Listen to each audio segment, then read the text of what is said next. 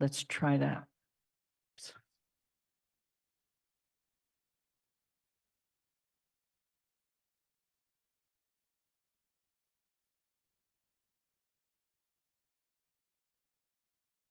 Okay. Good evening. It's December 18th. This is a regular meeting of the Town Council. The open meeting law has been extended.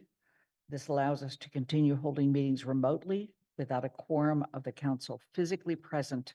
However, this is a very special night, and there will be 12 counselors in the room and one counselor who is not able to be in the room because she's out of town, but will be joining us. And it is more than likely the last meeting of this council. We do make sure that we provide public adequate and alternative access to the meeting. The meeting can be accessible in real time by Zoom, by phone, and as a live broadcast on Amherst Media Channel 9 and live streaming. Given that we have a quorum of the council present, I am calling the December 18th, 2023 Town Council meeting to order at 6:33 p.m. I'll call on each counselor and by name. At that time, you should unmute your mic and say present. This will indicate that you can hear us and we can hear you.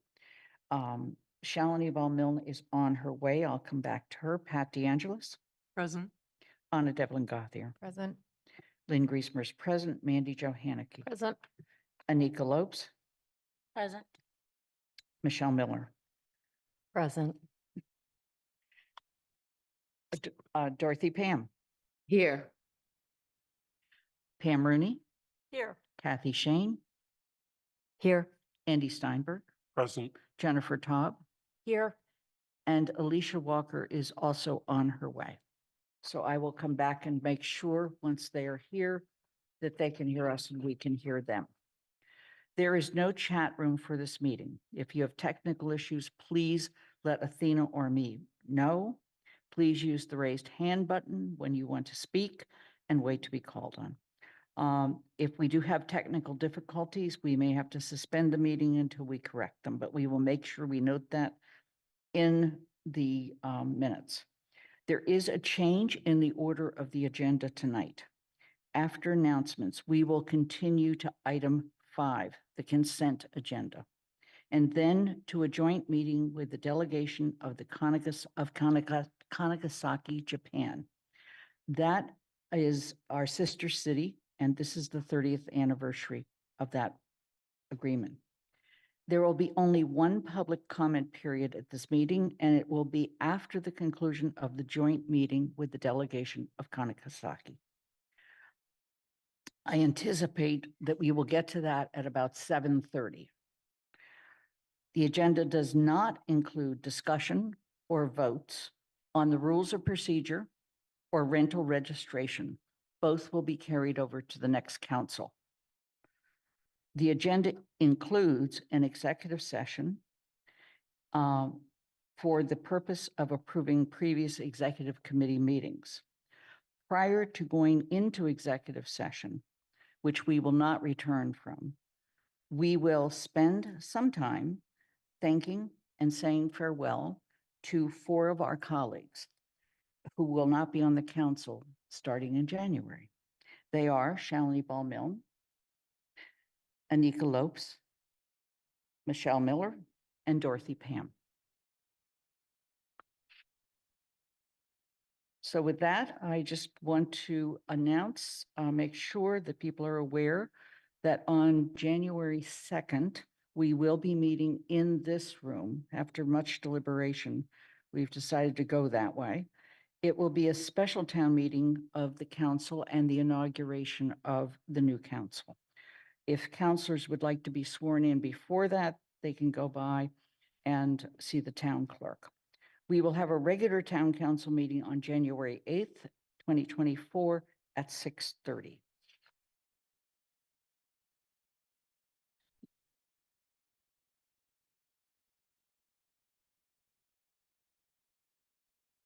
We're moving on to the consent agenda. The following items were selected because they were considered to be routine and it was reasonable to expect they would pass with no controversy. To remove an item from the consent agenda for discussion later in the meeting, ask that it be removed after I make the initial motion. The request to remove an item from the consent agenda does not require a second. To move the following items and the printed motions thereunder and approve those items as a single unit. 6A, West Side National Historic District Proclamation. Waiver of Town Rules of Procedure, Rule 8.6 for Agenda Item 6B. 6B is International Sister City Friendship Agreement with Kanagasaki, Japan. 9A1, approval of town manager appointment to the Affordable Housing Board of Trustees. 11A, authority to approve remaining 2023 minutes. Are there any items that people would like removed? Then seeing none, is there a second? Second. Thank you. Shalini, can you hear us? Yes. Thank you. So with that, we're going to start with Shalini and on that vote. It's the vote on the consent agenda. Shalini. Yes. Pat DeAngelis, Yes. Anna Devlin Gauthier, Aye. Lynn Griesmer's an aye, Mandy Johannick, Aye. Anika Lopes, Aye. Michelle Miller, Aye. Dorothy Pam, Yes. Pam Rooney, Yes. Kathy Shane, Yes. Andy Steinberg, Yes. Jennifer Taub, Yes. Alicia Walker.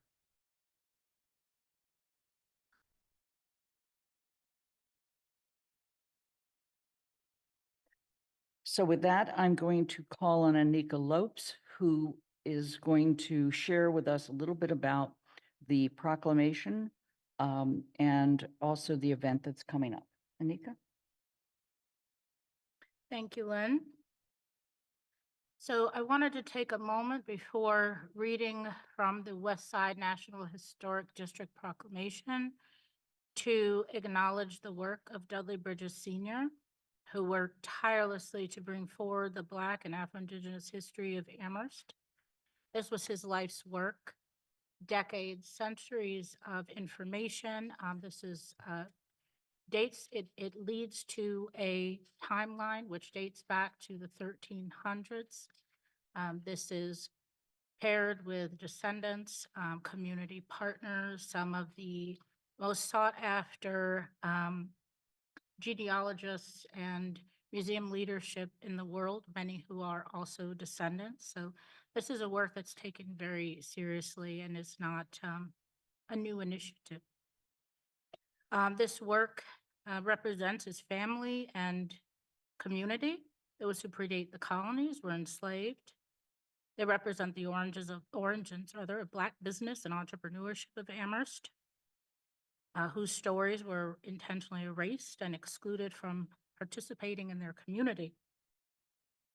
I want to also thank all of you and briefly touch on the Civil War talent exhibit, which is mentioned in this proclamation.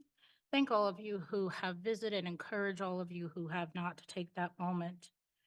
This exhibit was envisioned, curated, and guided by Deborah Bridges. And the tablets in this exhibit in particular bring these tablets to life. They represent a blueprint of Amherst while highlighting the Black and Afro-Indigenous residents of Amherst who served in the 54th Regiment and 5th Cavalry and who make Amherst an important place in the history of Juneteenth. What some people may not know is the Bang Center and the exhibit stand in the same place that Deborah Bridges went to elementary school. And in 4th grade, her teacher said to her as they were studying the Civil War, "You're a little colored girl. What did it feel like to be a slave?" So this was the 60s, right? And so, you know, we talk about what if that teacher would have said, what does it feel like to know you're connected to heroes and people who participated in the very foundation of this town? And she is in that exact place doing the same right now and carrying that forward for youth and community. And I just want to acknowledge this is a historic moment in acknowledging the vibrance of the West Side District and the first Black and Afro-Indigenous families and community of Amherst. So, you know, I couldn't think of a better moment to do this. And I walked into this building in 2021. I was elected as the first Black and Indigenous member of the council. And most importantly, my ancestors walked in with me. And they have really been my guiding light for decisions. So without further ado, I'm going to get to this proclamation.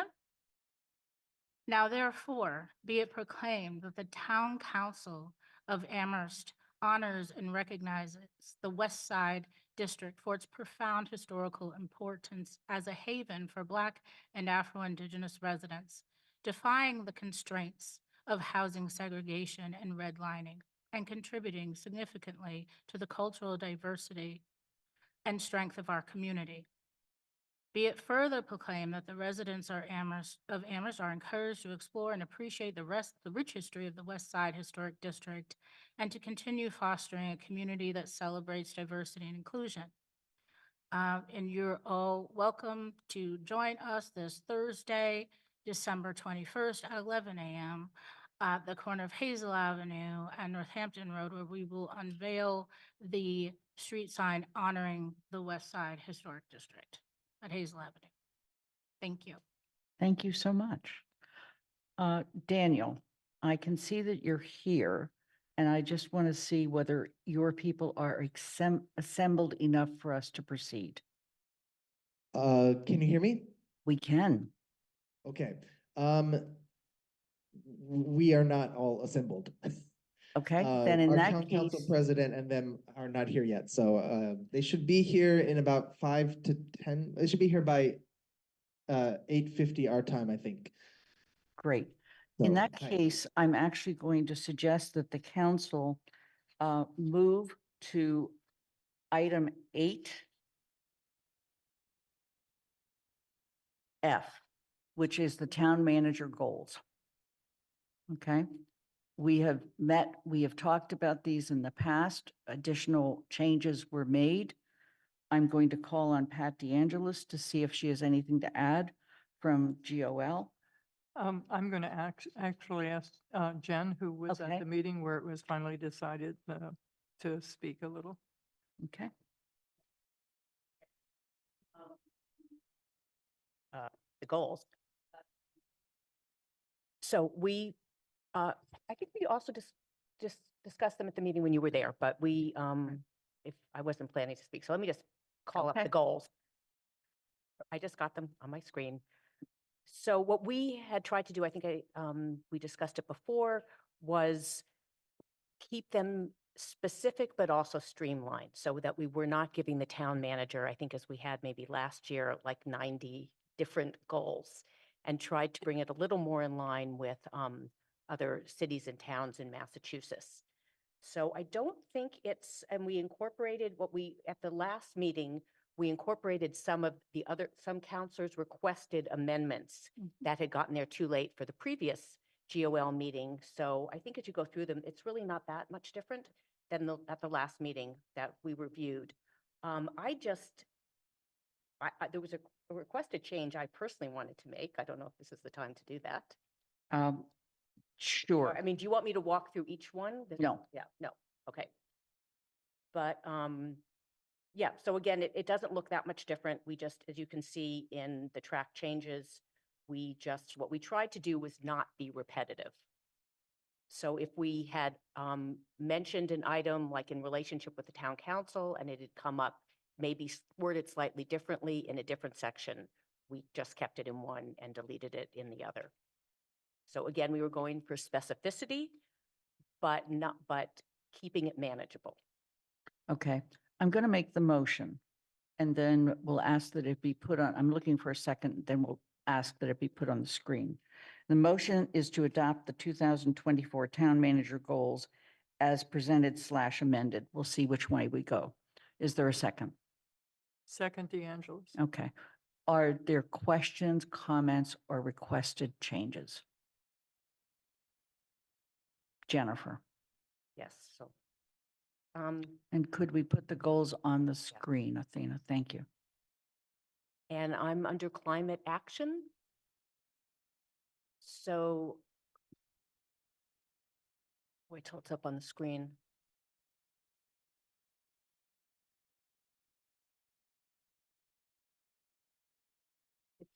It's number 3 under climate action, and I'm going to go to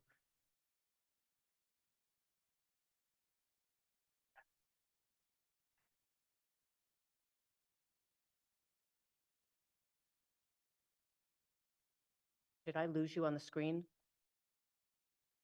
So where it says, support the development of climate action focused bylaws, including the waste hauler, we had, I was trying to get to my screen with the specific language, but it said that it included universal curbside compost pickup and a pay-as-you-throw fee structure. Here, I'm back on my screen. So the words that we had taken out, it said, waste hauler bylaw, that includes universal compost pickup and pay-as-you-throw fee structure, solar bylaw. And as discussed in the committee, it was taken out because when we just talked about the solar bylaw, we didn't call out a particular feature of that bylaw. But in speaking with the community sponsors for waste hauler, that was the actually why we introduced that amendment. So it's integral, and it's actually not waste hauler is what we've sort of colloquially been calling it, but it's really the amendment to bylaw 3.3, refuge collection and compostable material. So I wanted to request that we add back the maybe 8 words that we took out at the last meeting. So it says the waste hauler bylaw, and the words that we'd add back are that includes universal curbside compost pickup and pay-as-you-throw fee structure. Okay, So would that be a let's stay friendly with, amendment? let's stay with comments on this. Pat DeAngelis? I don't agree with adding them back. The bylaw has not been really designed, and while those are things I want, we are not specifying what's in the solar bylaw, what's in the waste hauler bylaw, and I do not support having those words put back. Okay. Are there any other comments? Michelle? Jennifer, could you just say one more time why you're asking? I got a bit distracted. Because that's really the key part of what the bylaw is. It's not actually called the waste hauler bylaw. That's sort of how we colloquially refer to it. It was an amendment where you are requesting an amendment to general bylaw 3.33, which is refuge collection and and recyclable materials. And so the waste hauler bylaw really means, what the reason it's being proposed is to have universal compost pickup and a pay-as-you-throw fee structure. So that was a key part. That's why that language was there. It wasn't trying to pull out a particular feature. That is kind of the core feature of why the bylaw amendment is being proposed. Lynn, may I ask a follow-up to that? Please. So this was in the goals last year. It was as- actually in 2 meetings ago. This was taken out at the last meeting. Right, but we approved it with that language last year, or no? No. I'm getting yes, yes. I and yes, believe we no. we did. Okay. Yes, Yeah, we did. we did. Yeah, Last year, so town manager goals, those words were there. the language you're requesting was Right. there. Has anything changed significantly No, from that time? No. Okay, thank you. Okay. Anna? So I think my initial concern with keeping it in was, because we don't know what the information we're going to get back from the haulers is yet. And so my question is, and I apologize because I know I'm on the committee that should have this in their head perfectly, but don't have it in my head perfectly. Is there a chance that we would get proposals back that do not include universal composting or pay as you throw? Because what my concern is that this, I want to make sure this is aligned with the RFI and future RFPs that we put out. So I'm looking for either confirmation from Paul or from the sponsors that, is there a possibility that we would have a waste hauler bylaw that doesn't include those things? Paul? An updated one, I mean, an amended Right. one. So the RFI included the request for information on that. If you wanted, when you do an RFP, if you include it in it, you will get the responses back. So it's up to the council Right. to decide if it wants it or not. So I think my concern is that it's, I can kind of go either way, right? Like, I think that that's probably why we're debating this right now, is really, should the council decide that before we put it in the goals, or are we effectively making that decision by putting this in the goals, having never voted on it as a council? And that's my concern, right? Is if we put it in the goals this way and we've never voted that is the change. And I'd love to hear your thoughts on that. Because that is my hang up on it. Yeah, I mean, my thoughts and other sponsors can certainly weigh in. There's 4 sponsors, but to me, that's why we proposed it. Yeah. I get that too. Dorothy? We've discussed this a lot in TSO. I never thought it was about waste haulers. I always thought it from the very beginning, it was about universal composting. So I do not understand what this desire is to take those words out. It's changing what we've been doing and talking about for the last year. I think these wording, or at least the words universal compost pickup. Those are the words that we were supposedly central to what we were talking about. I'm going to skip you, Pat, for a moment and go to Kathy Shane. My question is, do you also need the clause and pay-as-you-go throw structure if the focus is on compost? Yeah, Again, it's a level of specificity, not that if that's possible, that's be great, but what if we get a great proposal that has universal compost pickup, but they can't figure out how to do the second part? Shalini? Yes, universal composting and pay-as-you-throw are integral parts, and especially pay-as-you-throw is a fundamental change regardless of what happens we're going to do. And the whole purpose of this is to bring about universal composting. However, we are going to, I mean, not we, the TSO is going to have that discussion. I think the important thing, because this is town manager's goals, is what would be most clear to the town manager in terms of his expectations. And my understanding is that having that language gives a clear indication and direction to Paul that we are looking to do some, to change this, to bring in universal composting and pay as you throw. Okay. Pat? And Jennifer? I was just going to say that pay-as-you-throw is integral to waste reduction, to incentivize reduction in waste, because you would hopefully pay less. You would be charged more if you dispose more trash. Pat? Going to get back to the specificity issue. If we're going to do that for the waste hauler bylaw, which everybody probably could recite the rest of the language, which makes it unnecessary, but why aren't we putting in aspects of the solar bylaw then?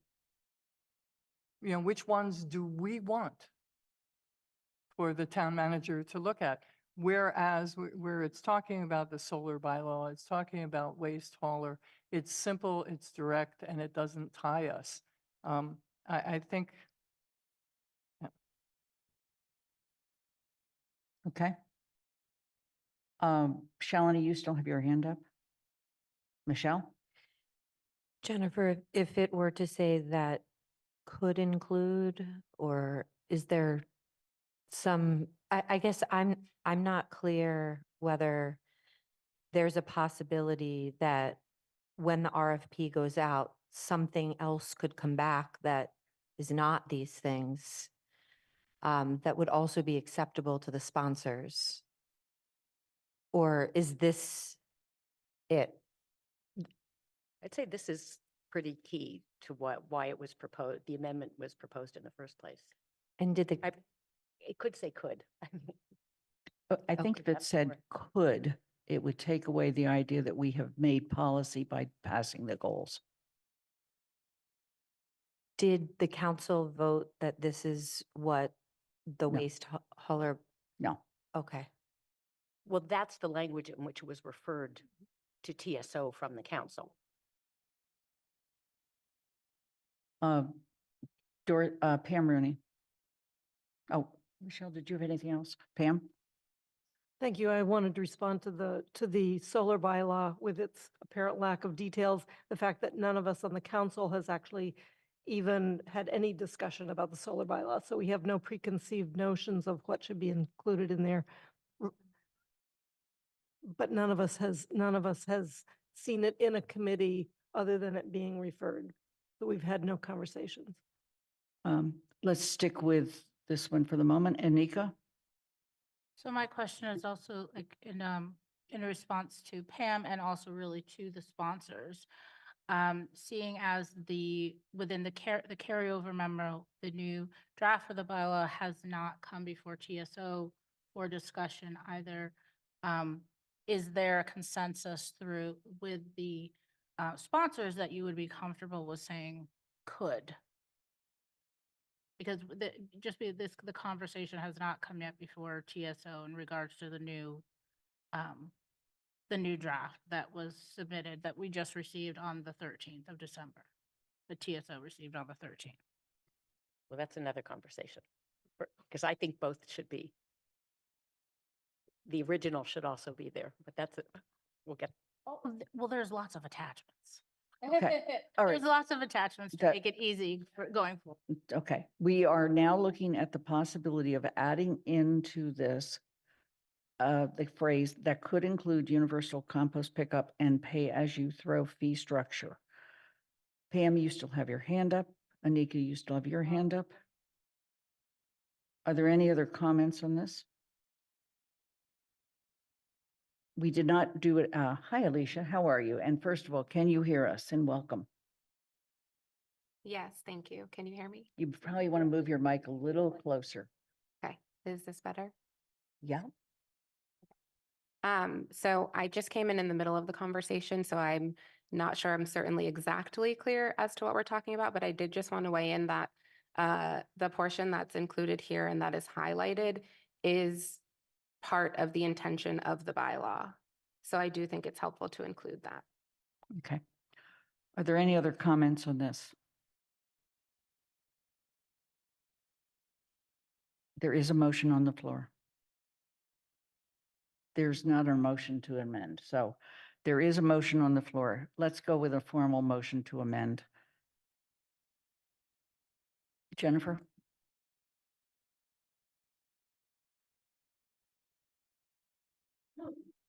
Would like to move that we amend the town manager goals as came out of the very last GOL meeting to add the words under climate action number 3.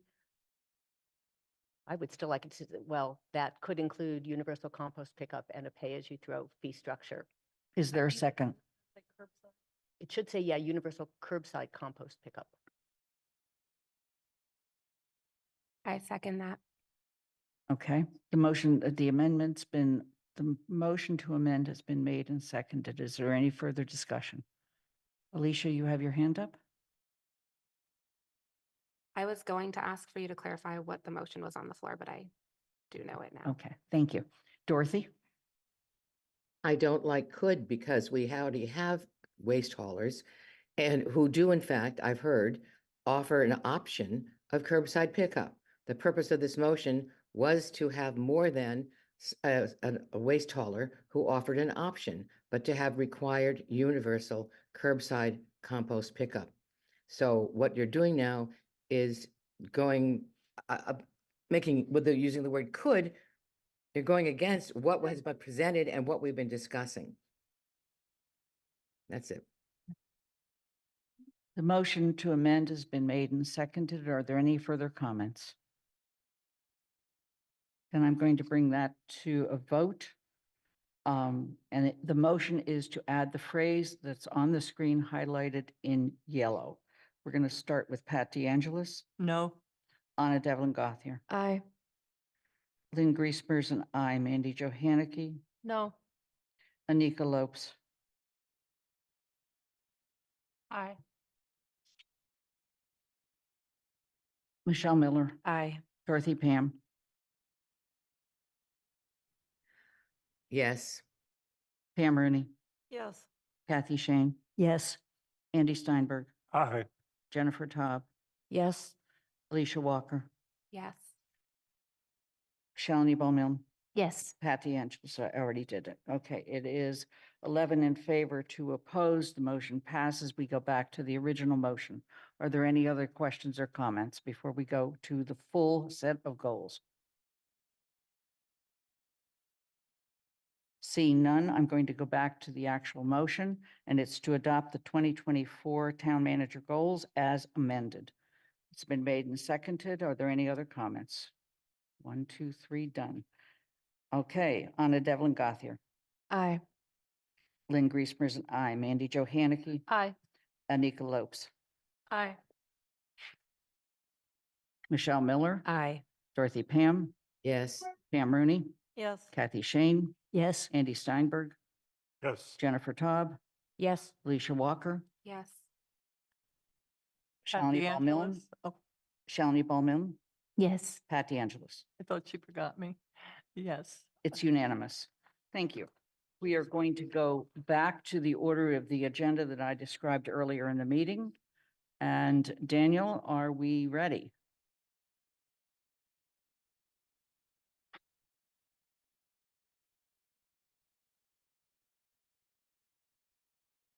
Daniel? Hi, can you Hi. hear me? Yes, we can. Okay, everyone's here. Okay, great. This is a very special part of our evening, and it's going to include translation. So please bear with us, okay? Could we please start with the initial slides?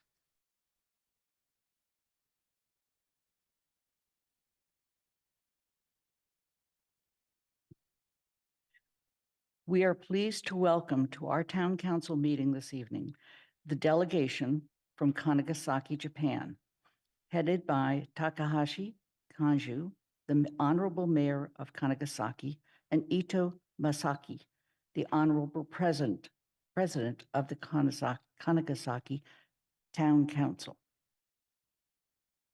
今晩の、町議会で、金ヶ崎町から、高橋寛寿町長代表、そして伊藤正樹、議会議長様をはじめ、皆さんが、参加することを、嬉しく思っています。Daniel DeGrasse, the coordinator of this event, is our translator. The occasion is the 30th anniversary of the Kanagasaki Sister City Agreement with the town of Amherst and the signing of the 30th anniversary Friendship Agreement. ダニエル・デグラスは、今日の、通訳者です。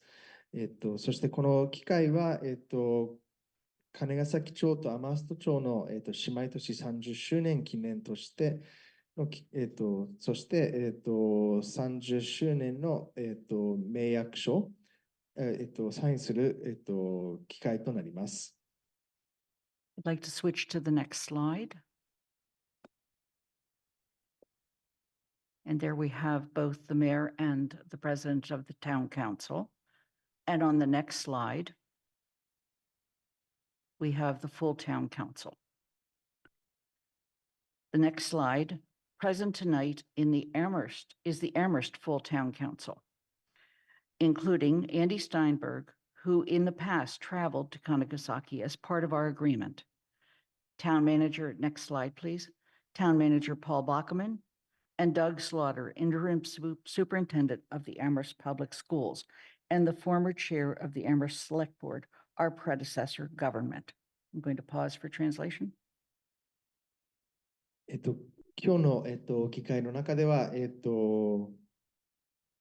アマースト側では、議会全員、議員さん全員揃えているところだし、アンディ・スタインバーグ議員さん、以前、金ヶ崎、に訪問してくれた、議員さん、そしてタウンマネージャーのポール・ボッケルマンさん、そして、理事、教育長のドグ・スローターさん、彼は、以前、町の、行政委員会委員長としても、務めたことがあります。The next slide, please.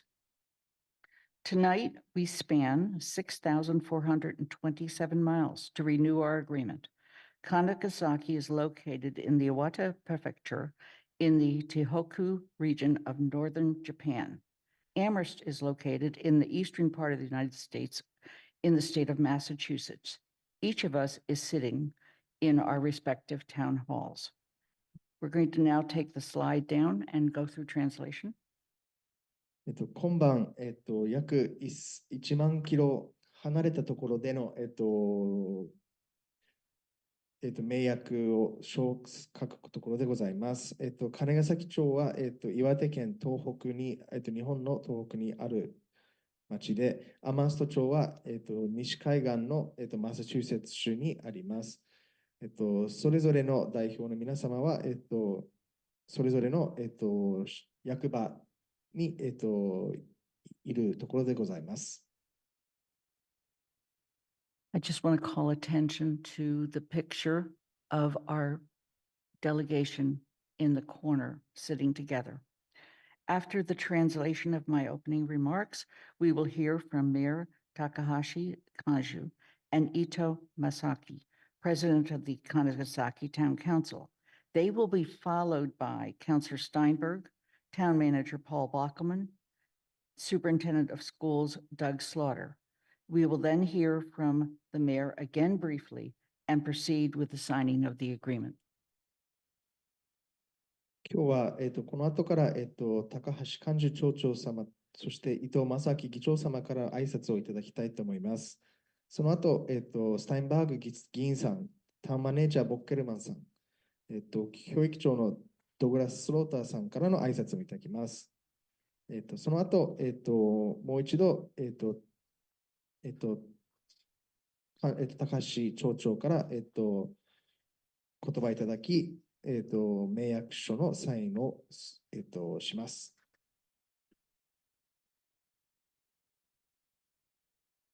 So Daniel will proceed with the mayor. Okay.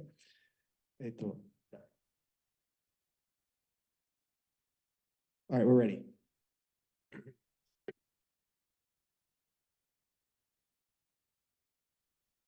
天沢町の皆様、こんにちは。本日は議会開催中のところ、このような場を設定をしていただきまして、大変ありがとうございます。Good evening to everyone in Amherst.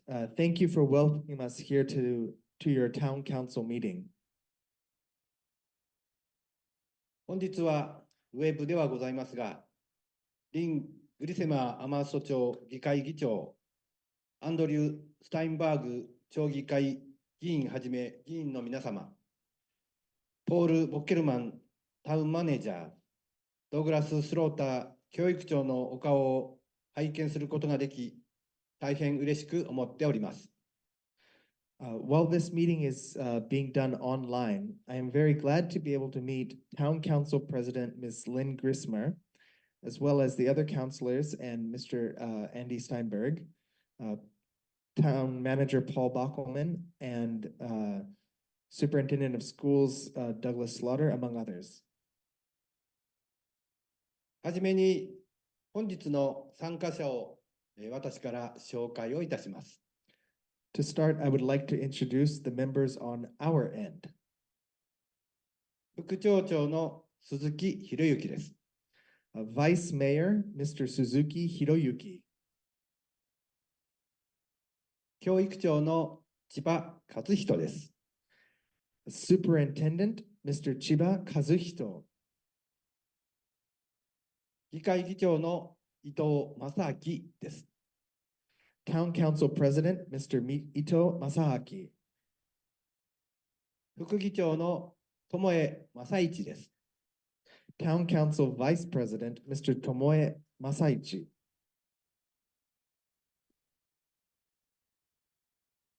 私は2022年3月19日に金ヶ崎町長に就任をいたしました高橋寛樹でございます。My name is Takahashi Kanju, and I was elected mayor of Kanegasaki on March 19th, 2022. 私は就任当初から産業の発展と活力と特色のある地域づくりのため、町民、地域、事業者等との共同のもと、今もこれからも住みたい町、住んでよかった町の実現を目指して取り組んでいます。From the start of my term, I have been working with the town residents, local communities, and businesses to promote industry and foster a vibrant and engaging community here in Kanegasaki. We are working towards achieving our goals of being a town where people want to live now and into the future, and where people feel proud to live. 当町とアマースト町とは、1993年8月18日に国際姉妹都市提携盟約書の取り交わしをして以降、30年にわたり友好都市として数多くの分野で官民の交流を続けてまいりました。We have, since 1993, when we first signed the Sister City Agreement, there have been many exchanges between our various towns. これもひとえにアマースト町議会の皆様、並びにこれまで交流に携わってこられた多くのアマースト町民の皆様の一方ならぬ熱意とご尽力の賜物であると改めて感謝と御礼を申し上げます。I would like to take this time to convey my deepest gratitude to you, the members of the town council, as well as to the many residents of Amherst, whose hard work and commitment have grown and fostered this relationship over these many years. 本日は金ヶ崎町とアマースト町のこれからの交流についてお話をさせていただければと思っています。どうぞよろしくお願いを申し上げます。I hope that during this ceremony today, we can talk about the future of the exchange between Kanegasaki and Amherst. Thank you very much. 続きまして、町議会議長よりご挨拶を申し上げます。Next, Mr. Ito Masaaki, Town Council President, will give his address. アマースト町の皆様、こんにちは。私は金ヶ崎町議会議長の伊藤正明です。本日このようにアマースト町の皆様とお目にかかることができ、大変嬉しく思います。Good evening to everyone in Amherst. My name is Ito Masaaki, and I am the president of the town council in Kanegasaki. I am very happy to meet with all of you today. アマースト町と金ヶ崎町が姉妹都市を締結して、今年でめでたく30周年を迎えました。この間、両町は恒例となっておりました中学生の相互訪問はもちろんのこと、行政、民間と各分野にわたって交流が行われてまいりました。It has been 30 years since Kanegasaki and Amherst started their sister city relationship. Over the years, of course, there has been the junior high school exchange, but there has also been government as well as personal exchanges as well. 私も2001年の夏に議員としてアマースト町を訪問し、直接アマースト町の文化や風土、多くの方々と触れ合い、今でも楽しかった思い出として心に残っており、感謝をいたします。I had the pleasure of going to Amherst in the summer of 2001 as a member of our town council and was able to observe the atmosphere and the culture of Amherst, as well as meet with the many residents. It was a very wonderful memory, and I wish to give my thanks to you for that. その訪問の同年9月に同時多発テロがあり、交流事業が中止となったこともありましたが、あれから数十年経った今も両町の関係が良好に続いていて、こうして今、議長として皆さんと一緒にお祝いができることを大変嬉しく思っております。Just a few months after my visit in September 2001, the terrorist attacks on New York and Washington took place, and the exchange had to be postponed for a year. However, seeing the exchange continue and thrive since then, and now being able to come back to you as council president and to address you on this occasion, it is a big honor, and I am very grateful to you all. ただ、この数年間は新型コロナウイルスの影響で交流事業が実施できておらず、大変残念に思っています。交流事業を再開し、皆様と交流できる日を楽しみにしているところです。I am very deeply regretful that due to the COVID-19 pandemic, there has not been an exchange that has taken place for several years now. I am very much looking forward to starting the exchange again. 本町はアマースト町と同じように豊かな自然があり、教育にも熱心な町です。また、アマースト町に歴史的町並みが保存されているように、本町にも国の重要伝統的建造物群保存地区に選定された町並みが残されており、町の歴史的遺産として大切に保存しています。ぜひいつかアマースト町の皆様、金ヶ崎にお越しをいただき、金ヶ崎の魅力を体験していただければと思います。Our town, as well as yours, is bountiful in nature and has a strong focus on education. Just like Amherst, with its long and treasured history, our town also has a national historic district with many historical sites that we work to preserve. I hope that you all will have the opportunity to visit us here and experience the wonders of our town. アマースト町との交流が末永く続き、友好関係がますます深まりますことをご記念申し上げ、私からの挨拶といたします。Thank you very much. I would like to conclude by expressing my deepest desires that this important exchange between Amherst and Kanegasaki continues long into the future, and that our friendship and bond only deepens from here on end. Thank you very much. Andy?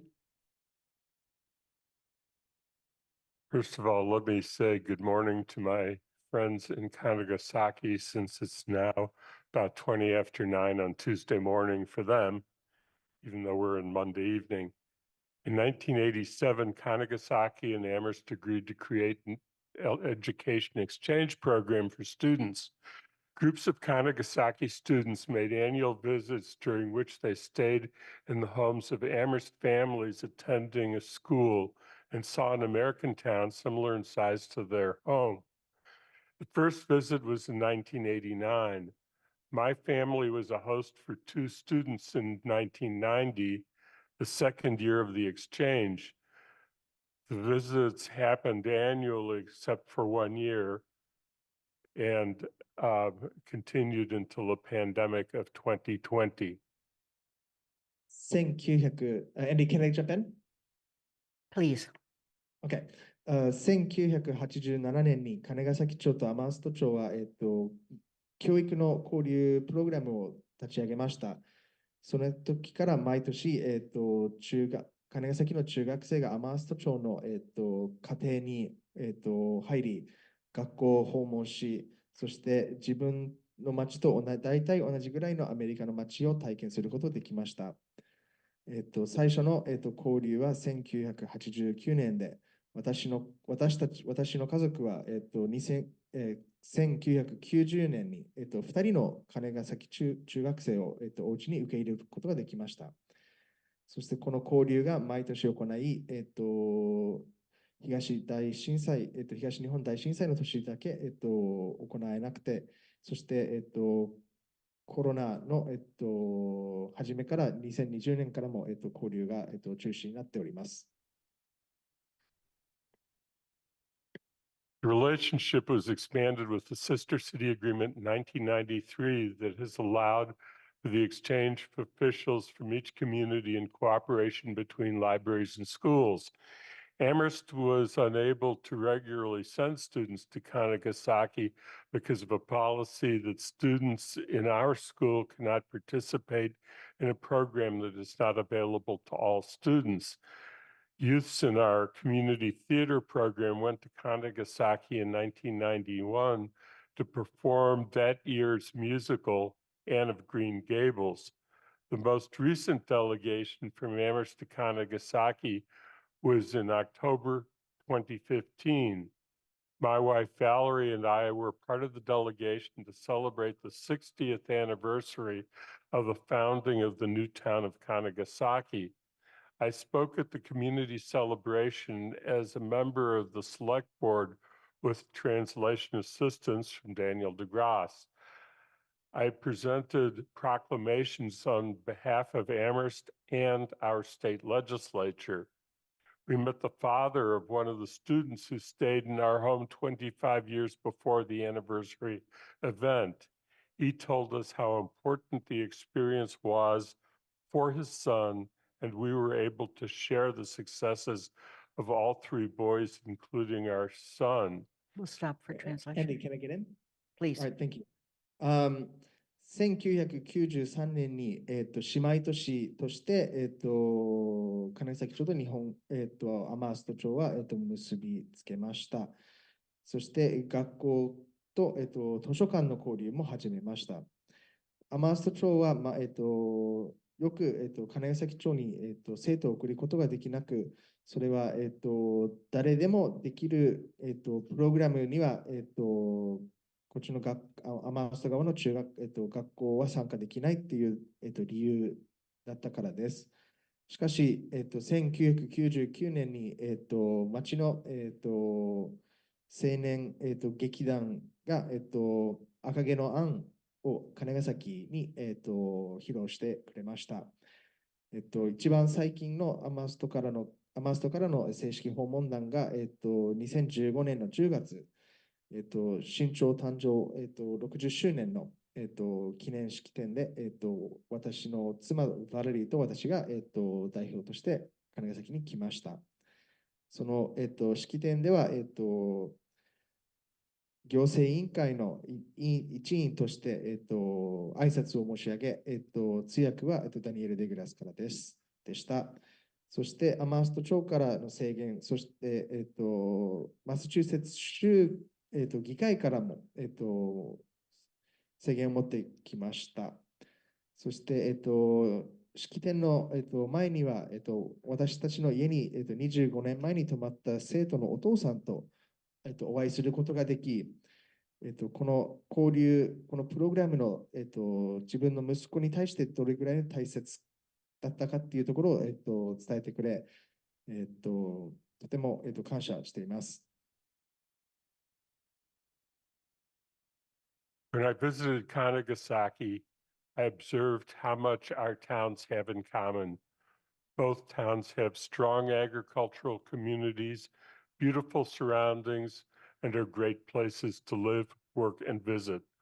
Both towns are in areas that are rich in the history of our countries. We share commitments to education.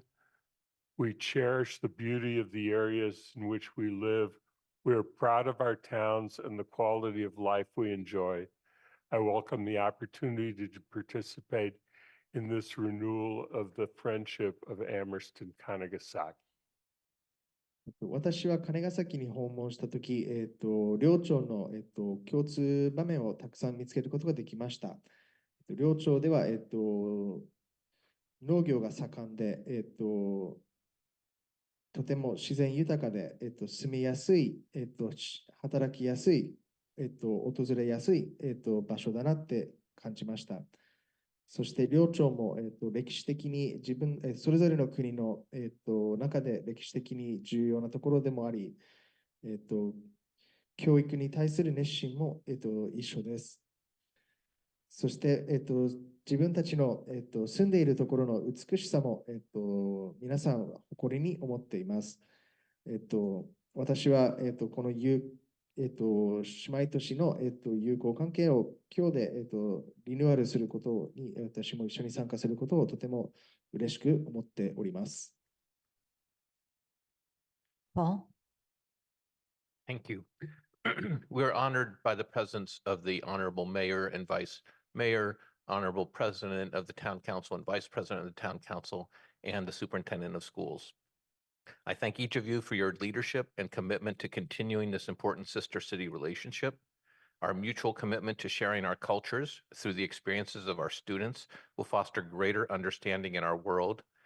Each student has had a valuable life experience, and Kanagasaki and Amherst have benefited from the cultural exchange brought by our younger residents. Thank you. そして、今日、この会で、高橋寛樹町長はじめ、伊藤正樹議長、教育長、千葉和人さん、副、町長、鈴木、ひろゆきさん、そして、町議会、副議長、友江正一さん、はじめ、今日来てくれて本当にありがとうございます。皆様のリーダーシップと、協力で、この、大切な姉妹都市交流を続けることができると思います。私たちの生徒たちは、この交流を通して、世界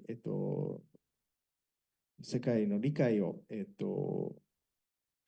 よりよく、分かってくるのではないかなって思います。それぞれの、この交流に参加してある金ヶ崎とアマースト町の、生徒たちは、この交流を通して、自分の人生に、とても大切な思い出を作れたのではないかなって思います。今日はありがとうございました。Doug? It is my great honor and privilege to extend a warm welcome from our schools to the people of Kanagasaki. My family, similar to Mr. Steinberg's, has also benefited from participating in the hosting of a student from your community. And the positive impact of this in-person visit was and is profound. I look forward to the opportunities that our renewed friendship will present, and am hopeful that in the coming years, many others will be able to experience the richness this type of ongoing exchange presents. 私は、学校側の方から、挨拶できることをとても、嬉しく思っております。私の家族はスタインバーグさんと同じく、金ヶ崎から、生徒を受けたことがあります。そして、その交流の重要さ、その1対1で、お会いすることの重要さを、感じたこともありますし、今でも感じています。これからも、交流を、再開することを、とても楽しみにして、これからも、長年にわたり、生徒の交流を続けることを楽しみにしております。We'll go back to the mayor. はい、町長さん、お願いします。立ってもらえれば。温かいお言葉、ありがとうございます。Thank you very much for your kind words. 2020年に新型コロナウイルス感染症により、直接的な訪問交流が難しい状況となり、毎年行っていた中学生海外研修もやむを得ず中断をしていました。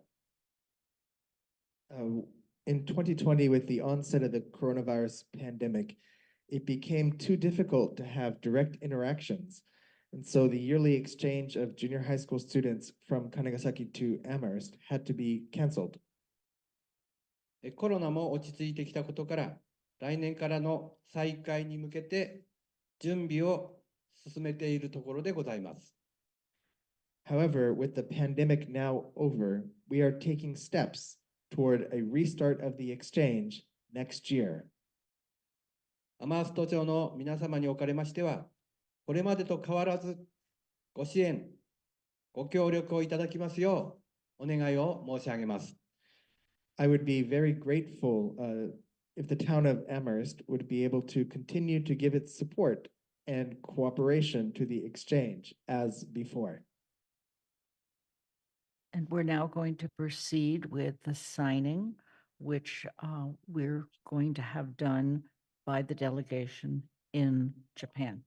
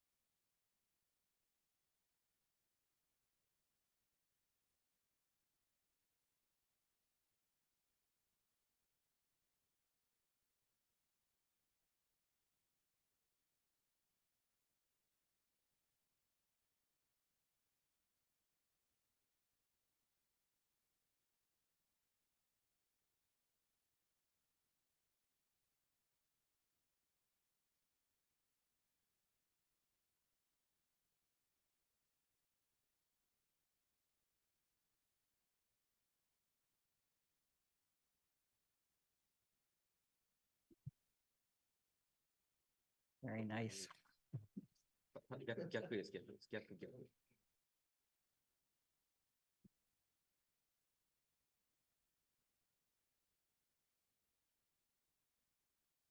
Mr. Mayor, concluding remarks. 町長、最後の、挨拶お願いします。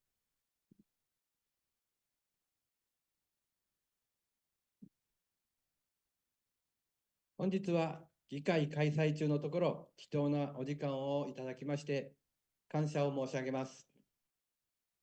To conclude, I would like to thank the members of the Amherst Town Council for allotting this time during your council meeting for us for this occasion. これからもどうぞよろしくお願いを申し上げます。大変ありがとうございました。I look forward to working together with you all into the future. Thank you very much. Thank you.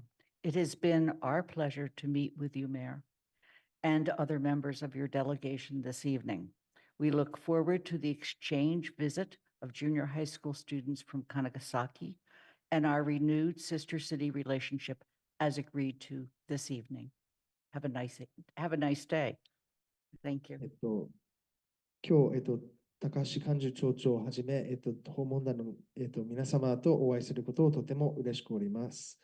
これからも中学生の交流復帰することを楽しみにして、そして姉妹都市交流を今日、盟約書で結びついたところを、とても嬉しく思っております。今日はありがとうございました。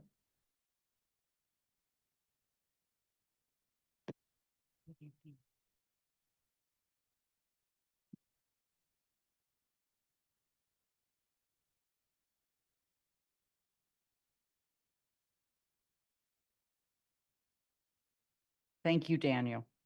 All right, thank you. I'll talk to you guys again later.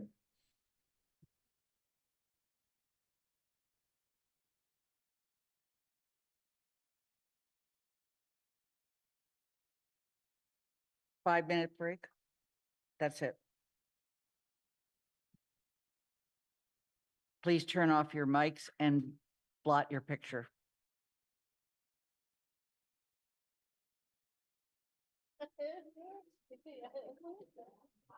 Hi. Sorry, can I ask for a quick update on what the order of the agenda is? I just missed that, so I was a little bit lost. It's okay. So,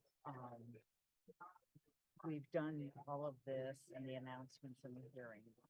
Now we've done. If there's anyone entering the room who wishes to make public comment, please sign in over here.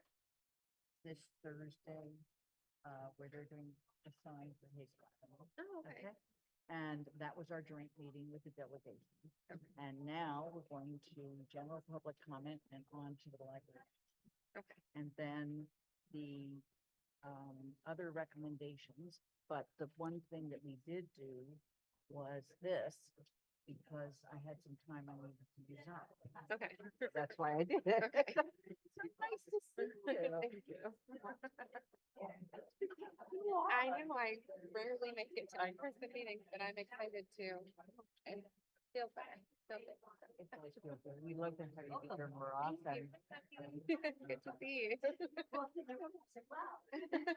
I know it's been a very, very long while since I've been to a meeting in person, so.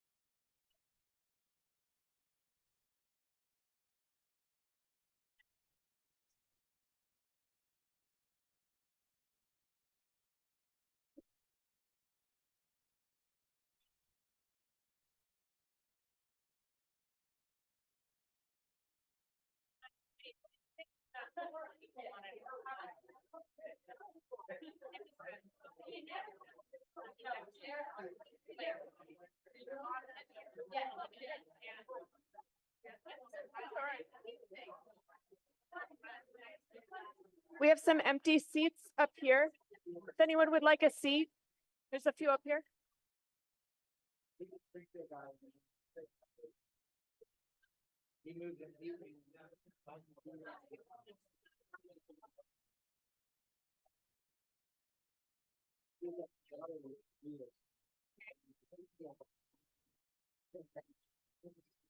For those of you in the room, if any of you would like to sign in to make public comment, please sign in on the sheet over here.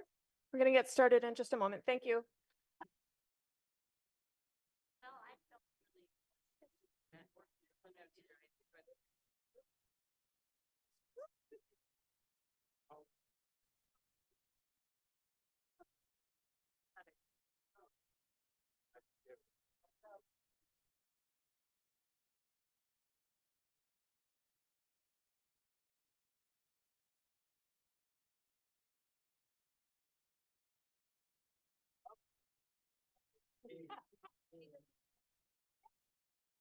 But I'm gonna pay attention. I need to be. Right. I respect. That'll be a quiz. Yeah. Brought my notes.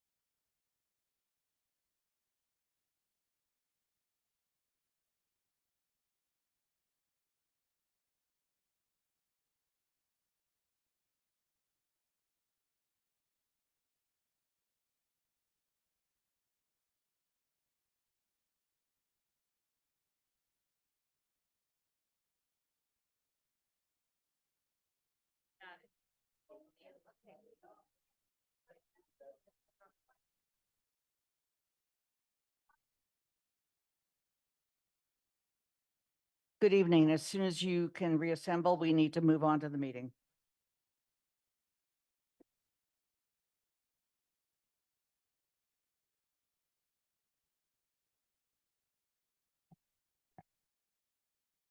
Lynn, your camera is off. Thank you.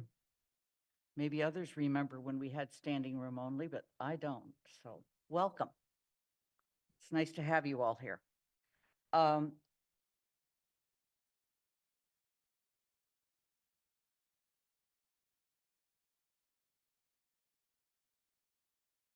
We are going to move to general public comment. And so I need to ask that if you are on Zoom, you raise your hand now if you want to make public comment.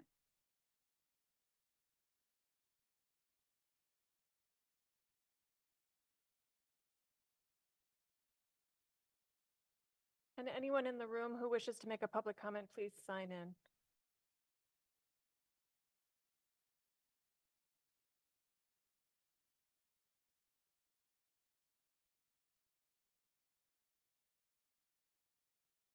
Right now, there are 8 people on Zoom, and I'm going to hold it to 8. The last person is Pat Anabaku. I have 11. Okay? So I'm going to ask that you keep your comments to 2 minutes. We have a long agenda tonight, and it is our last meeting. And I also want to remind you that residents are welcome to express their views for up to 2 minutes. The committee will not engage in dialogue or comment on a matter raised during public comment. And please note the clock on the Zoom screen. And it starts turning colors to warn you that you're almost at your end of your time. And otherwise, I have to be the heavy and ask you to stop. So with that, Athena, we're going to start with somebody from the room. With your permission, I'm going to call on some young Amherst residents who need to get home and do some homework. Please. If Jonah Spitzer, Ago Menken, and Talia Meyer would please come up. When you come up, please state your name and just that you live in Amherst is fine. You use the mic. Good.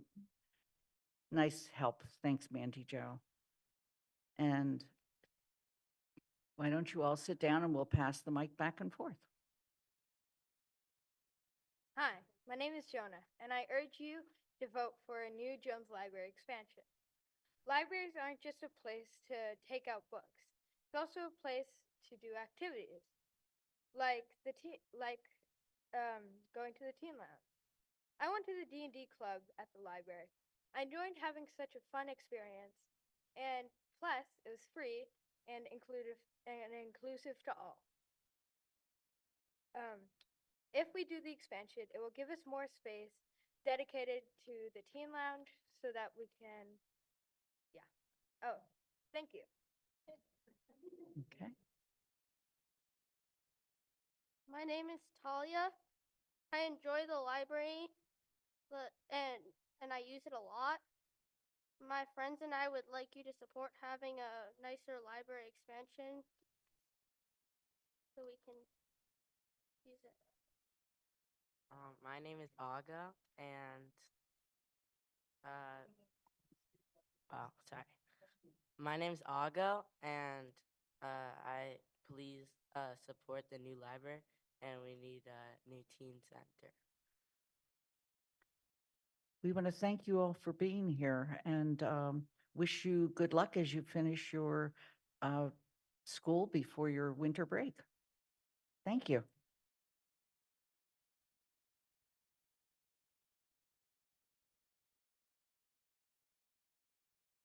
Okay, we're going to go to the first person on Zoom. They are noted as yes to the Jones Library. I just want to mention that I had already stated that we would be ending with Pat Anabaku.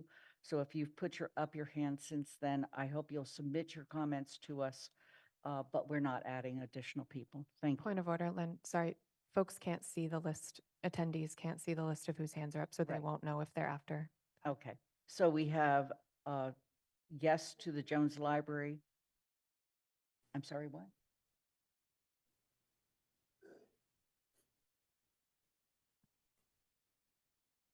Oh, I'm sorry. Karen, yes to the library. My cursor wasn't in the right place. Karen, please enter the room, state your name and where you live. My name is Karen Cassidy. I live in Belchertown, but I've worked at the Jones branch for the Munson for 7 years, and I've used the Amherst Library for 35 years as my primary library. Libraries provide free, positive services to all members of the community.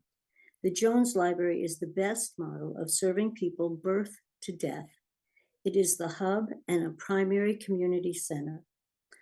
The Jones and its branches strive to provide inclusion for all. Although everyone is concerned about fiscal issues, focusing on our community's health and well-being creates a brighter future for all. In times of trouble, the Jones Library's good health, physically and socially, is essential to the health of the community. Please vote yes to the library. Thank you. Thank you for joining us. We're going back to the room. Jeff Lee, please come up and state your name and address before you begin, and make sure the green light is lit. You might have to push the button.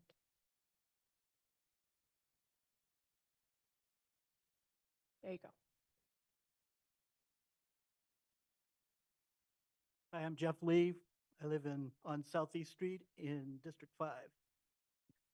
The new town library memorandum of agreement looks nothing like what was requested by several town councilors 2 weeks ago. It includes no library contribution toward interest payments for the additional borrowing, and no protection against the need to borrow even more money if the project cost continues to rise.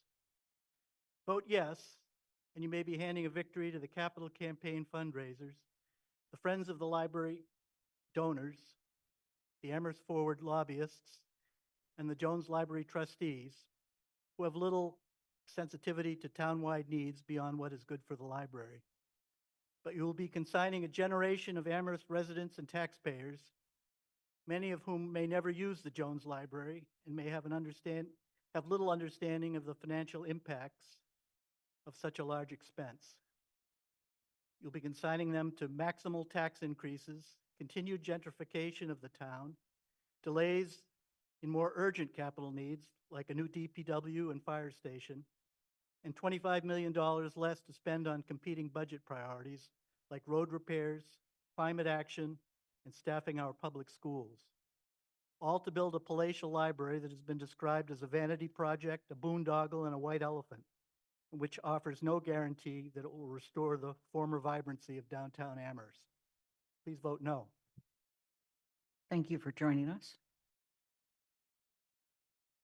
We're going to go to a person who is identified as yes to the Jones Library. They're on Zoom. Please enter the room, state your name and where you live. My name is Bonnie Vigeland. Can you hear me? We can. And I live in Amherst. I'm a retired librarian and would like to say, first of all, that there is probably no more democratic institution in this country than the public library. To that point, a majority of voters in Amherst in several elections have expressed support for a version of this project. That is clear. And endless delays really only make those who oppose the project, who have really several good reasons for their opinions, seem a bit like election deniers at this point. They keep trying to avoid the fact that the majority has spoken clearly and often. So please honor the will of the people in this town and vote yes for the library. Thank you for joining us. Going back to the room. Lou Conover, please come up and state your name and address before you make your remarks. Thank you.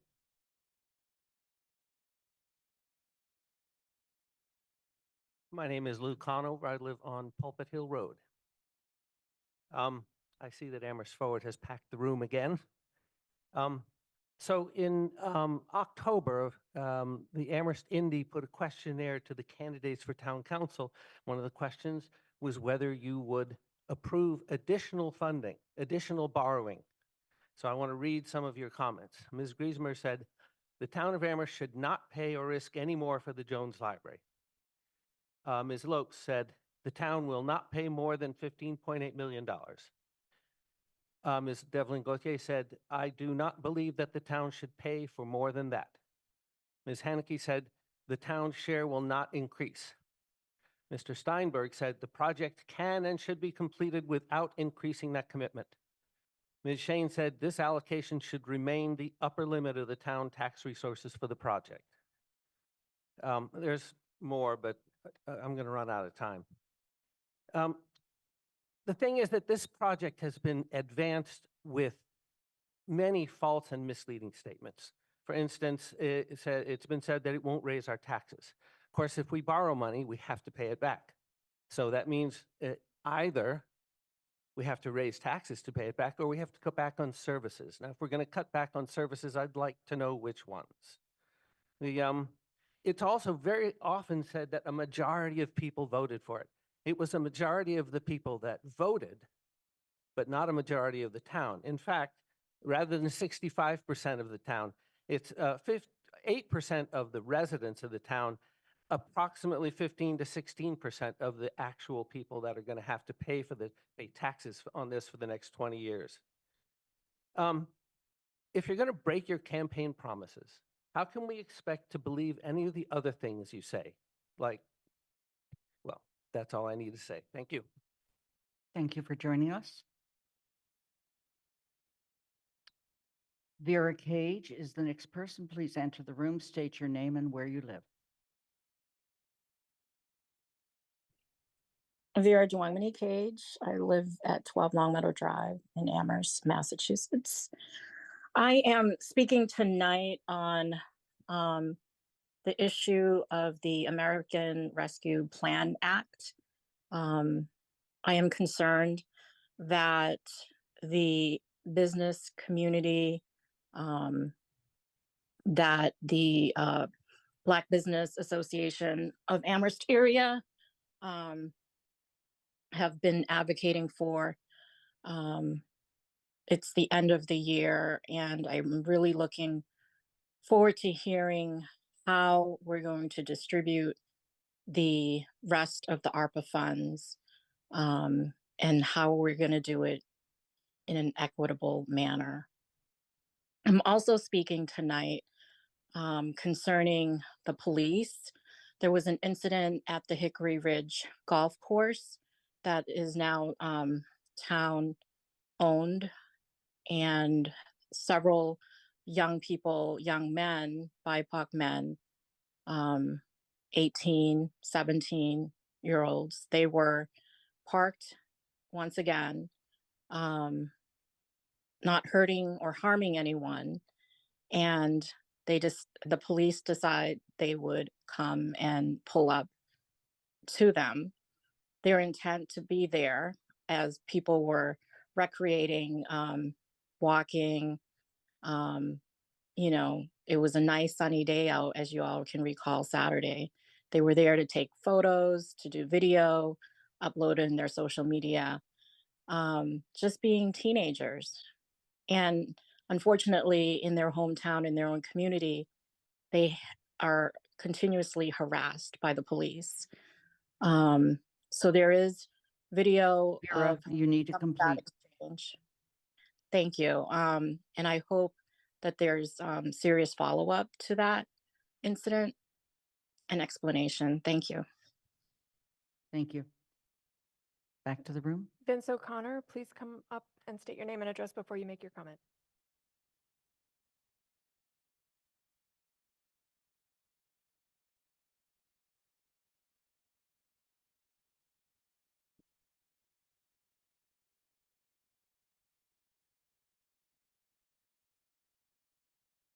I'm Vincent O'Connor. I live at 175 Summer Street.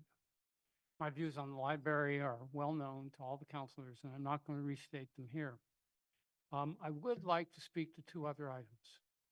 One is the issue of the inspections.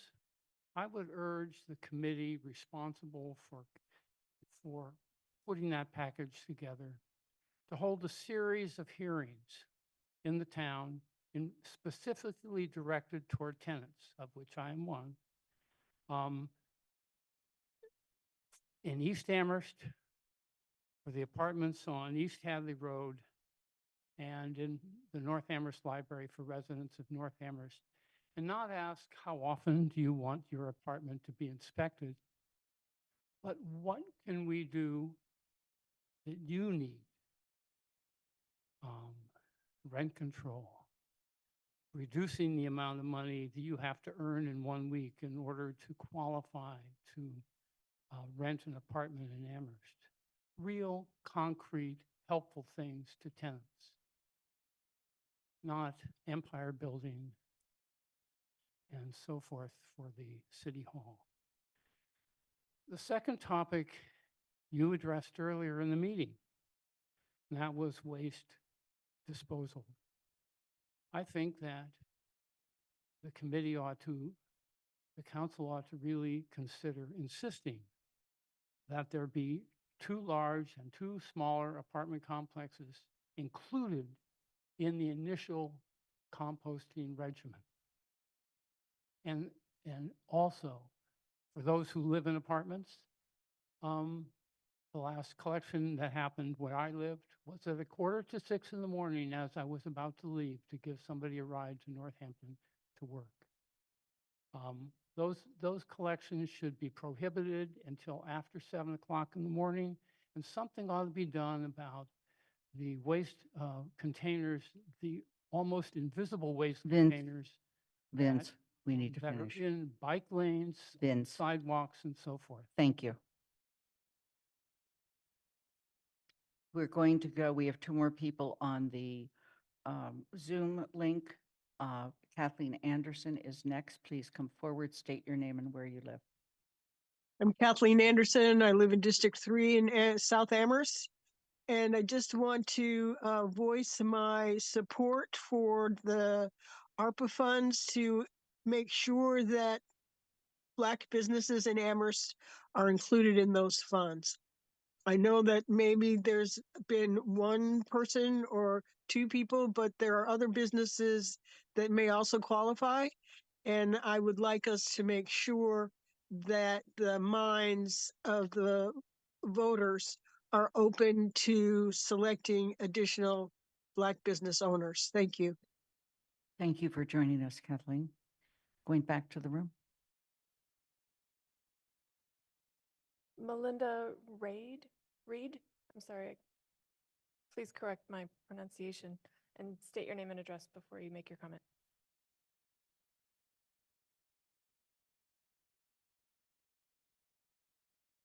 My name is Melinda Reed, and I live in Amherst. I'm asking the town council to vote yes to authorize the borrowing of funds for expansion of the renovation of the Jones Library. The vision for today's libraries is to be flexible and collaborative spaces that provide access to new technologies and create a safe hub for the public to engage. Today's libraries recognize that inaccessible and closed-off rooms are out of step with the recognition that transparency and connectivity create safer and more dynamic spaces. The Jones has limited accessibility in a warren of spaces upstairs, around corners, and tucked behind floor-to-ceiling stacks. It has unstable storage for archival materials and nothing but a nook for a teen room. The Jones needs a building that is moving into the 21st century. Now we have a plan that maintains the historic building facade and historic features within the building, while opening up the interior and expanding the building to accommodate diverse programming and better, safer spaces, like a visible but separate teen room, more classrooms for the award-winning ESL program, a permanent home for the Civil War marble plaques with the names of 300 town residents who fought on the Union side. The impressive funds that have been committed to the Friends of the Jones and the Library Trustees Capital Campaign shine a bright light illuminating the importance of this project to Amherst. It has been approved by the Historical Commission, the Design Review Board, the library trustees, and a majority of Amherst voters. A yes vote says you value the dedication and judgment of your colleagues on these commissions and boards. A yes vote says that you value the judgment of your constituents. Please finish. Thank you. Please vote yes. Thank you. We're going to Pat Anabaku as the last person on the Zoom that we are going to.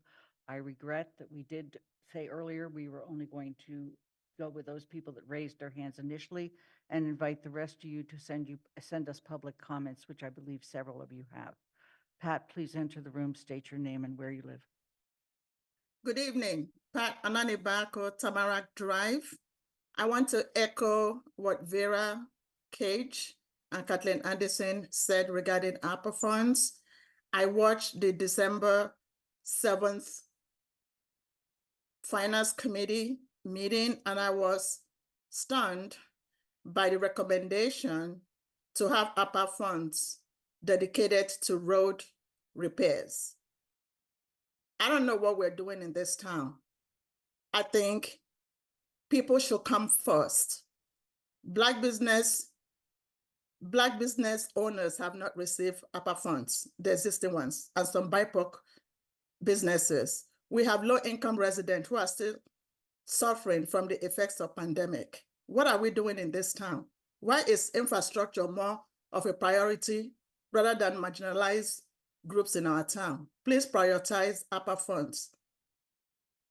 And I also want to mention that I do not support expansion of library. The library, Jones Library, will never be a safe space for some kids of color, including my grandkids. It will never be a safe. Put some money on youth center and please fully fund all the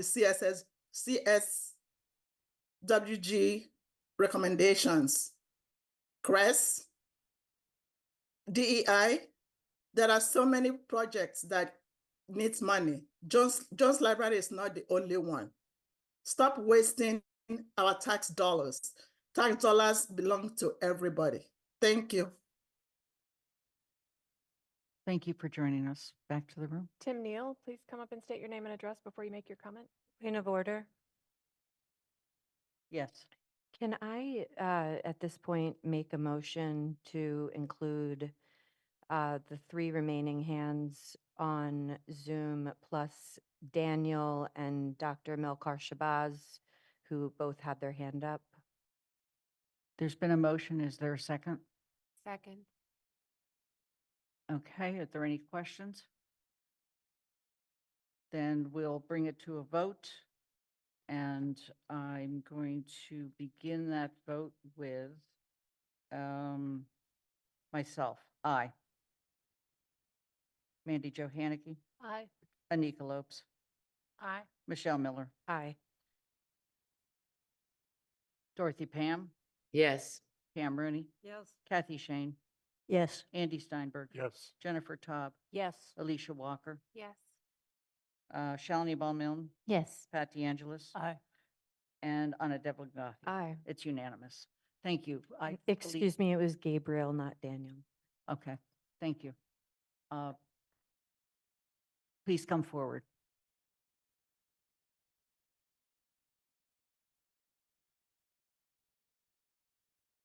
Good evening. My name is Tim Neal. I live at Amity Place in Amherst. I've been a 30-year resident of this town. I've written all of you, and I thought I would make a short public comment as well, so you're familiar with the opinions. I've been a very active volunteer within the town. I'm former town meeting member, finance committee member. I reviewed and seen this financial plan, and it is very sound. The need, of course, is very apparent. And I just want to end with saying we've seen this movie before regarding debt exposure and debt approvals. The people have overwhelmingly spoken for and in support of the library. And I would just urge you to approve the debt extension and move ahead with this library that's been a definite need for this town. Thank you. Thank you for joining us.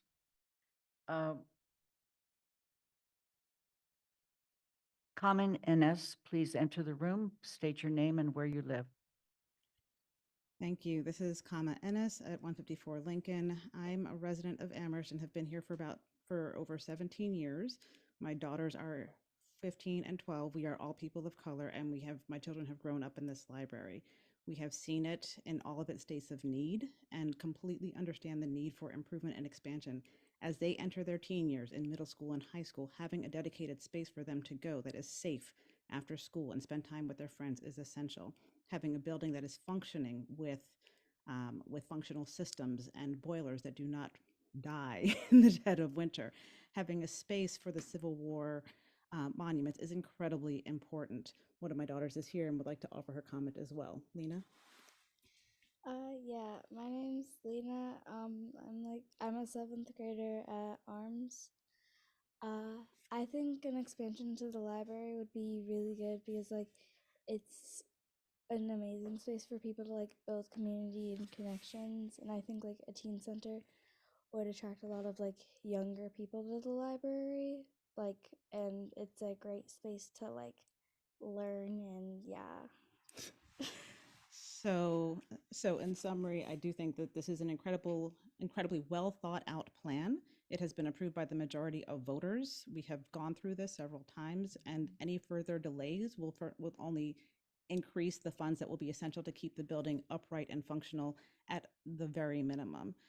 I also completely support the expansion of ARPA funds, but I think the library is of paramount importance at this time, and I would encourage you all to vote yes for the funding that we need to move forward with this project and remove any further delays. Thank you.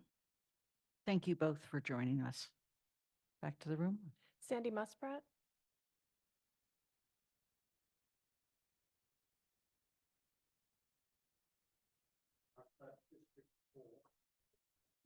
Is the green light on?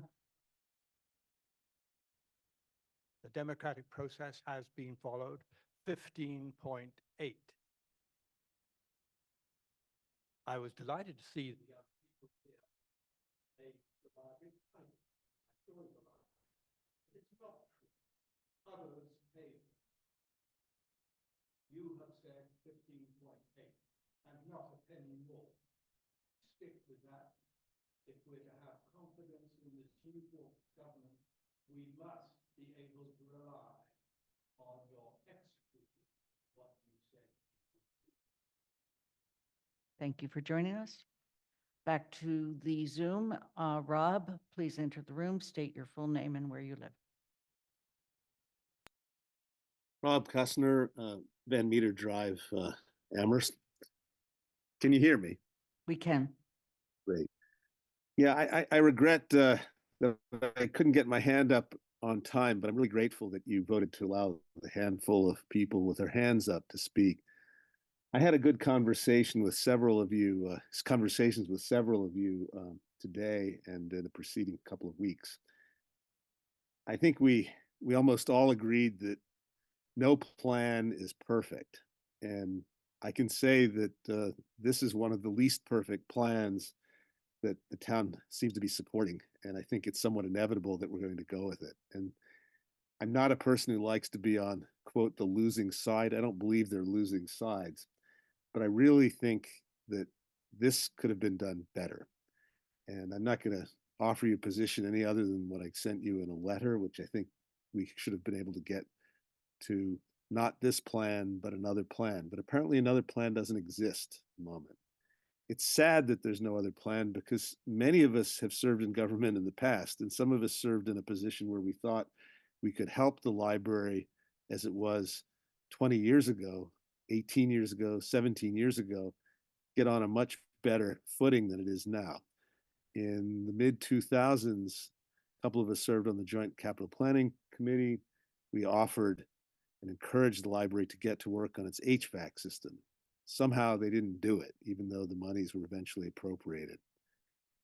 Here we are. All I can say is the ship looks like it's going to sail. I hope it will stay afloat, and I wish you all well. I'll be paying the taxes on it. I always happily pay them.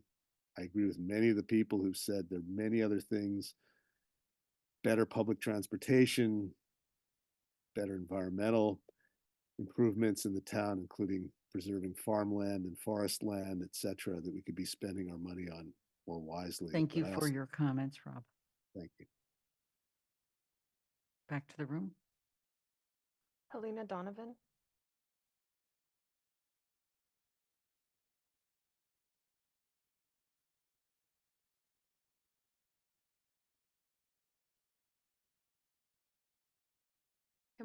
Excuse me, can we confirm that the light is on? I think for the last few, the light was off. There it is. Thank you. There we go. Thanks. Hi, I'm Helena Donovan. I live on Jeffrey Lane. And I have been lived in Amherst for 40-something years. So I'm long-term resident. I use the Jones Library a lot. I use it for interlibrary loan. I've gone to programs there. I brought my son there. It's a beautiful building inside. I really like using the Jones Library. I've never found that it's been too crowded, though. I also find that we have lots of other priorities in Amherst. I was one of the people who originally voted, with that 60-some-odd% for the original plan, but the plan has changed so much that if we were to have a vote today, I would vote no in increasing the funding to the Jones Library. So that's my position is that we have things like Jeffrey Lane is like a moonscape. They did finally fill in most of the holes, but it's still very bumpy. It's not safe to walk on. There's the fire station has been on the dock for renovation, moving for years. And that's somehow the library jumped ahead of the fire station. And I know the DPW building needs some work. We're paying for a new a new elementary school. I feel that this is not the best use of our funds, and some folks have spoken much more eloquently than I have about the votes. And I did read the Amherst Indy and what people have said about keeping the cap down. So I would encourage everyone to look into themselves and see, what did you say, and stick to your promises. Again, I love the library, but I don't think this is where we should be putting our funds at this moment. Thank you. Thank you for joining us. Erica Zikos, please enter the room, state your name and where you live. Hi, Erica Zikas. I live at Holst Road in Amherst. I strongly urge you to vote to authorize the borrowing of funds for the expansion and renovation of the Jones Library. Our library is a gem, but it's a flawed gem, and it doesn't adequately serve everyone in our town, and it's not a building that's prepared for the future. A vote for a new library means that our teens, our children, our English language learners will have spaces to gather and learn. It means that the building will be accessible to those with different physical abilities. It means that staff will be able to have enough space to do their jobs in a dignified way. It creates space for the community to gather and celebrate our history with the display of the Civil War tablets. A yes vote means that the existing, aging, leaking building will be transformed to safely house our archives and books. The original historic building will be restored and protected. Voting yes honors the will of your constituents who came out to vote yes and continue to show up in support of this incredible effort. And while some are worried about financing, town committees and staff, library trustees have assured us that the fundraising is on track and the library funding will not compete with our other important capital projects. In fact, further delay will only make this project more expensive and less effective by every measure, because the necessary repairs to the building in its current form will cost us more than the planned renovation and expansion. This makes sense from every perspective: social equity, historic preservation, environmental sustainability, and funding. I ask you to vote yes. Thank you for joining us. Back to the room. Claire Bertrand.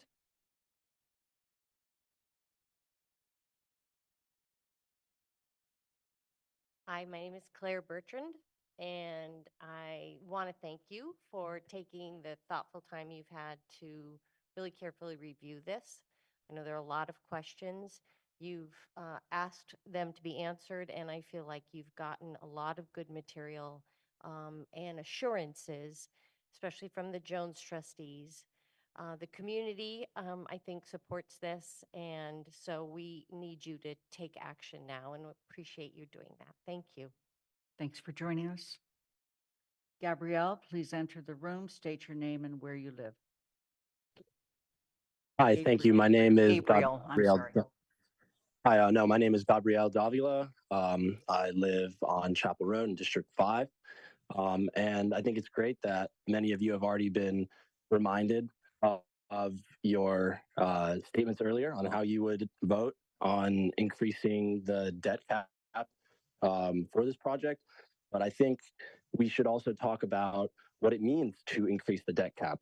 The increase in property taxes is, and the increase in taxes overall from that is not just some nuisance, but for many people, it contributes to the cost of living crisis that we see ravaging our nation and our community as well. And we need to be dedicating additional funds to making our community a place where people from working class backgrounds can live, not where they live outside of our community and then come to serve us. I loved and enjoyed going to the library as a child when I lived here, as I always have. And it reignited my love for learning at a time when a lot of adolescents lose that spark. And I think that that's great. And I think that the library is important and that we need to keep it as a key part of our community. But we also need to ask, who is this library for? And I think that if we continue to ignore the cost of living crisis and we continue to raise the tax burden, then this is not a library for the working people of Amherst. And yeah, so I urge you to remember the consequences of incurring more debt upon a community. I urge you to remember how you said you would vote please show that you are accountable to yourself and to your words and not to Amherst Forward because, at the end of the day, Amherst Forward and, that group is not who you're supposed to, you're here to represent the people who live and who work in this community. And we need to find solutions that work for everyone, not just ignoring what Please wrap happens up. when you accrue more debt upon the town. Thank you for your comment. Back to the room. Robert Ryan.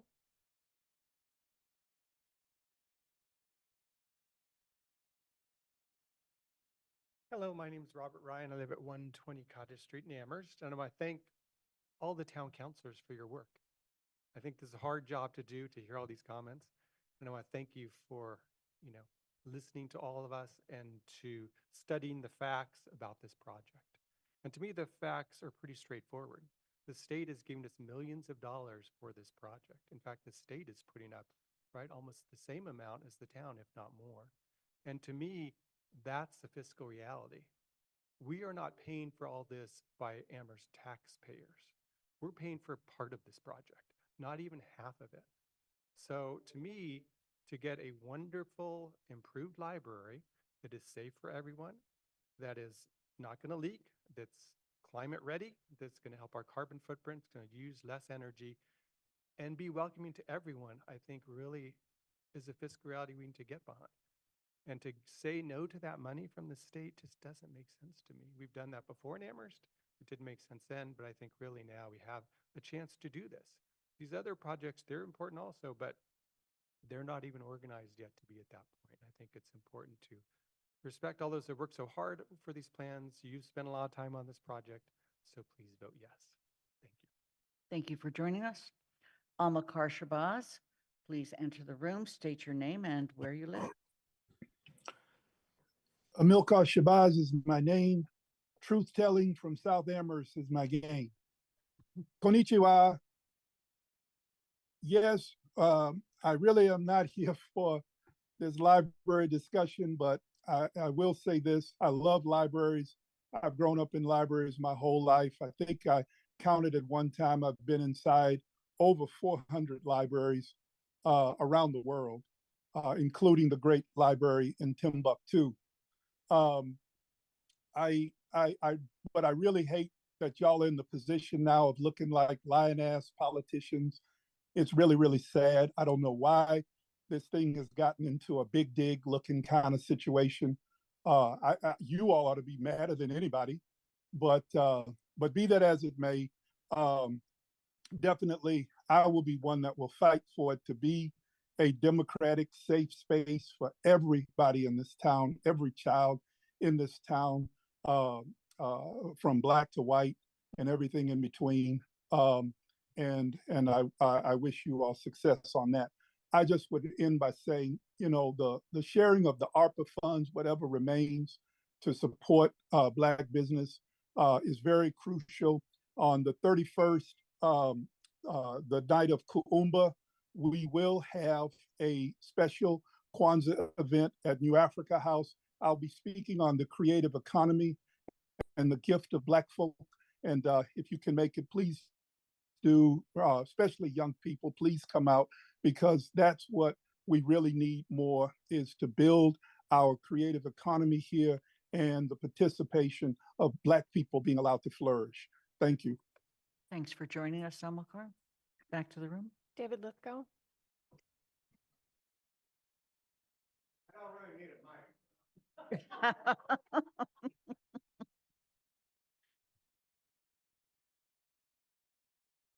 My name is David Lithgow. I moved to Amherst in 1977 in Morgan Circle.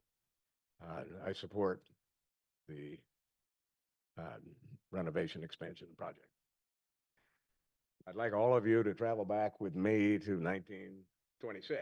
Put yourself in the shoes of those who planned and developed a remarkable vision.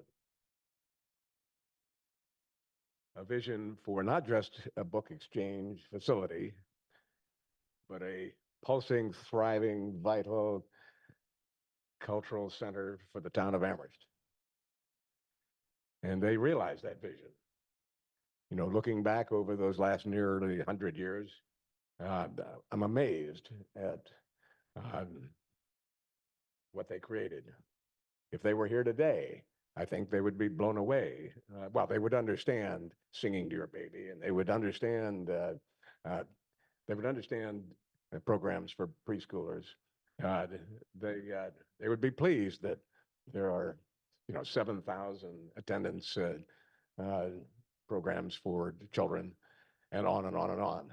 Uh, they probably wouldn't be able to understand the 25,000 logons to navigate the arcane Byzantine terrain of the internet.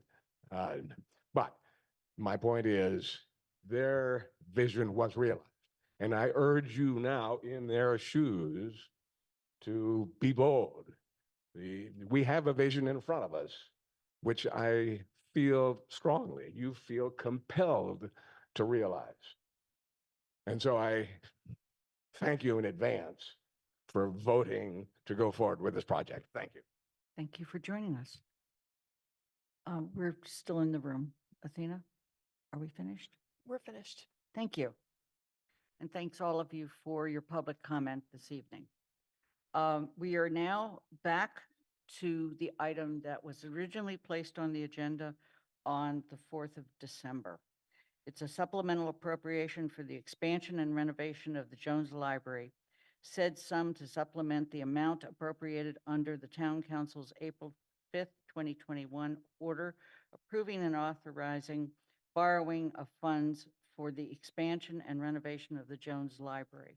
With that, I'm going to place the motion on the table. Pardon me, it's on the floor. It's on the, thank you very much.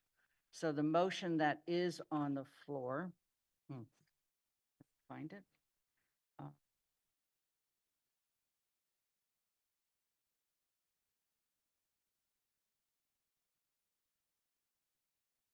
Would you like me to read it? Please.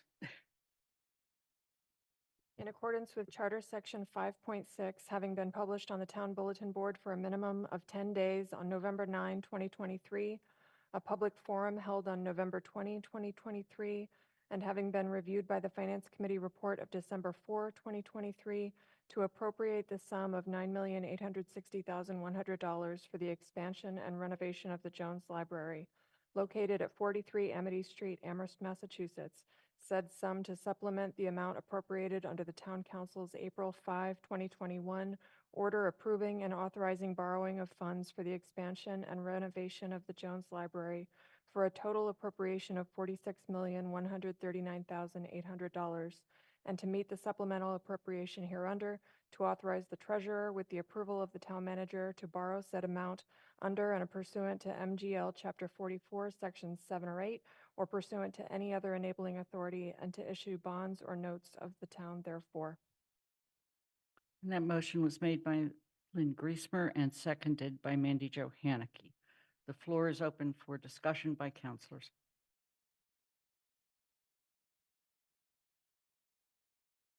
Kathy. Thank you. Thank you, Lynn. And thanks everyone who's come here or been 2 weeks ago here and sent us comments. Tonight, for me, I am faced with two choices, vote yes or no, neither of which is going to leave me sleeping well at night because I think both have high risk. So first, as I said 2 weeks ago, I applaud the trustees and our state and congressional legislative representatives for very successful efforts in raising millions in large federal, state, private grants, not to mention community pledges from our community members. They've raised over $22 million toward this project. Yet a gap of $7.4 million remains, and they pledged to close this gap, including putting the endowment at risk or taking out a bank loan.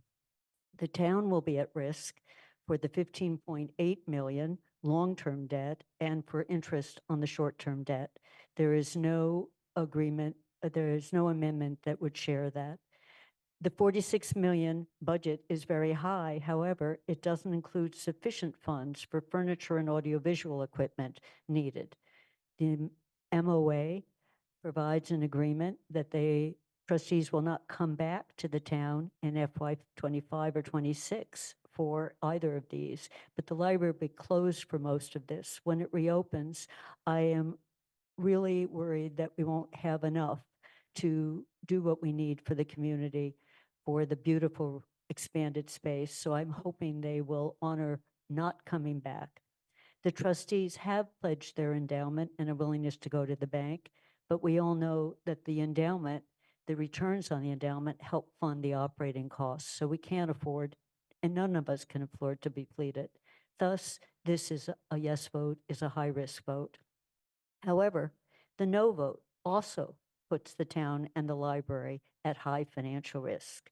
We have no plan B that we can turn on a dime to repair and upgrade the failing systems, wiring, heat, poorly designed leaking roof, and address accessibility, much less redesign to improve the use.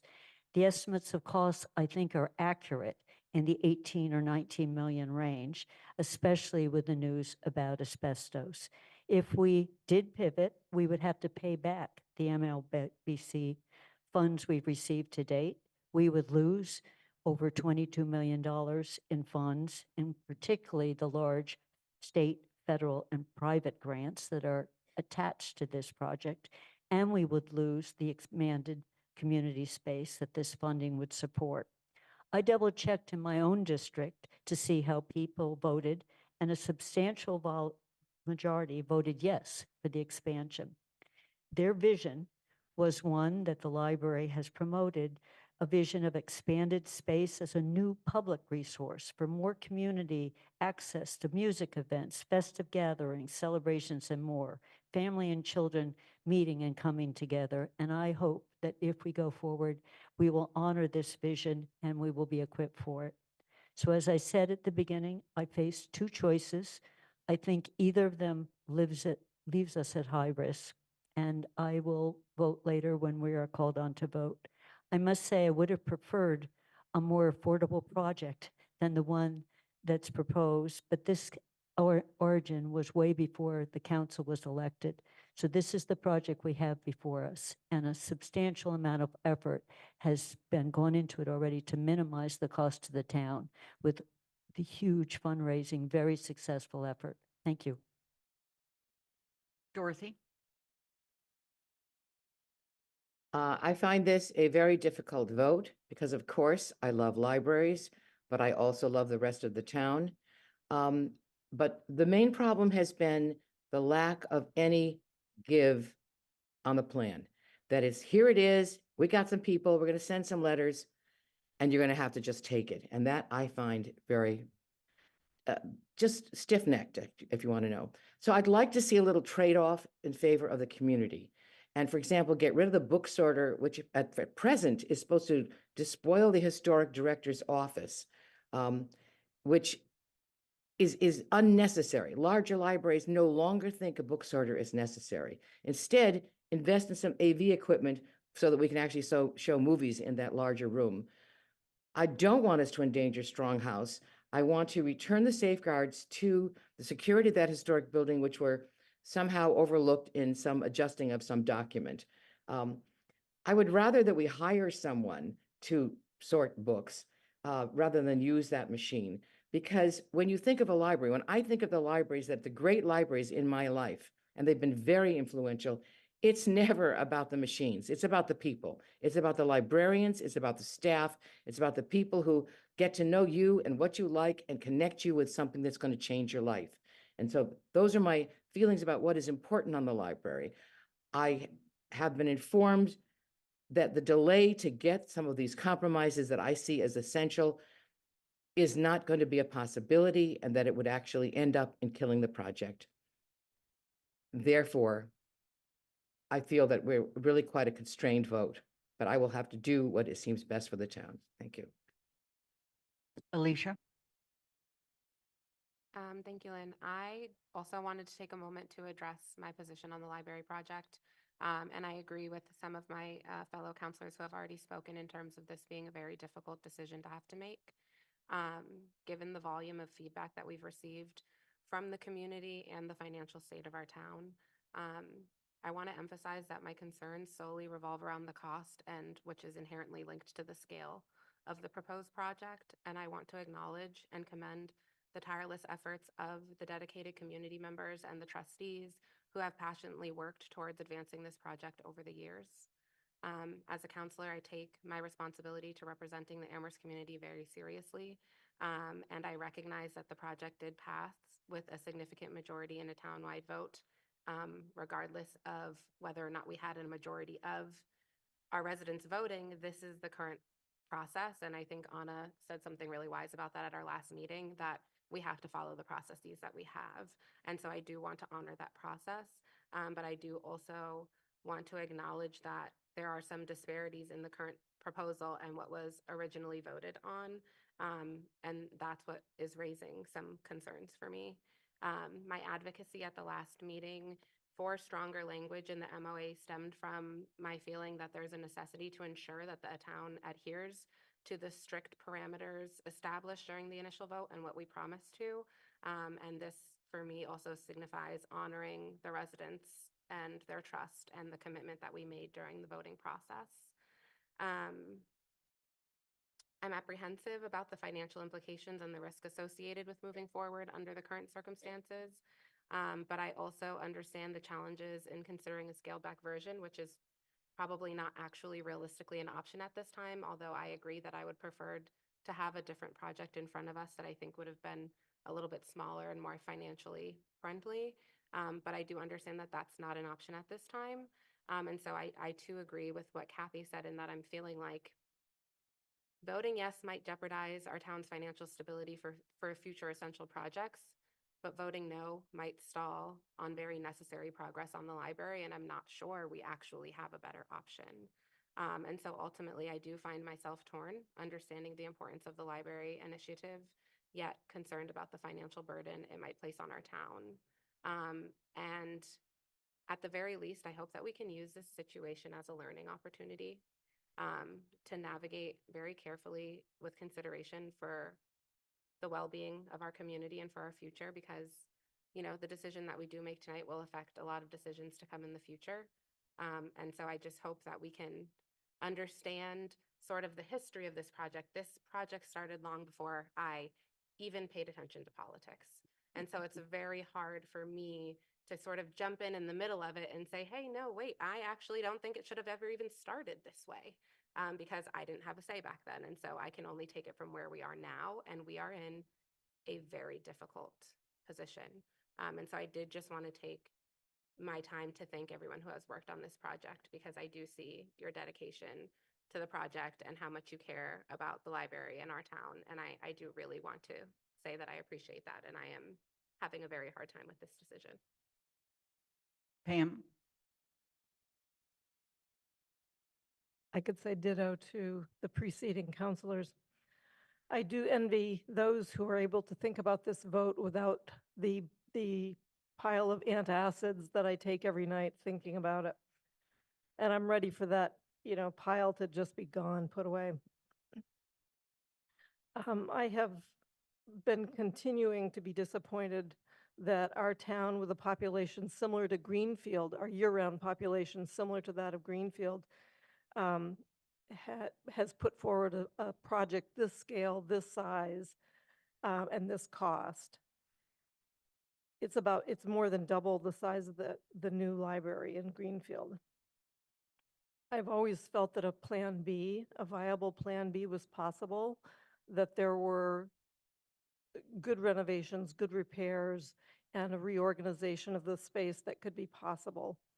Unfortunately, that was never a welcomed concept by the promoters of this project. And so as other people have alluded to, at every decision point, there was never an effort to create an alternative, a viable alternative.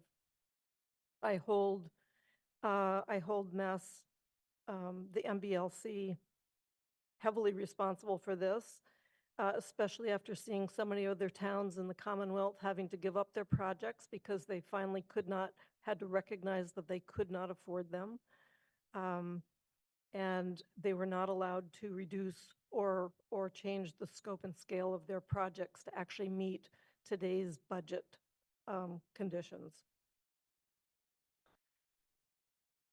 in the decision, all the disappointment aside, I also realize I have to focus on the risk and the cost. Other people have alluded to this as well, and what the impact in the budget will be.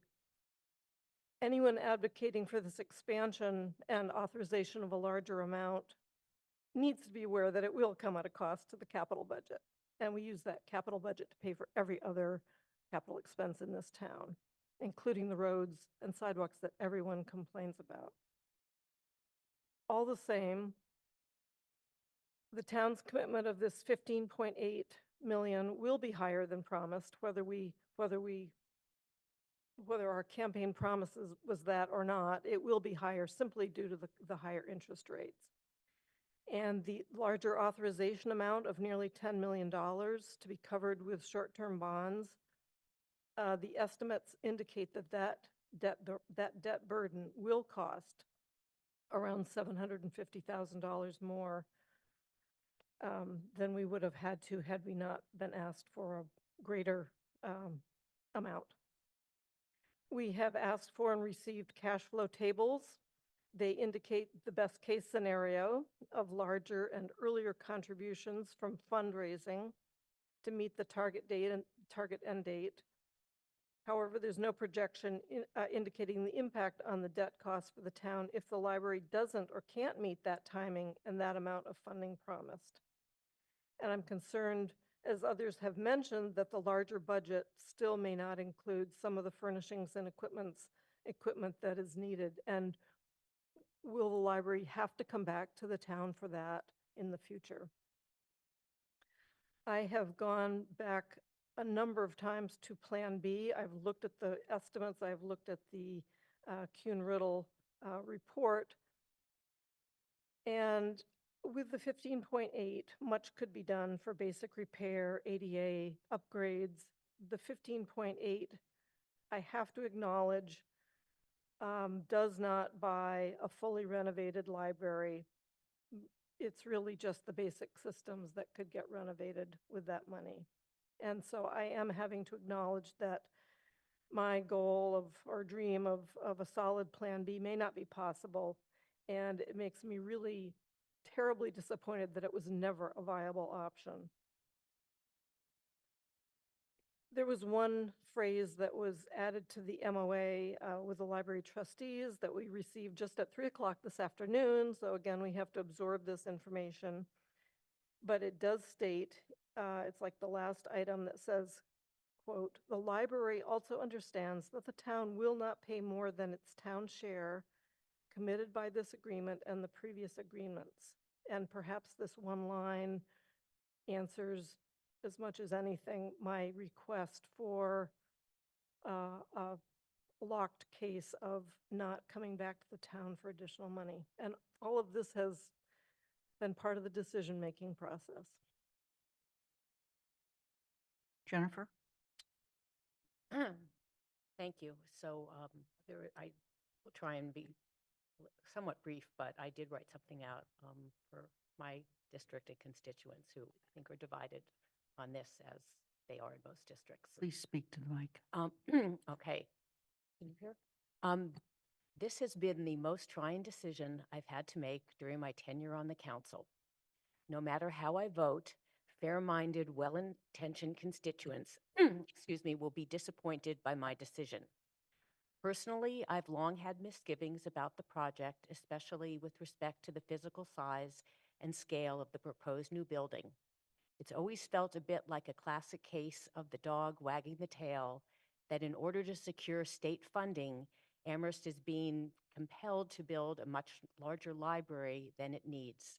We're the only town which hosts a flagship campus of the state university in which more than half of our residents are well served by world-class libraries on their campuses. I also love, as you all do, the Jones Library building. Every time I walk or drive by, I'm struck by its historic beauty and character. All of this said, I come to the borrowing authorization from a belief that my personal position on the size of the library should not supersede the will of the voters as expressed at the polls in November of 2021. While other elements of the project have changed over the past 2 years, the square footage of the proposed expansion of the project has not. In the district to which I was just elected, 63% of the voters in precinct 4B and 66% of the voters in precinct 4A voted in support of the library expansion and renovation. Sadly, the Jones Library is also suffering from what is referred to in historic preservation terms as demolition by neglect. The deferred maintenance is now at the point that repairs and renovations will require way more than a new roof and HVAC system. So no matter what vote I cast tonight, many residents will be disappointed. If I do vote yes, it will be a conflicted one, but one intended to honor the will of the majority of voters in the district I was elected to represent and the town as a whole. And also because going back to square one doesn't feel like a comfortable or viable option either. So I hope we can stick to the budget that we've all committed, the town pay for the library. And I hope, we can move forward with a sense of unity in the town. Thank you. I'd like to use my privilege as a counselor and speak to the issue. It is clear that I support the Jones Library renovation and expansion project, but is not with the blind eye some people have accused me of. Like some residents, perhaps I do not like certain aspects of the project, the size, the shape of the addition, why certain rooms may be placed, our books are sorted. But as with those involved with the elementary school building project, I respect the trustees and the building committee that have spent hours making these decisions. This is not the question before the town council.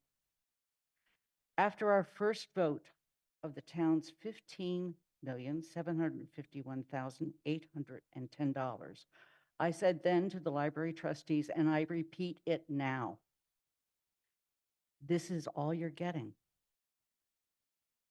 as long as I have a say, and I'm only one vote. But this statement did not mean I would not work to help this project get funding from other sources, and I have. And while I have only been one of many, I worked with our senator and our state representative to help get the additional money from MBLC. And because the town council supported the project, I've written letters of support for the federal funds. To me, that is part of what we do when we commit to a project. So as we approach this vote tonight, I want to communicate a few key points. Except for increased interest rates, this project is not costing the town any more than originally planned.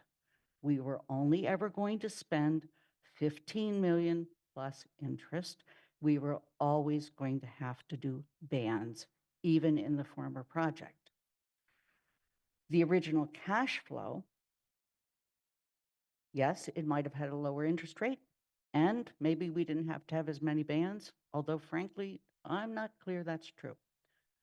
The whole difference really is the lower interest rate. Based upon the opinion of Colliers and the town's capital projects coordinator, the present contingencies are adequate and meet the industry standards. That's one of the latest questions. This project will not increase your taxes because it is not a debt override vote. If we do not go forward with this project, we will lose the MBLC money, the federal money, the donor pledges, and other funding that has been committed.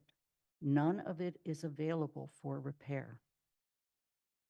There is at least a partial plan B. It is the repair estimate from Kuhn Riddle, with interest costs for repair, increased interest, and unknowns, asbestos abatement, and energy code requirements. Both of those are included in the $46 million estimate we now have for the renovation and expansion. If we turn this project down, our first opportunity to apply to MBLC is at least 7 to 10 years away. And add to that, that in order for us to get to the front of the line, if they even accept us, it could take another 7 to 8 years.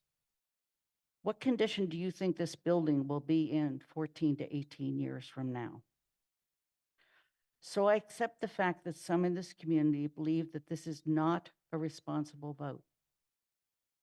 It is our best path forward to provide Amherst with a renovated and expanded library and community center, and it allows us to move on to other capital projects I have personally committed to for many years, and that is a new DPW and a new fire station. Thank you. Anna. Lots of chords here. Too often, we are faced with a question of an expensive yes and a more expensive no. I recognize what Kathy has said about both votes carrying risk, and that resonates with me. A no vote, in my opinion, or based on facts as well, leaves us with a remaining need and a larger bill than the renovation and expansion. The trade-off for the community is clear. We will gain a community hub, a humanities center, a library whose staff can work at their actual jobs versus spending their time trying to plug leaks literally and metaphorically. I appreciate the comments reminding us of our responses to the questions around campaign season, and I hold that my response remains true as evidenced in the MOA. I do not appreciate comments which either insinuate or outright state that counselors are not capable of critical and independent thought regarding the library. As a product of the Amherst school system, I was taught to critically examine, to listen, and to seek to understand. I was also taught the power of democracy and the meaning of democracy and the value that it brings to a community. This vote is challenging. I don't know any one of us who hasn't pored over spreadsheets, asked tough questions, and come to a conclusion after many restless nights or bottles of antacids. I herald the climate benefits of the expansion and renovation, which do outweigh the impact of demolishing the current building. I look forward to the additional elements of a library which seek to unify a community and the work that will be done and has already started to get to that point. I will not ignore the potential of a no vote saddling our community with the cost of patching ceilings and repairing for a higher bill and lessened impact, as well as that negative potential impact on our other capital projects down the road due to the loss of state and federal funding, as well as private donations. I appreciate all of those who have stimulated our thinking and pushed us all to make this vote very carefully and with intention. We, I think at this point, have a clear understanding of what that no vote means and what that yes vote means, and as much of an understanding of the future impacts of both as we can get. The council is a significant steward of the future of our community. I plan to support this project in spirit of that responsibility. Thank you. Anika. Thank you. I also want to express my thanks to everyone who has been involved and acknowledge that this is certainly not an easy decision, I think, for anyone. And I think it's really important to point out that a vote here does not determine or define how anyone here feels and cares about Amherst. I stand and I'm still, this is a night of the West Side Proclamation being forwarded, and I stand here thankfully through people who raised me to understand that there's no one really who hasn't had a conversation with me who defines my character. The same goes for me, to anyone else. I want to also mention that the gentleman who spoke forward and talked about, I believe you said 1928, and the library being built as an innovative cultural center. And I think here there's a great opportunity through the Humanities Center to have that be for everyone because it was not then. And so there's an opportunity to change. This is another location where representation matters. I also want to echo Anna's statements about our commitments made. And just one other push I wanted to say, when I came, I had heard, I came back home after the previous school vote was done. And I heard all of these stories about how people had not spoken to each other for years over how that vote went. And I do hope that that doesn't happen here.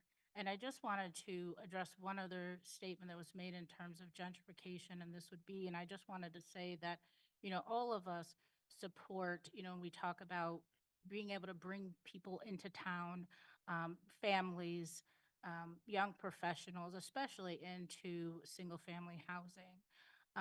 But if we look just on average, what gentrification looks like is, currently a single family home, the average is about $2,018. That is $104,936 that individuals or families would be expected to have for an income to get into and rent these homes. That's gentrification, and that's been going on for decades. If we go to an average, which we see, and I'll talk about numbers higher, at $3,200, we're talking about $166,400. And you're talking about young families, sometimes people, they might have one parent that's with the kids and whatnot, or it's two incomes. So I think this has been going on for decades, and that to equate that to the Jones Library, I don't think this is the roots of gentrification in Amherst. And I do think that acknowledging that this is a very expensive project, this will actually add avenues for those who otherwise wouldn't afford the services that are going to be in the Jones Library, those opportunities. Thank you. Motion's been made and seconded. I'm going to begin with a roll call. I believe Griesmer is first, and I am an aye. Mandy Jo Haneke, Aye. Anika Lopes, Aye. Michelle Miller, Aye. Dorothy Pam, Yes. Pam Rooney, Yes. Kathy Shane, Yes. Andy Steinberg, Yes. Jennifer Taub, Yes. Alicia Walker, Abstain. Shalini Bowman, Yes. Pat DeAngelis, Aye. Anna Devlin Gothier. Aye. The motion passes with 12 in favor, 1 abstention.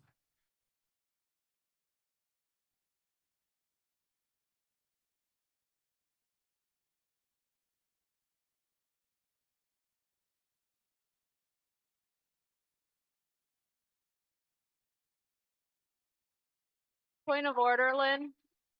Thank you. We're going to take about a 5-minute break and then come back to the rest of our meeting. We have quite a few things to get done. What do we have? Welcome to being in person. It's so nice to have the two of you sitting here with me tonight. I know. I know, right? It is. It's really special. I'm telling you, it's like really special. Let's take a selfie of the three of us. Oh, because yeah. It's so special. Let's see. I don't know if you can get us all in here. Are I- we close enough? She's working on it. I'm good. Yeah. Ready? Yeah. Wait, one more. Awesome. I like That that. was a good Good one. Yeah. Let's have someone later to say goodbye to the council soon leaving. I was glad that came because it's not, I.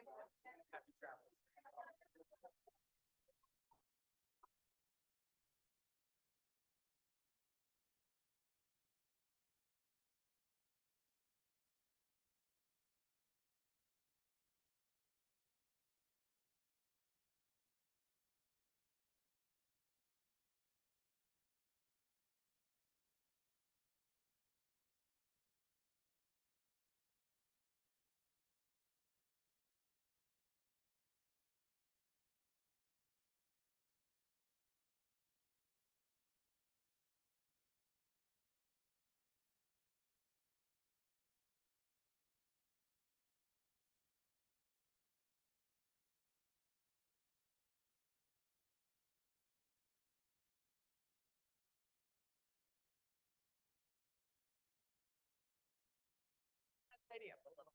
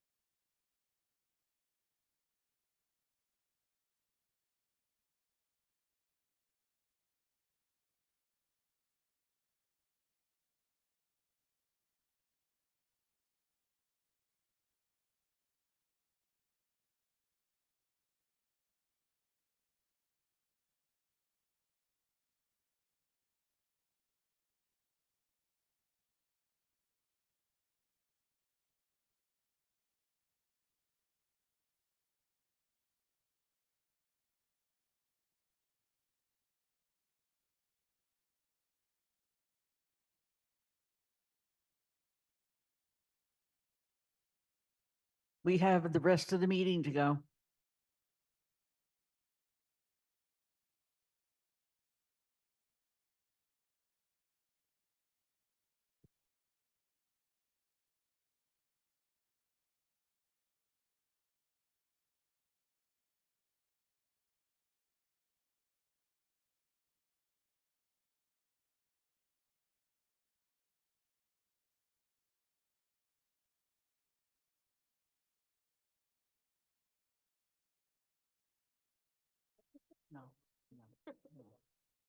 Only do that when we're waiting for finance committee. Which is good. It's always like just like kind of smack dab in the middle of my day. And so I'm like trying to make the transition. And if I'm not like looking, paying attention to the clock or like it's always, I'm in Pine Grove. So like the condos Oh, I towards know the front. those. Yeah. Yeah, I love those. They are so nice. Are they? Yeah, we're really enjoying I've been that feeling. inside once years ago. Yeah. So, They oh all my look God. very similar. Yeah. Slightly different, but very similar. Nice. Please, we need to reconvene.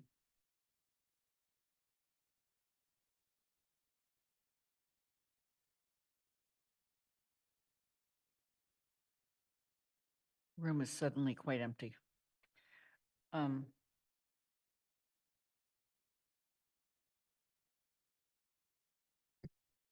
next item on the agenda is from the Town Services and Outreach Committee. It's with regard to traffic calming measure, interim traffic calming measures on Henry Street.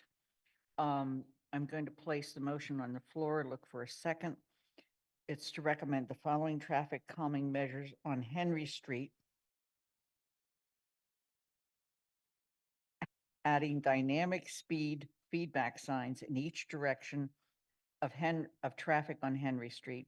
Increased traffic details from the Amherst Police Department with a report back from the town manager by February 1st, 2024 regarding recommendations for traffic calming measures. Is there a second? D'Angelo, second. Thank you. I'm going to first ask for the Town Service and Outreach Committee report. Anika?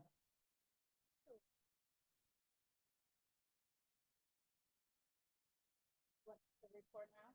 Please. Okay. Thank you. Okay, bear with me 1 second. Let me just get to the top. Please speak into the mic. Yeah, bear with me 1 second. Let me get to the top. Okay. So I just wanted to first thank all of the members of TSO. This, myself being chair, would have been possible without you, especially huge thanks. Anika, Can you this still? is on the motion regarding traffic calming. Wait, I thought you just asked me to go over the carryover memo. No, traffic calming. It just, what, Sorry, I was going to give a brief overview of the memo.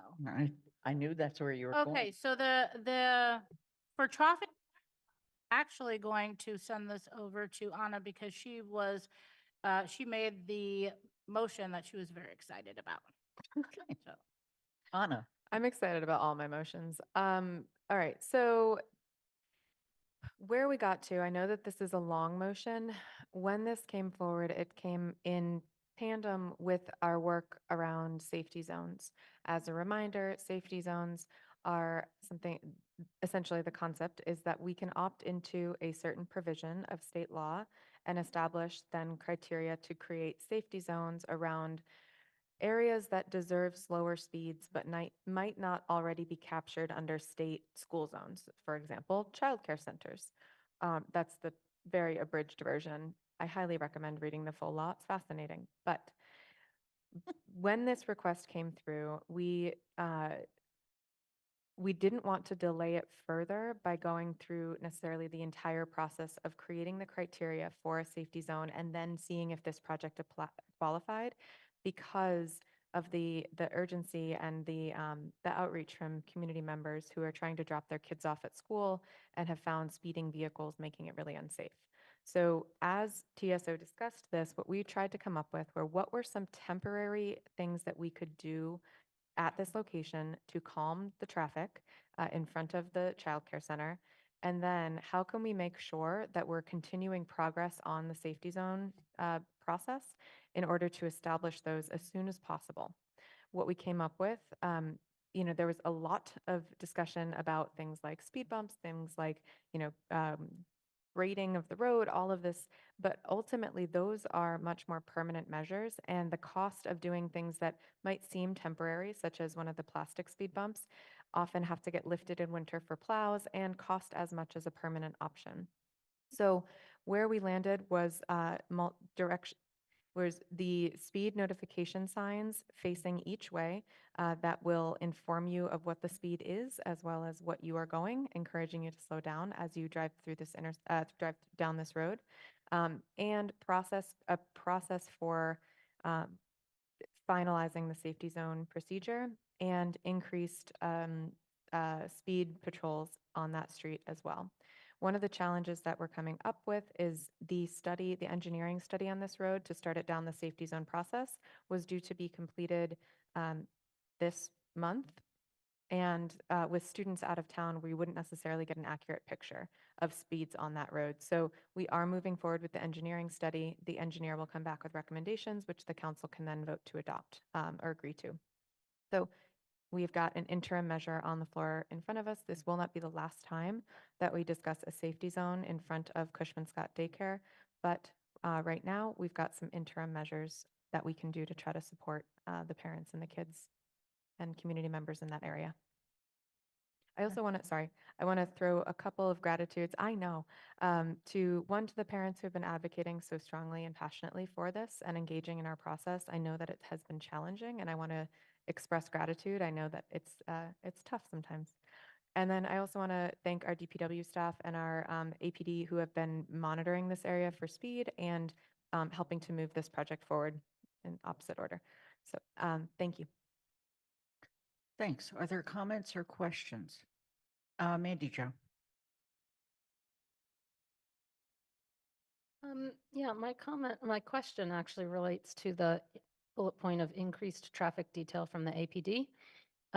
I am just curious whether that's increased within each APD's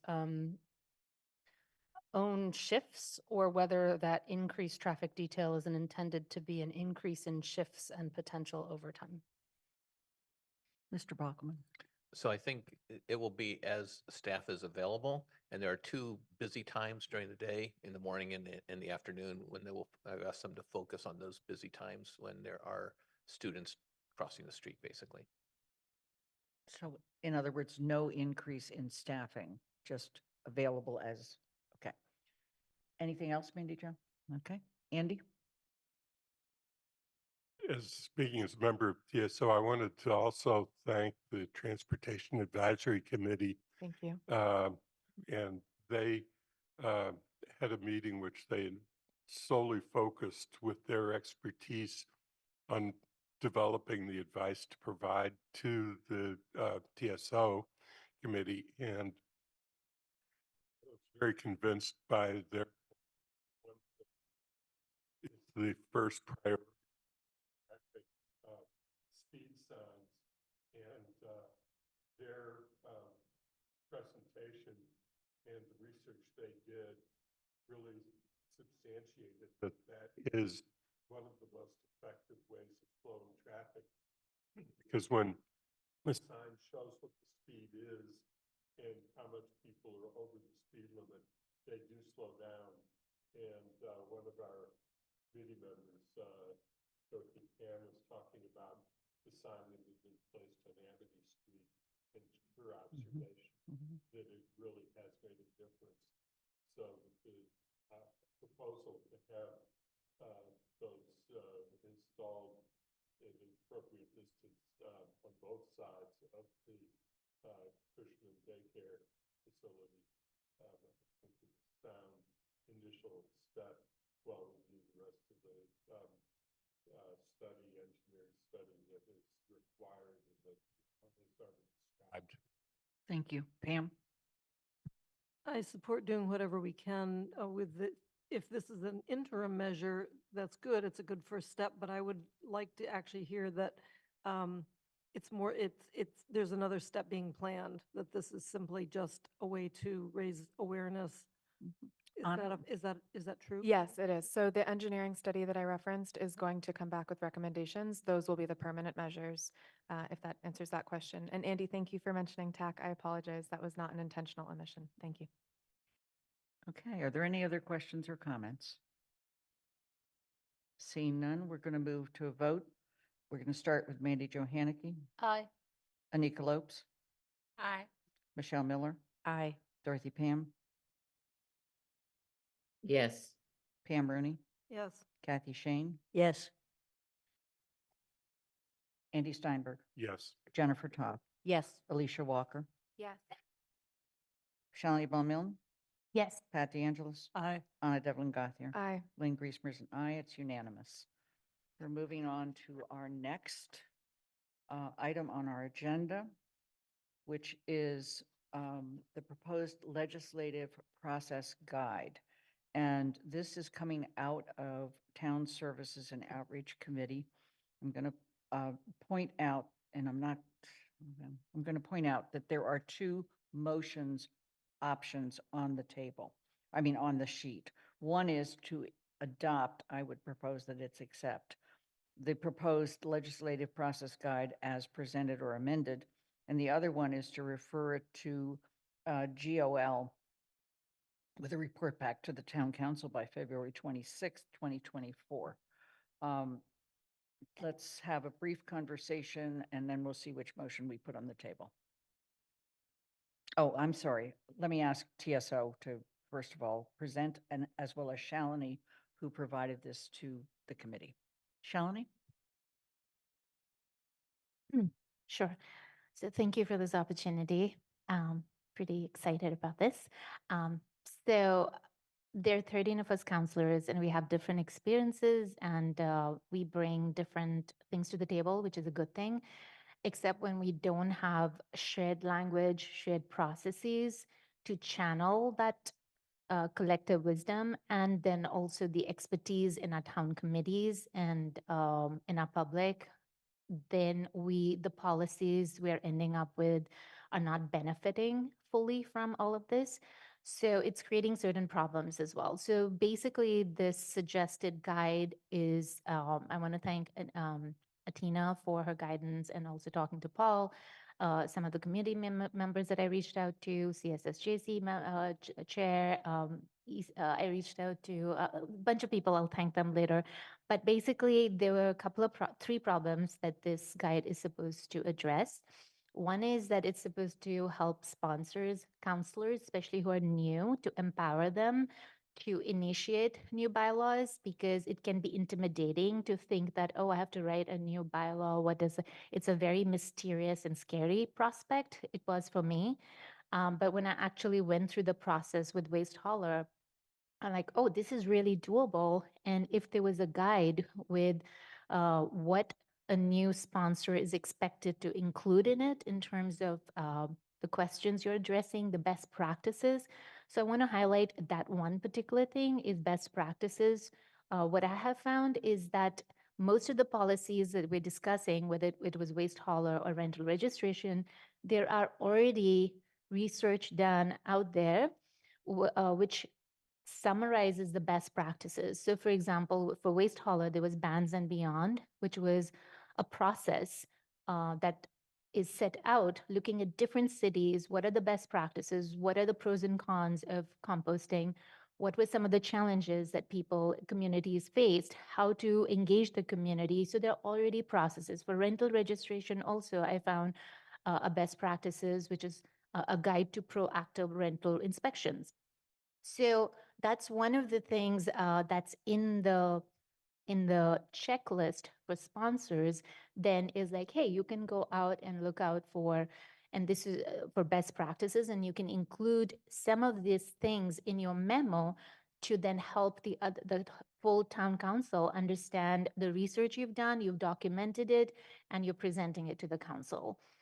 The other thing is the other challenge with sponsors face is that I didn't know that, and I know many counselors didn't know that when we are proposing a change or an amendment, the counselor is supposed to put forward the bylaw in the state that we want it adopted. And to me, that was puzzling because in academia, we first study the community, we study the issue, whether it's, we do research and then we create the bylaw. But the Charter 2.10 requires that when a sponsor is bringing forward an amendment, they have to have a full bylaw written. And the other part of it is then that signals to the advocates sometime like, oh my God, you've already written up this bylaw and that's not what we want. But we are proposing a bylaw, and then there is going to be a community engagement process to tweak it and decide what the final shape is. So this checklist basically clarifies that for the sponsors and for the community that there is going to be a bylaw and there is going to be room for changing it and shaping it.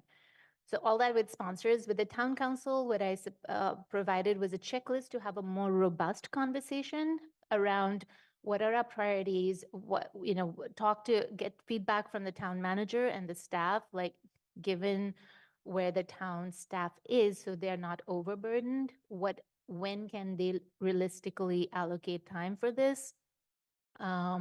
Look at the town council's priorities from a social justice angle, from the environmental angle and economic viability. So just providing a checklist so that we have a shared set of questions to have a more robust conversation, how to prioritize this proposed change or issue, right? And then it gets sent to the committee.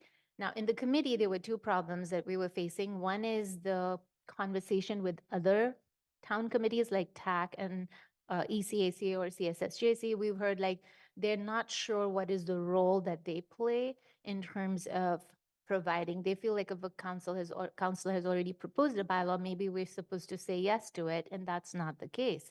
We want their feedback.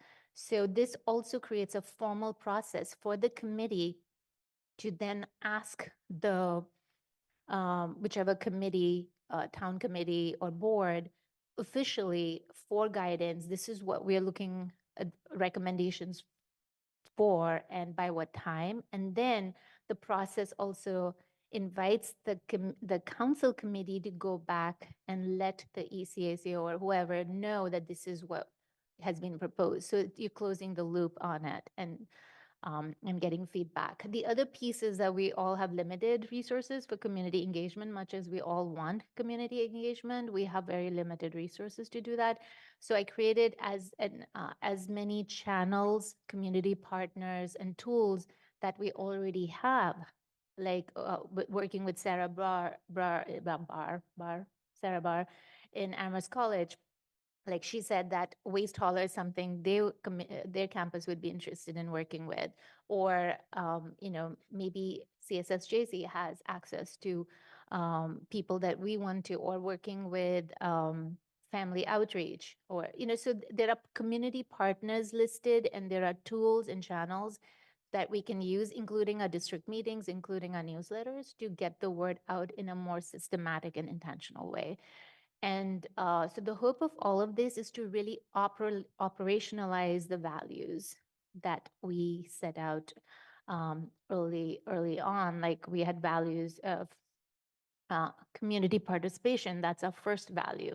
Creativity and innovation, to listen to new ideas. DEI, fiscal responsibility, respect, teamwork, transparency, and healthy balance. All of these values, like through this process that we share and engage in together, allows us to really act on those values.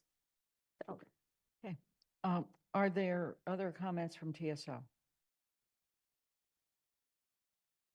Are there questions or comments or other thoughts? Pam Rooney. Has any other committee expressed interest in discussing it? So I'm looking at the future GOL. Is that the logical place to kind of discuss this and work it out? Or B, is it a council retreat topic that looks at it and sort of weighs the factors and discusses how it could be adopted? It seems like a really good idea. It seems like a really good resource. Okay, Mandy Jo. I have concerns about the first proposed motion that uses the word adopt the guide, because I'm not sure it becomes a guide anymore as much as an actual required process everyone must follow, including all of the checklists that are included in it and the rubrics that are included in it. I don't believe it becomes anymore just sort of an FAQ informative, here's what we could be doing. I think it becomes a mandated thing. And a lot of then my further questions as I went through this relate to that, but a lot of these, when it talks about council priorities within the rubric or on some of the questions mention 3 of our 6 goals of the town manager, goals of council, sort of policy goals. And it leaves out, there might be 7 now, but it leaves out community safety, it leaves out housing, it leaves out capital projects as part of the rubric for things of considering and all. And so I don't believe I could hit the word adopt tonight without further conversation. I think if we want to go this route, I'd be okay with referring it to a committee to discuss further whether it needs to be a frequently asked question similar to others that GOL has adopted as a committee about proclamations and stuff, or whether it really needs to be incorporated into other documents of ours. Anika? Yes, so I did not want to speak for Shalini, but just the conversation within TSO, this was pushed forward as it was a guiding document, like food for thought, not criteria that would have to be done. But it was also, to Shalini's point, looking at it from an academic, it was, I think that, some of us may have been surprised to hear about, oh, you should bring forward a bylaw proposal in the form you would like to see it proposed. But I do think we see that happen a lot. I think many councilors do also bring forward a proposal bylaw, and it is that way. But I think where it was, where the attention was called also was like with many things, be it grant writing. So you put forward what you want, but then, at the very foundation is where you're working backwards and making sure that you have everyone at the table and perspectives then, as opposed to when things come to council. So I just, I just wanted to point that out, as we've seen like a lot of, we'll see research and like someone will say there's been outreach or whatever, they've talked to everyone. And as we've just seen with our Jones Library conversation, the percentage who you're actually talking to is very small. And then we often hear like we've talked to the whole such and such community. So yes, I just wanted to put that in, but I guess I would imagine like most other proposals that it would go to GOL. Right? Dorothy? I guess I have a confusion as to where the word adopt came from, because our discussion in TSO was not using a word as strong as adopt, which sounds like required, but it was presented at least, and we were accepting it as an advisory, a very interesting and thorough advisory list of information, but not as something that we were required to do. So I thought that had been settled. So where did the word adopt come from? It was in the motion sheet. I think that, again, that can be changed. Okay, thank you. Shalini, you have your hand up, and then I'm going to go to Pat. I can wait for everyone to ask the questions Okay. and then address some of them. Pat, please go ahead. I was going to pick up on what Pam said. I believe this should go to GOL. And what was and possibly the retreat. Yeah, I guess I want to spend time on the rules of procedure at the retreat. So I would rather see this go to GOL and come back, something like that. I am not ready to adopt. A guide is very different than, and I have some questions about, this is a place I'm stuck. It doesn't mean it's accurate or anything else. It seems to me that I have to bring my idea of a bylaw to the council to find out if they think it's important enough for me to continue. And I'm really uncomfortable with that, because it's already subject to a vote before it's been created, designed, in my head. I don't know if that's correct. So I'm really putzing around in my brain with that. It makes me really uncomfortable, because who decides what, if we're, who decides what we can go forward with? As a counselor, I stand on my right to go forward with whatever I think is important for town. And if I find other counselors to come with me, that's incredible. That's great. And I might then bring a bylaw forward eventually, and it might not pass, and I have to live with that, or it might pass, and I have to live with that.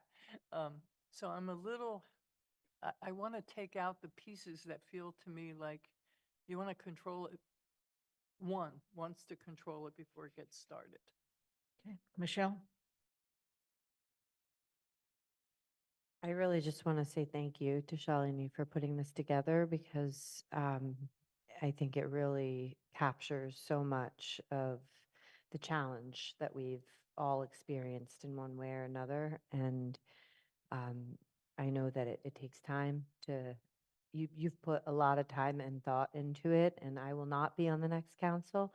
But if I were, I'd be really excited to see how this works into the system. And I certainly would support it being referred to GOL for further discussion. Okay, Andy? Yeah, I didn't ask to speak as a member of TSO, even though I am a member of TSO, because I actually want to come at it from something that I have raised many times in this council, and that's the issue that Pat was just alluding to, which is what does it mean when the council is asked to vote to refer a proposed, and I think that what we have to include in that conversation, and I've been saying this for some time, is the amount of time that the committees and the staff have to put into the work on getting a bylaw from that very first point into a point where the council is voting yes or no on a final proposal. And given the amount of resources that get put into it, I think that what we've observed over the last 2 years is the amount of time, and I asked you to think about this, the amount of time that the committees that you're serving on were bogged down on working on more bylaws, proposed bylaws, and other actions of bylaw nature, some were labeled policies, that took a tremendous amount of resources, staff and council resources, and as a consequence, look at the number of things that are in the carryover memos that are proposed to us for consideration later in this meeting. So what Shalini did in part one of the proposal was to think through a framework of what are the questions that we might want to consider in order to make that decision and to help future councils put some order into how it prioritizes its time and the time of the staff to support the council work. And ultimately, it is a question that has to be resolved through the rules process, which is why it has to ultimately be a GOL decision with an advice from the retreat. And the other is to help us think through what we need to do to really get community input into the work that we do. So I'm going to conclude my remarks here by thanking you, Shalini, in the things that you brought to this council through your entire service, but what you did at the end of your service to try and make sure that some of the issues we have to deal with, including waste hauler bylaw and this process, both outreach and thinking through how we decide how to allocate our resources, the staff resources are put in some orderly fashion. Alicia? I also just wanted to thank you, Shalini, for putting this together. And it's resonating with me because at our last finance committee meeting, I think Lynn asked Anna and I, like, what would have been helpful for us as like finance committee members in terms of being familiar with how the committee works.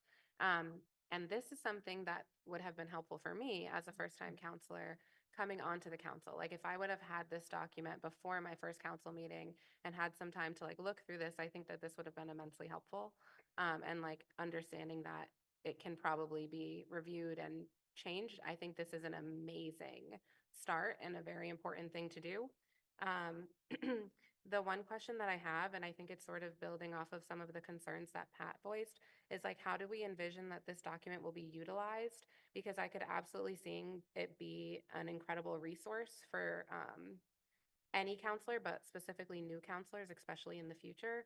But I also wouldn't want it to be like a binding, like you need to do it this way, but just that like generally this is the way to do it. And I think it's, it could be used in a way that, an informative way, and to help us structure sort of the way that we're moving things forward. And so I think that that could be helpful, but I just wanted to learn a little bit more about how you envisioned that this would be used. And I would be happy to vote to refer it to GOL. Anna? I wasn't sure if Shalini wanted to respond to Alicia first. Yeah, I'm getting ready to put a motion on the Oh, floor, but why don't you go ahead, Anna? She asked to hear from everybody before she responded. Okay. So the questions posed in this guide are helpful in in considering where to start in bringing something forward to the council. And I actually remember reading early on in 2019 or 2020 an early draft of something similar that Shalini had created when I was deciding to run for council, and I found that guide helpful. And so I appreciate Shalini's work on this. And I also appreciate her willingness to hear feedback from TSO and go through that iterative process with us. Bringing something forward in bylaw form, I actually appreciate it. And I think this guide makes it easier to do that, which can be intimidating because it provides something for counselors to give substantive feedback on as something goes to committee versus a vague idea or a proposal that, has a lot of possible loopholes or gaps depending on how a bylaw is written. And I think that it's easier to provide feedback on something once it's in bylaw form. I do not see it as a final proposal, and I think this guide allows us to create or supports counselors in creating draft bylaws to put on the table that are robust in how they're presented. I don't see them as final proposals. This council and the council before it has not been highly discerning in what we send to committee, and possibly the council will be in the future. I hope so. I think that it's a really important tool to decide what moves forward and what doesn't. And I think this guide allows counselors to bring something to the table that doesn't have enough unknowns that counselors feel obligated to send it to committee in order to get those unknowns more known, right? I'm hopeful that this guide will lead to more robust first drafts coming to the council, that we can then decide a little bit more, maybe substantively, whether or not we refer. I support this document being sent to GOL, and I also want to reiterate what I said at TSO, which is that I'm not willing to support this being a mandated or required guide, and I am concerned that counselors may use this as a judgment guide, not considering the merit of an idea if it did not respond to every element of the guide itself. It is important to me that this remain an educational tool, and I support GOL examining it for clarity and consistency and possibly proposing some elements of it into the rules in the future as they see fit. But wanted to reiterate my appreciation for this concept and the document that has emerged, and that it, I believe, must remain an educational tool, not a mandate. Pam? Yes, thank you. I think a guideline and a tool and a resource is important. As a counselor who has been on neither the TSO or the GOL, I'd love to have a robust conversation about this topic. And so I would love a forum where that could happen. That's why I was suggesting that maybe it's a retreat topic. There's a real tension between developing something fully and bringing it forward, which is a lot of work on everyone's part, versus bringing concepts forward, and sometimes one may work over the other. It's not an always one route. And I think we need to discuss that more. Shalini, I'm going to put a motion on the table, but please, Yeah. go ahead. Um, so the intention is that it's a living document and it is a guide, and you can take elements of it and make it into a process if you want. That should go to GOL. As it is, I think Athena, I don't know if you want to speak to it, how you had envisioned that this is a guide and doesn't need to go to GOL, but of course y'all can definitely vote it. I'm happy that it's out there. I've done my bit and I'm putting it out there. But does it need to go to GOL if it's just a living document and an informational guide? First, I'll apologize for putting adopt on the motion sheet. I didn't mean that to be a controversial word. I think it could benefit from a review by GOL, but it's up to the council whether it wants to refer or not.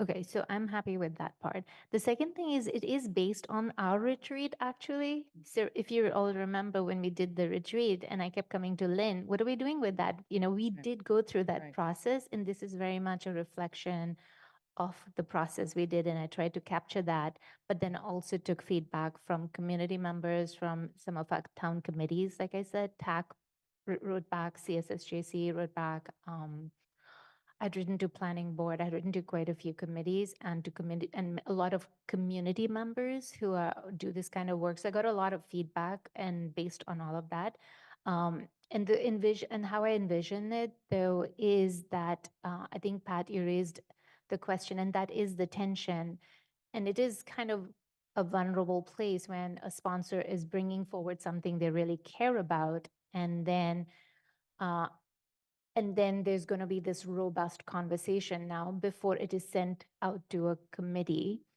And the purpose of that robust conversation is to move from I to, from me to we, and to bring all the counselors on board with why we should be sending this to a committee rather than taking it for granted. Because they can be many different projects, and maybe in the future, people can come in with whatever, but the onus is on the sponsors that you care about this. I care about this project, but now I need to share it with everyone here, given our shared priorities for social justice, for, viable economy and climate change. I mean, I took those as a broad, and within that, there are different things. But given our shared priorities and town manager goals, how is this going to promote those goals? So that's what this document is doing in terms of the prioritizing rubric. That's again meant to be like a visual. It's not meant to be like, oh, let's count how many pluses and minuses, but it's more like to have the questions rather than one counselor asking, because then that counselor feels like it's awkward to ask. But if there are questions already from a pool that different people can ask about how is this affecting or how is this contributing to our goals, what is the cost going to be? What are the unintended consequences going to be on people? What is it going to cost the town? Do we need so it's giving a set of different questions, and it is a living document, so you can keep adding more questions that you all are finding useful. Okay.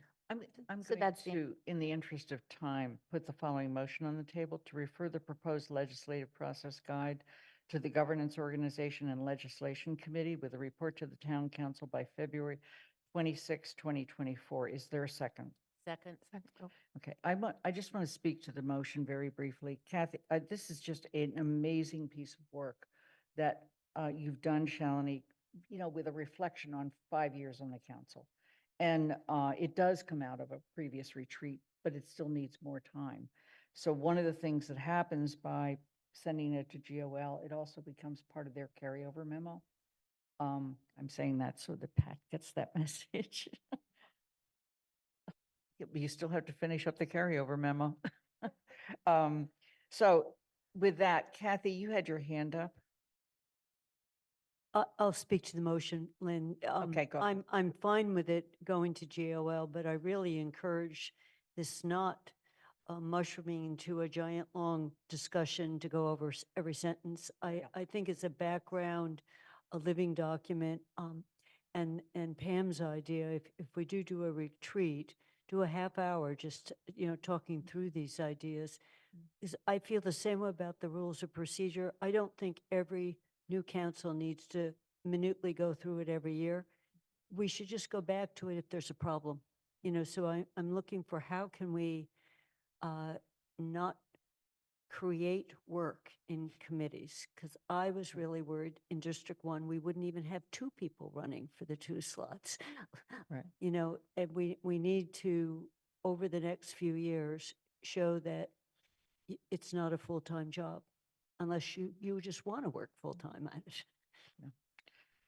Okay, the motion's been made and seconded. Or is there any other discussion? Shalini, you had your hand up. Yeah, quick question. So if I'm okay, I mean, of course, that's how you want to vote it. I'm totally supported going to GOL, but is there a way for it to be brought into the retreat or the orientation, like even without it being approved by the GOL and the town council, is it something that can be shared with the new counselors? That's all. It and in the seems to me that retreat? one of the things that GOL should be looking at is how to bring it into a retreat. Right. The other And thing how to is, make we it a don't topic. approve, we recommend. Right, So and exactly. those are different things. Right. Andy, you still had your hand up? I actually just put my hand back up. I guess I'm not in favor of the motion because I think that what we're being initially asked to do, we need to get rid of the first word that was used, but to acknowledge that the document and accept the document as a guide. It seems to me that GOL's role is to decide whether something that is going to be acted upon by the council is clear, consistent, and actionable. And I don't know that this really fits in. Something to be clear, consistent, and actionable. I think that if we've all looked at it, we feel as a majority that it's useful for us to look at and consider the issues that are presented, that we can go ahead and do that and accept the document as what it's intended to be, which is not a binding document of future council, the guidance that this council is leaving to the next council. Okay. So, Michelle? I completely understand Andy's point, and I will say that GOL is a committee that deals with governance, and this is a document that deals with process within the governance. So while I understand if it's not going to be something that's coming back to the council to be adopted, I do think GOL is still a good committee for it to go to get fleshed out a bit more, to understand whether it should go into a retreat or if pieces should be proposed to be added to the rules of procedure. So I still support it going to GOL. Okay, so motion's been made and seconded. We're going to begin the vote. In this case, I believe we begin with Nika Lopes.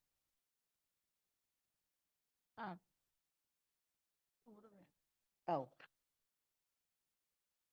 The motion that was to refer the proposed legislative process guide to the Governance Organization and Legislation Committee with a report to the Town Council by February 26, 2024. Okay, aye. Michelle Miller? Aye. Dorothy Pam? Yes. Pam Rooney? Yes. Kathy Shane? No. Andy Steinberg? No. Jennifer Taub? Yes. Alicia Walker? Yes. Shalini Ball-Milne? Yes. Pat DeAngelis? No. Anna Devlin Gothier? Aye. Lynn Griesmer's an aye. Mandy Johanicky? Aye. Motion passes 10 in favor, 3 opposed. We're moving on to the financial guidelines. They have been put before the council, received a lot of input, gone back to the finance committee. Andy, is there something, I'm going to make the motion, and that's to adopt the FY25 financial guidelines as presented. and I'm looking for a second. Shane seconds. Okay. Andy, is there something from the Finance Committee report you'd like to share with us? I'll let other members of the committee speak. I had intended, and I think that it was just a mix-up between those of us who put everything into the packet in the end, to have two versions go in, and one was the markup version. And the reason for the markup version is that the process that we used in the committee was a very good one. And so therefore, I feel extremely comfortable recommending the guidelines. But what we did was that we started with a version that either included suggested changes or you had comment boxes that identified all of the comments from our last discussion at the committee meeting. And the markup version did not have the back and forth that was going on with the comment boxes, but did have the changes. And I had thought that it would be useful for the committee to have it. But that said, I want to assure you that we thought about each comment that was received. I think that we made had really good discussion and good outcome of adopting changes that addressed those points, and that we did not add anything new to the to the guidelines that was not in the prior draft, unless it was coming out of a comment, or delete unless it was coming out of a comment. We were very conscious of our responsibility in this run to only edit based upon comments received at the council meeting. So I'm comfortable with what we developed, and I'm sorry that I didn't catch until too late that the markup version that I had requested didn't end up in the packet, because I think that would have been useful for those who were concerned about particular issues to see how they were dealt with. This made it a little bit harder for you to find that. So I'll leave it there. Thank you. Are there any comments or questions? Shalini? I'm sorry, I'm seeing this so late in the day, but I'll just put it out there. I know we've had a conversation about underutilized assets, and I wonder if underutilized assets like buildings or lying vacant, and do we need any guidance? I know we've talked about this earlier, but do we need to include that in the guidance for to the town manager about what sort of revenue opportunities there are with with these buildings and all that we have? And do we need to include that? Comments or questions?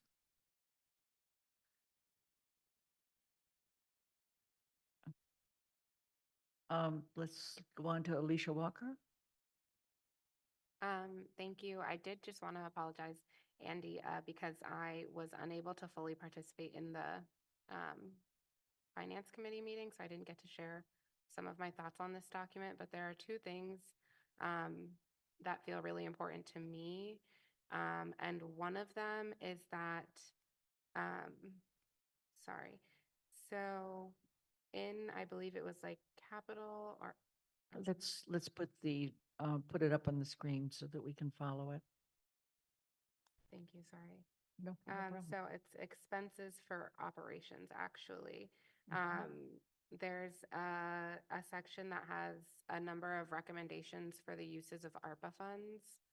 And I'm actually hoping that we can take that out, because it specifies specific uses for ARPA funds, but doesn't include all things that I believe the ARPA funds should be used for. And I think that should be a separate conversation when the ARPA recommendations come from the town manager, that we deal with it at that time. I don't think we should be putting recommended uses in here for the ARPA funds ahead of that conversation, because there are things that I think ARPA funds should be used for that are not included in this list.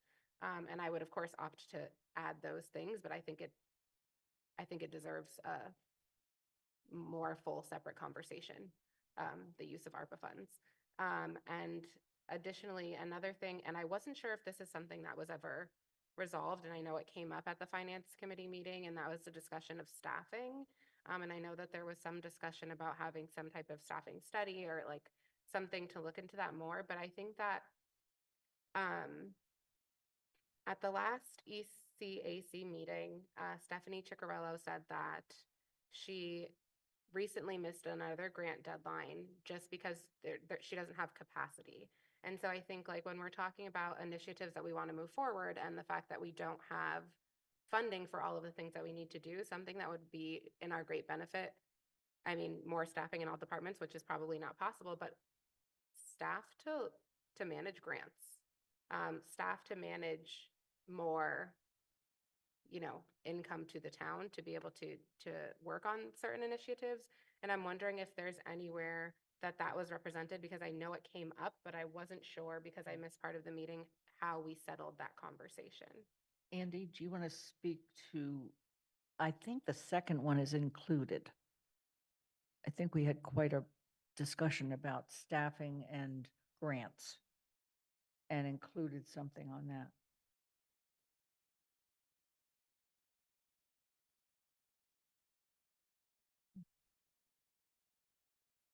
While we're looking for that, I'm going to go to Mandy Jo. I just had a basic question that doesn't really deal with the language of this, but on the first page, it says the guidelines refer to the town charter and to the Town of Amherst financial management policies and objectives that were adopted in January of 2008 and revised in 2022. I don't remember the council revising them, so I just have a question as to whether the council votes them or was it another body? Is it the manager that adopts and revises the financial management policies? Is it, just, it doesn't have to be answered tonight, but I would just like to know, because I don't remember the council adopting the financial management policy, any revisions to that document. So I'm curious, who did? Good question. Thank you. So we're looking at two things right now. One was the issue of ARPA. Another one was the issue of a staffing study. And the third was the one that Shalini raised, which is underutilized buildings that could be used to produce revenue. Of those, I know the staffing issue with regard to grants was discussed, and it's somewhere in this. It's on the, whoever's scrolling, stop, because you just had it on the page. There are several places where it Yeah. comes up, this page as well as page 10, and there was one other one. I remember it being. So I could speak to it, that what we talked about was that bringing in grants that also cover staff could bring in new staff. And we're particularly looking at where the staff could then bring in new grants, so in both directions. So as you're saying, Alicia, that if the examples that we've all known is that there's federal incentive money out there and we don't have staff to even apply for it, we lose the resources. So there's probably a way to do some of that within the grant bringing in coverage of staff as well. So we added the words including staff. Okay, so I think that one's managed. Surplus was on page 8. The surplus property. It's the end of 7 That, to beginning and of the 8. surplus property is on The top of 8. Thank you. And the staffing study is middle bottom-ish of page 6. I guess on the marked up copy, it's the last paragraph that's showing right now is surplus property.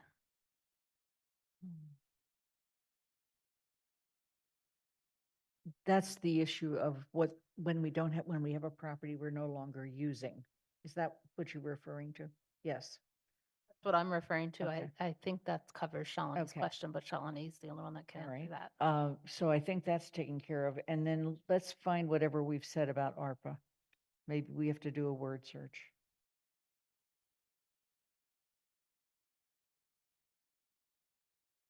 It's on page 7.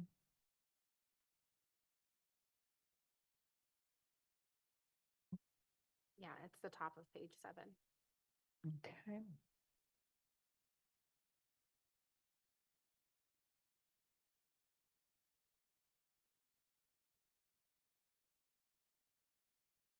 And so, if it's okay if I just reiterate, my concern was just that we have very specific initiatives listed here. And I mean, I could argue to add other initiatives, but I think that just taking them out and having the ARPA discussion be a separate discussion from this in terms of the use of the ARPA funds, I think might be in our best interest, because I think that it would involve a much more in-depth conversation to determine what we do believe the best recommendation for the use of the ARPA funds are. So the recommendation would be basically to strike the sentence that says this could include allocation of ARPA funds to town capital needs, including roads, blah, blah, blah, blah, fossil fuels. Yeah. Okay. Let's pause on that for a moment, and going back to Finance Committee, I guess, does it change anything dramatically if we eliminate that sentence?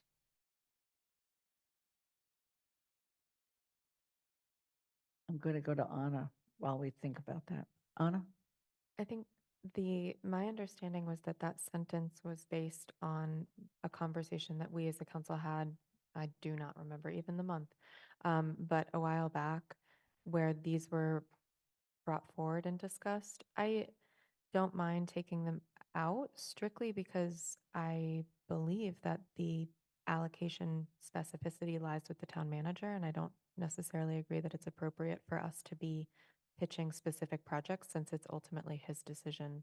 And what we are asking for in the first sentence is basically saying we need to be made aware so that we can talk to our constituents and, pass messages along. But the vote that the last council made authorized the town manager to make those decisions. And I would support striking that sentence strictly because, even though I think that there's great things in there, because I think that what we're bordering on is the council overstepping into what we've asked the town manager to be responsible for. Okay. Yes. I'm having problems getting to having the document and the hand raised on separate pages, separate screens. The sentence, I mean, what we say in there is we recommend that you include remaining ARPA funds and projections of other possible grant support, and but we don't really, and we give examples, but do we really recommend anything other than we're giving examples, but it's not an exclusive list? And ultimately, it is, I think that the question back to that Alicia may be raising is whether we want to make more concrete recommendations than just saying, here's some possibilities and we'd like you to include the remaining ARPA funds and projections in your planning. So I think that that's really what the question becomes, as to whether we want to have the opportunity to provide more than just here's some possibilities, but give more concrete suggestions. Michelle? I have a question and a comment. My recollection is we received public input on the second round of ARPA funds. So I think the meeting that Anna is referring to is when we received input from the public, and it included many of these items, that input, but it also included a lot of other items that are not in this list. So I do feel uncomfortable that the list is limited to particular items that I don't believe were discussed as a full council. So I would very much be in favor of removing this because I think at this point, we're not going to have that discussion before these are adopted. I also have a question for Paul. Paul, is there a timeline when the second round of funds need to be spent? Like, what are the milestones or deadlines? So all the funds have to be contracted for by the end of 2024 and spent by the end of 2025. And is that by calendar year 2025? Thank you. Okay. Jennifer, I'm not ignoring you, Alicia. I'm trying to get other people. That's okay. Yeah, just briefly, I agree with Alicia that, and what Michelle said, when there's a list, somehow that, if it's not comprehensive, it looks like we're prioritizing. So I think just to delete what's highlighted in yellow would be wise. Kathy? I'm okay with taking this out, but I just want to point out the context. It was in the past when we've seen a budget, we don't necessarily see that we brought a bunch of grant funds in and it paid for something in the budget. So that was the context that we don't even see it. So an example would be the turnaround on Pomeroy Lane. That was grant funded, but you didn't ever see it in the budget. So trying to figure out a way to show us that in addition to the property tax revenue and everything else, there were some grants and they bought us the following. So taking this out is fine, but that was the sense it was in, and we just picked capital projects because you wanted to say some of the roads were paid for by this source, because it says next year we won't have the money. Like we get one-time money. So that's the context. It wasn't to be selective and say not other things, but things that aren't town services would not be there, in the same way. So we get this extra money and you never actually see it year after year if you pull up the budget book. So again, I'm okay with taking out, but that was the sense of it, that, you're spending money and getting us roads, but we didn't see that money anywhere. Paul, you have your hand up. This is just a response to Mandy Joe's question. It's really a typo. It should say 2012, not 2022. There you go. All right. We have one correction we are making. And I'm going to go to Pam Rooney. Okay, so we've talked about eliminating the sentence. Many of the, don't go away. Don't move. Go back Go back where to the I'll come back. sentence. I'm fixing the date on the first page. Well, I'll just say it then. So instead of listing specifically the capital projects, perhaps we could say, in addition to ameliorating the impact of COVID on our most vulnerable residents, you might consider some on capital projects such as those discussed by the community.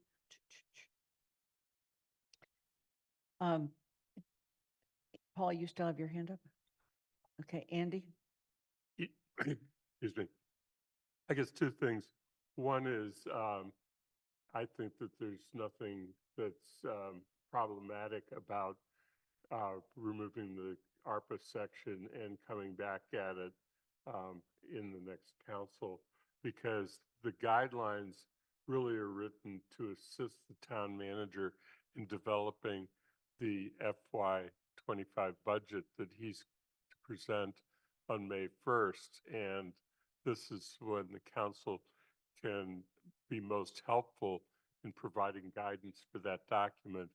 But the ARPA funds, as was pointed out by Paul in giving the schedule of when decisions have to be made and when funds have to be expended, are not operating on the same timeline.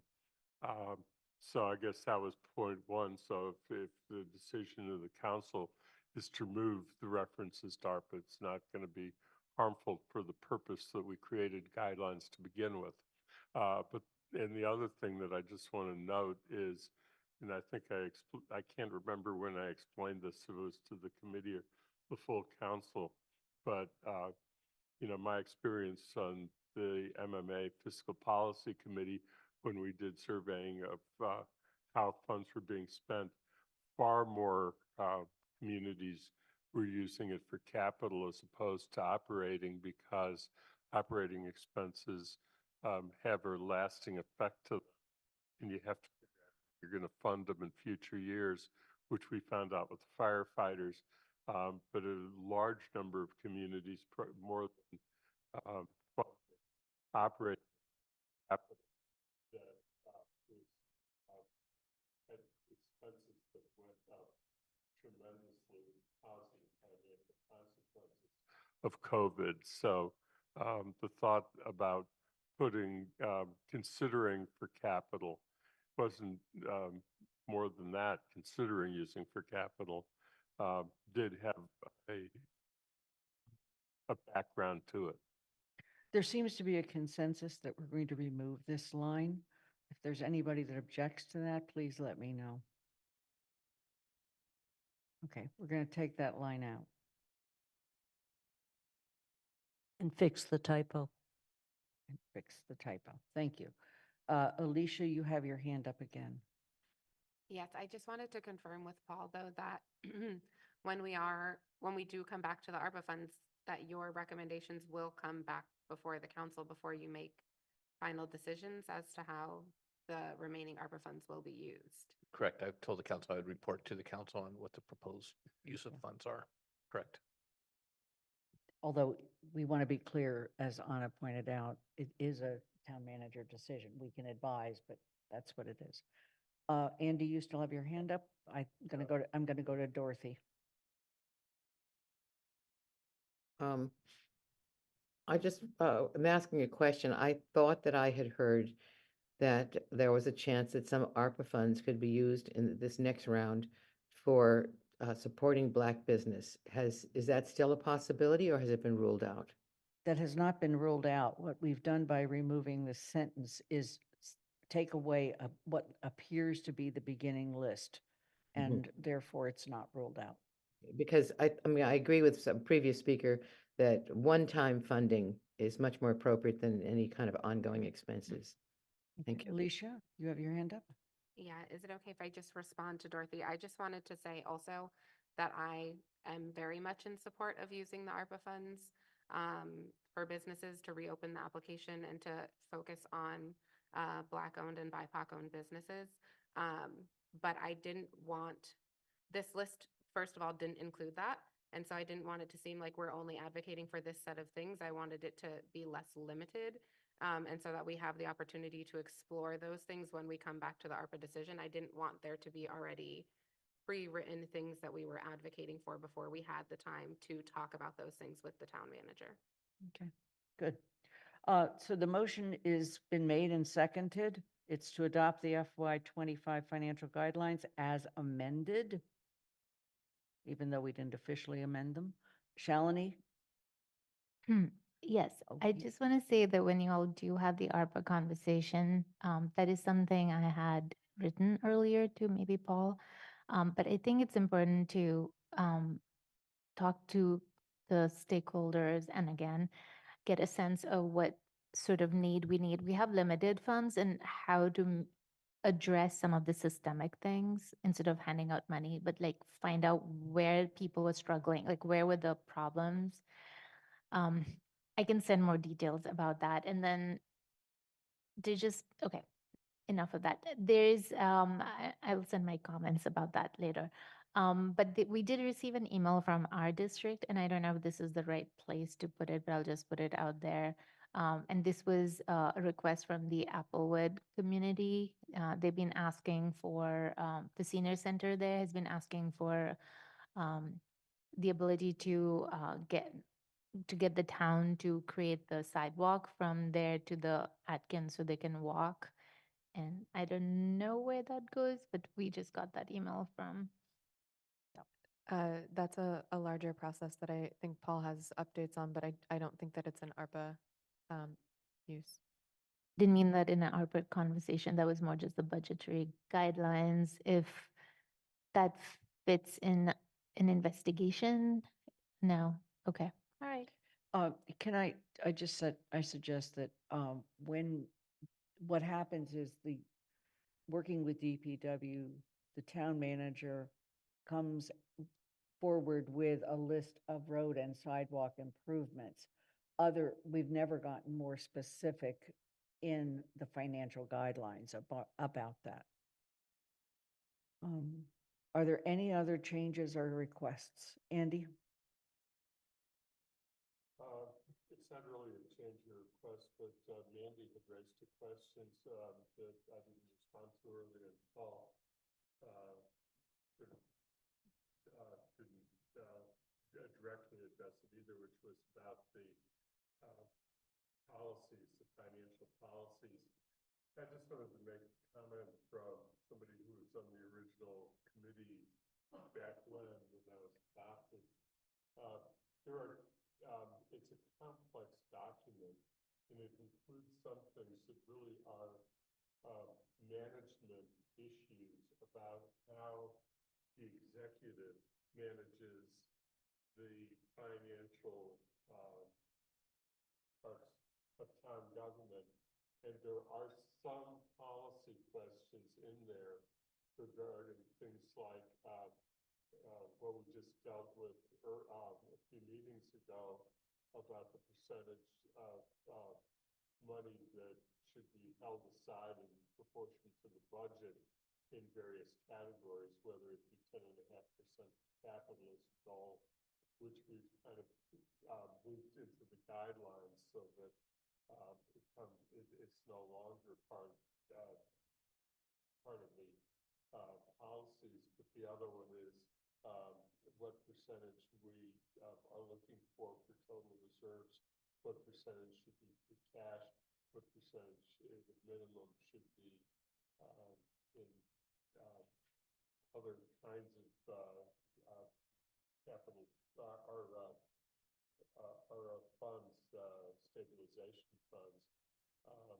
So there are those policy pieces, but those important policy pieces have been presented to the council and are voted on by the council in their actions to make transfers of funds. So I think for the most part, the cleanup of language in the amendments was really just efforts by Sean Mangano to work for clarity more than anything else.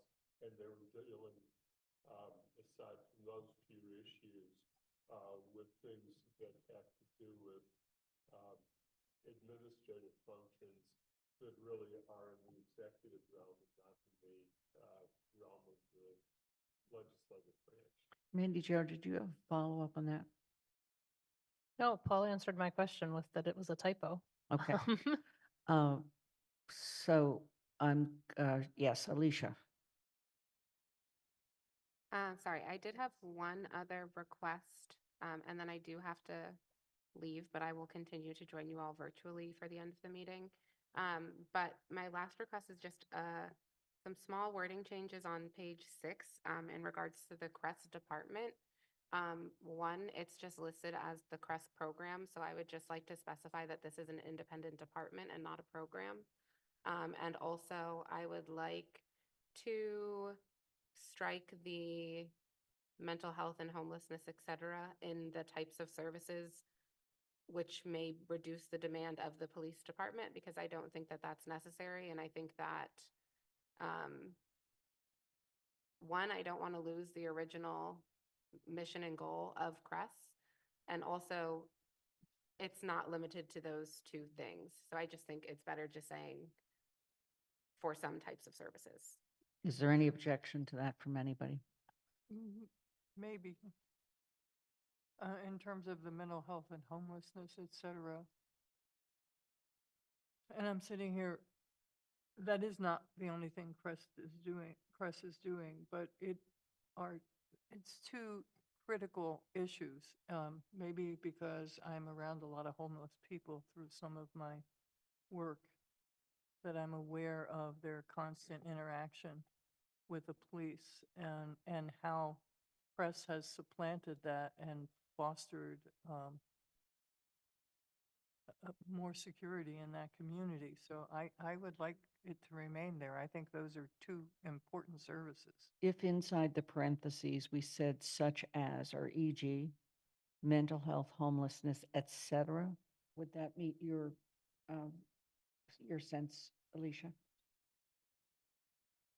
So I'm not actually hugely opposed to having this language here.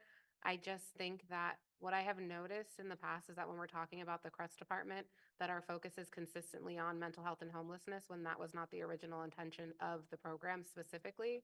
So although that is included in sort of the blanket of services provided of CREST, it is not the main focus. And so I think continuing to use this language as the only language is changing the focal point of what we intended this program to do. So What would you add that to make so those things could stay? And I'm not saying they have to, but what would you add, Alicia? okay, if you can give me a couple of seconds, I will think about that. But I do also just want to say about the other highlighted part, I would just still prefer for it to say like the CREST department as an independent department, not departmental That I program. think we're fine on. We're just, Well, just because on the screen it says departmental program. no, the program has a line through it. Oh, okay. You can't see it. Okay. Oh, up there you can't. On this one, you can see. Sorry, I just have Yeah. my own version Okay. open, so I didn't see it. Got it. Okay, thank you. Because I want to focus on the fact that this is an alternative like an alternative response to nonviolent police calls. So that should encompass way more than just mental health and homelessness. And that its focus was on picking up people who do not necessarily feel safe or comfortable contacting the PD, and that they also can have a public safety response to their nonviolent crises, which could include mental health and homelessness, but is not limited to and not solely focused on that. Not sure how to put that into exact words, but I So think if it said, e.g., mental health, homelessness, other nonviolent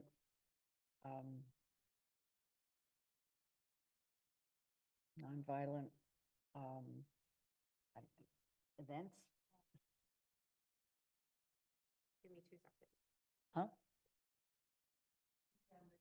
Or maybe we say, which may, or which can act as an alternative response to the police department for some types of services, and then. I think I would rather see us take it out. The mental health and homelessness. I think it's getting very. Okay, I think we have two different things going on. So we're going to take out that thing and the sentence there. But what Alicia is now suggesting is which may act as an alternative to the police department and reduce the demand as an alternative and to reduce and to the police department. How's that? Yeah.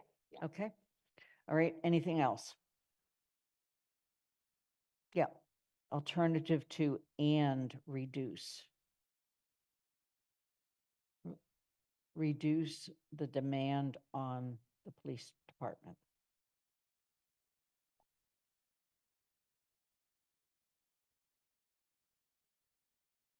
So reduce the demand. In other words, don't accept. There you go.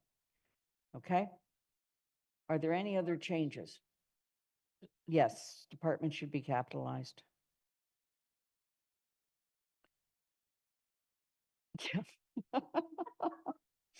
Okay, are there any other comments, questions, changes, requests? Okay, seeing none, I want to bring this to a vote before Alicia has to leave to change her location. I'm going to start with Michelle Miller. Aye. Dorothy Pam, Yes. Pam Rooney, Yes. Kathy Shane, Yes. Andy Steinberg, Yes. Jennifer Taub, Yes. Alicia Walker, Yes. Shelley Bell Milne, Yes. Pat DeAngelis, Aye. Anna Devlin Gothier, Aye. Lynn Griesmer's an aye, Mandy Johanicky, Aye. Anika Lopes. Aye. That is unanimous. We did the town manager's goals. Given the hour, I would like to suggest that the council committee transition memos that each of you have provided us are fabulous. Can you give us a 2-sentence or just let it go? They're fabulous. Anika's They're good very enough as is, disappointed. Lynn. I don't think we need to speak to them. there'll be a lot of time to do that at the end, but we'd like to get to the carryover memos. Okay. All right. All right, all right, all right, all right. We're going to spend longer debating. We're gonna see her in a minute. She's just gonna go home. All right, are there any questions or comments about the CRC one?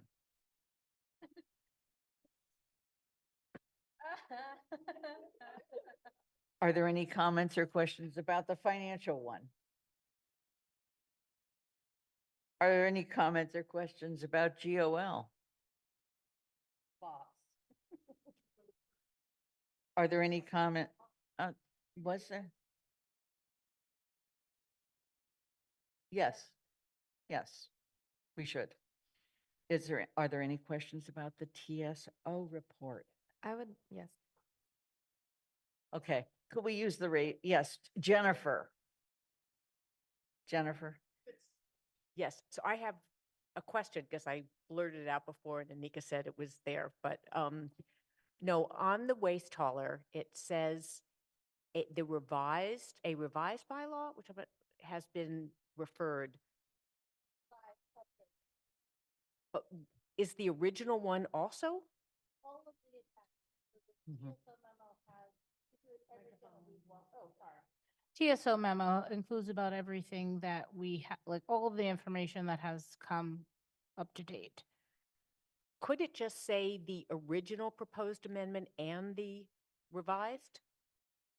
Well, the revised is what was the updated, rather, the latest updated, which was submitted on December 13th, was even from the week before on the 7th, asked that it was approved and that all sponsors were on board with that. So that is what was placed into the carryover, but the background information is available as well. So it makes it clear that that is the updated draft is what we did not discuss in TSO.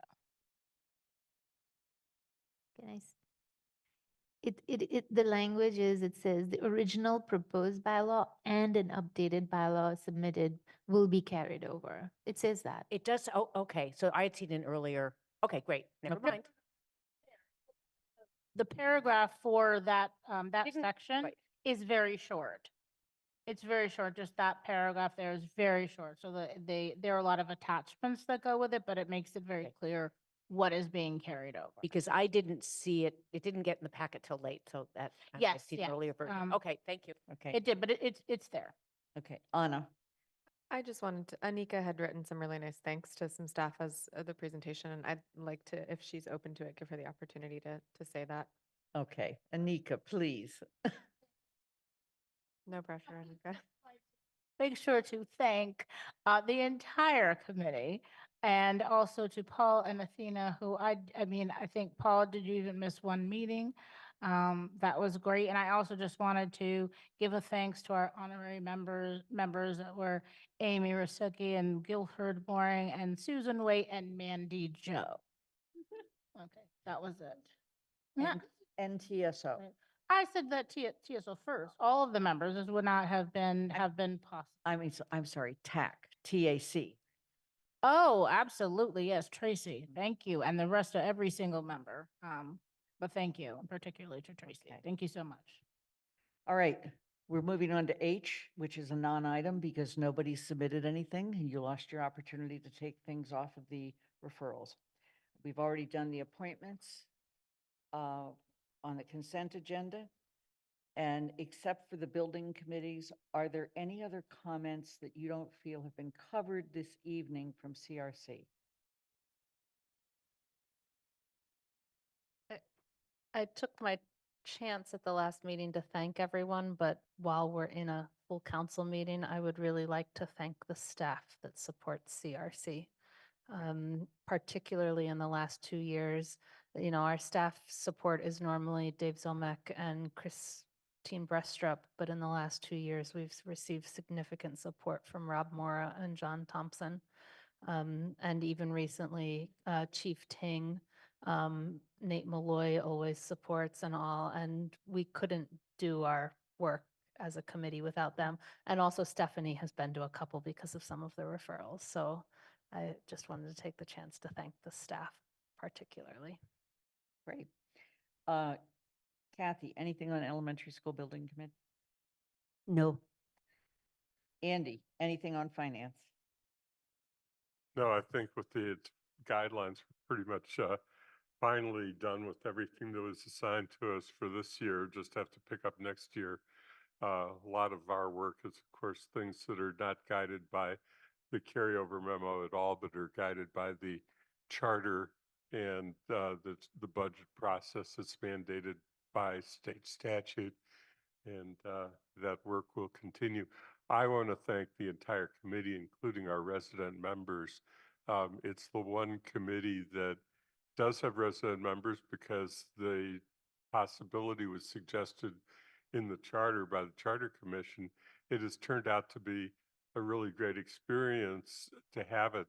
I think that the other committees might want to consider having resident members also, based upon, what is now 5 years worth of experience with the Finance Committee, and seeing that they really have provided a different perspective in a non-legislative perspective. They have not gotten out of the lane of the possibility of the one member of the committee who's now a counselor-elect, but I think that he's a counselor-elect because of the success of the process, and because I think he learned a lot about the council and the community and the government, and citizens learned a lot about him because he was participating on the committee. So, and the last thing I want to do is thank all of the staff. I even want to thank Sean Mangano, even though he had the nerve to leave us. But since he's not here, I can do that. But I want to thank Paul and Athena for providing the support they always do, and Holly, Jennifer LaFountain, Holly Drake and Jennifer LaFountain for the way that they've picked up, in addition to doing all of their duties to answer questions that the committee may have. And we look forward to Paul's successful search for finance committee, a finance director who can work with the committee in the future. But in the meantime, I think we're well served by our staff. And so thank you to everyone. Okay. GOL, Pat. Well, I absolutely want to thank Jennifer and Lynn and Michelle and Mandy for their work on the committee, and Michelle for chairing it in the first year. That's a given. But I also want to thank the multitude of residents who have attended our meetings. They don't. But I'm making a joke because one of the few times that we had a resident come was when we were first looking at the rules of procedure. And I am actually grateful to this person, and I won't name her right now. But she really brought up the fact that our rules and procedures had separate rules for counselors and residents, and why should they be different? And so got us looking at that and lessening the separation. So I think that was really valuable. And I thank Athena also for the comment she made to me today that I'm thinking about and processing. Thank you. Okay. I'm going to move on to Jones Library Building Committee. I think we are all up to date with the Jones Library. Done. Okay, moving on to TSO. You have another opportunity. Okay, well, let's see. If I'm going to add anything, I would just say, speaking of to pick up on Andy's comment, we ended a little bit talking about how we've probably also been the committee that we claim that has had the most laughs, as well as pushing through, I think, an enormous amount of material. But I think going forward, I mean, TSO is really the people's committee, and kind of that space where not all residents may be aware that it's really a great place to come and express concerns. We really are talking about, I mean, not that every committee doesn't do it, but really just, town services. So I think it's a really important place and hopeful that more residents will come and participate and spread the word. Great. Any liaison reports? Seeing none, we've already approved the minutes. Any questions of the town manager that you want to ask in public?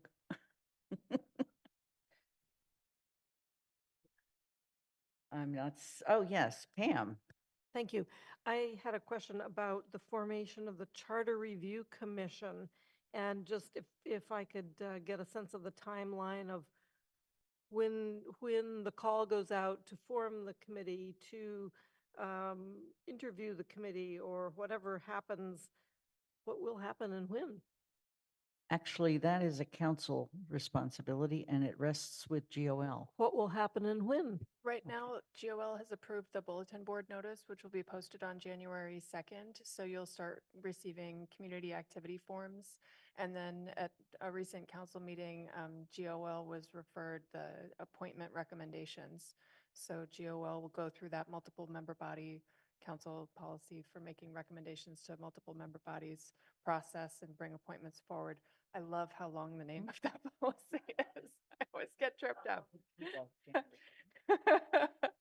So, anyway, so this CAFs will be coming in, allowed to come in on January 2nd. That notice will be available.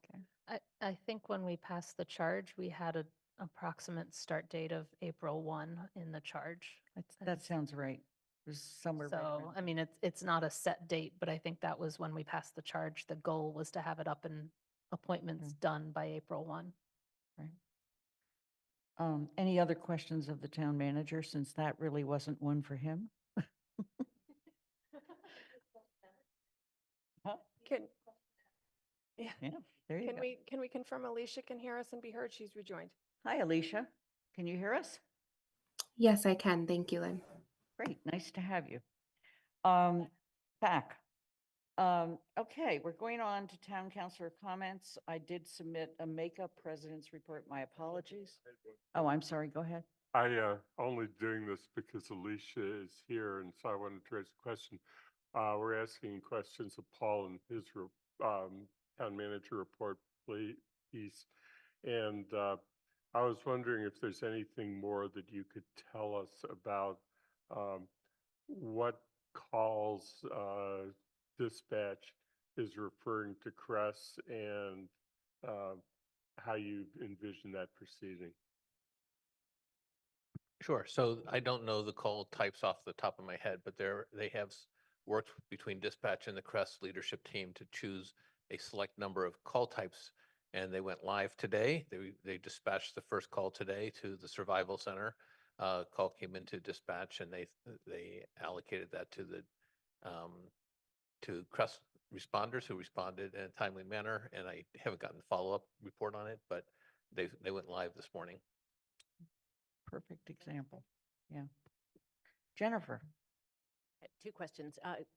The responses from the RFI for the waste hauler, when do you think we might get that report?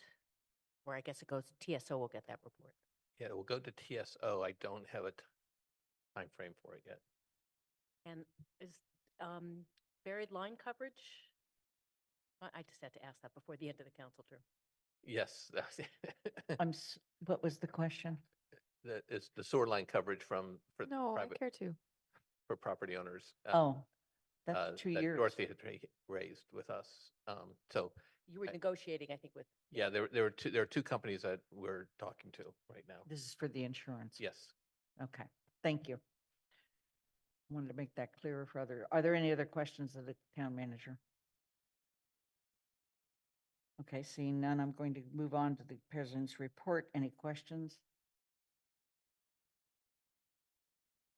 Then I'm going to move on to the future agenda items. They were pretty much covered in the carryover memos. Are there any other requests that people want to put out there now? Kathy? I just wonder if we are going to do what you did 2 years ago, which says thank you and That's appreciation. next. Okay, That's thank you. next. Just give me time. Trying. Follow the agenda, right? Thank you. Thank you. Thanks. Okay. In lieu of counselor comments, Athena, I have sent you a slide deck.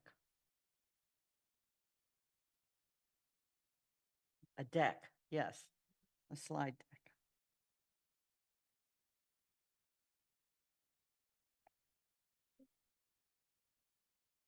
So, this is the town council that started on January 3rd, 2021, and ends on January 22, 2022. Thank you, an edit already.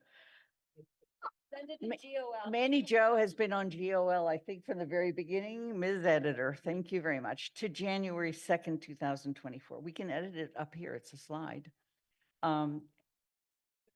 Let me just say, this has been an amazing council. So let's look at the council itself. And I want to take the opportunity to thank all of you. You've put me to the test. I think I've put you to the test sometimes. I know I have. I want to just thank you for the hours and the consideration of how do we shorten our meetings and taking that to heart.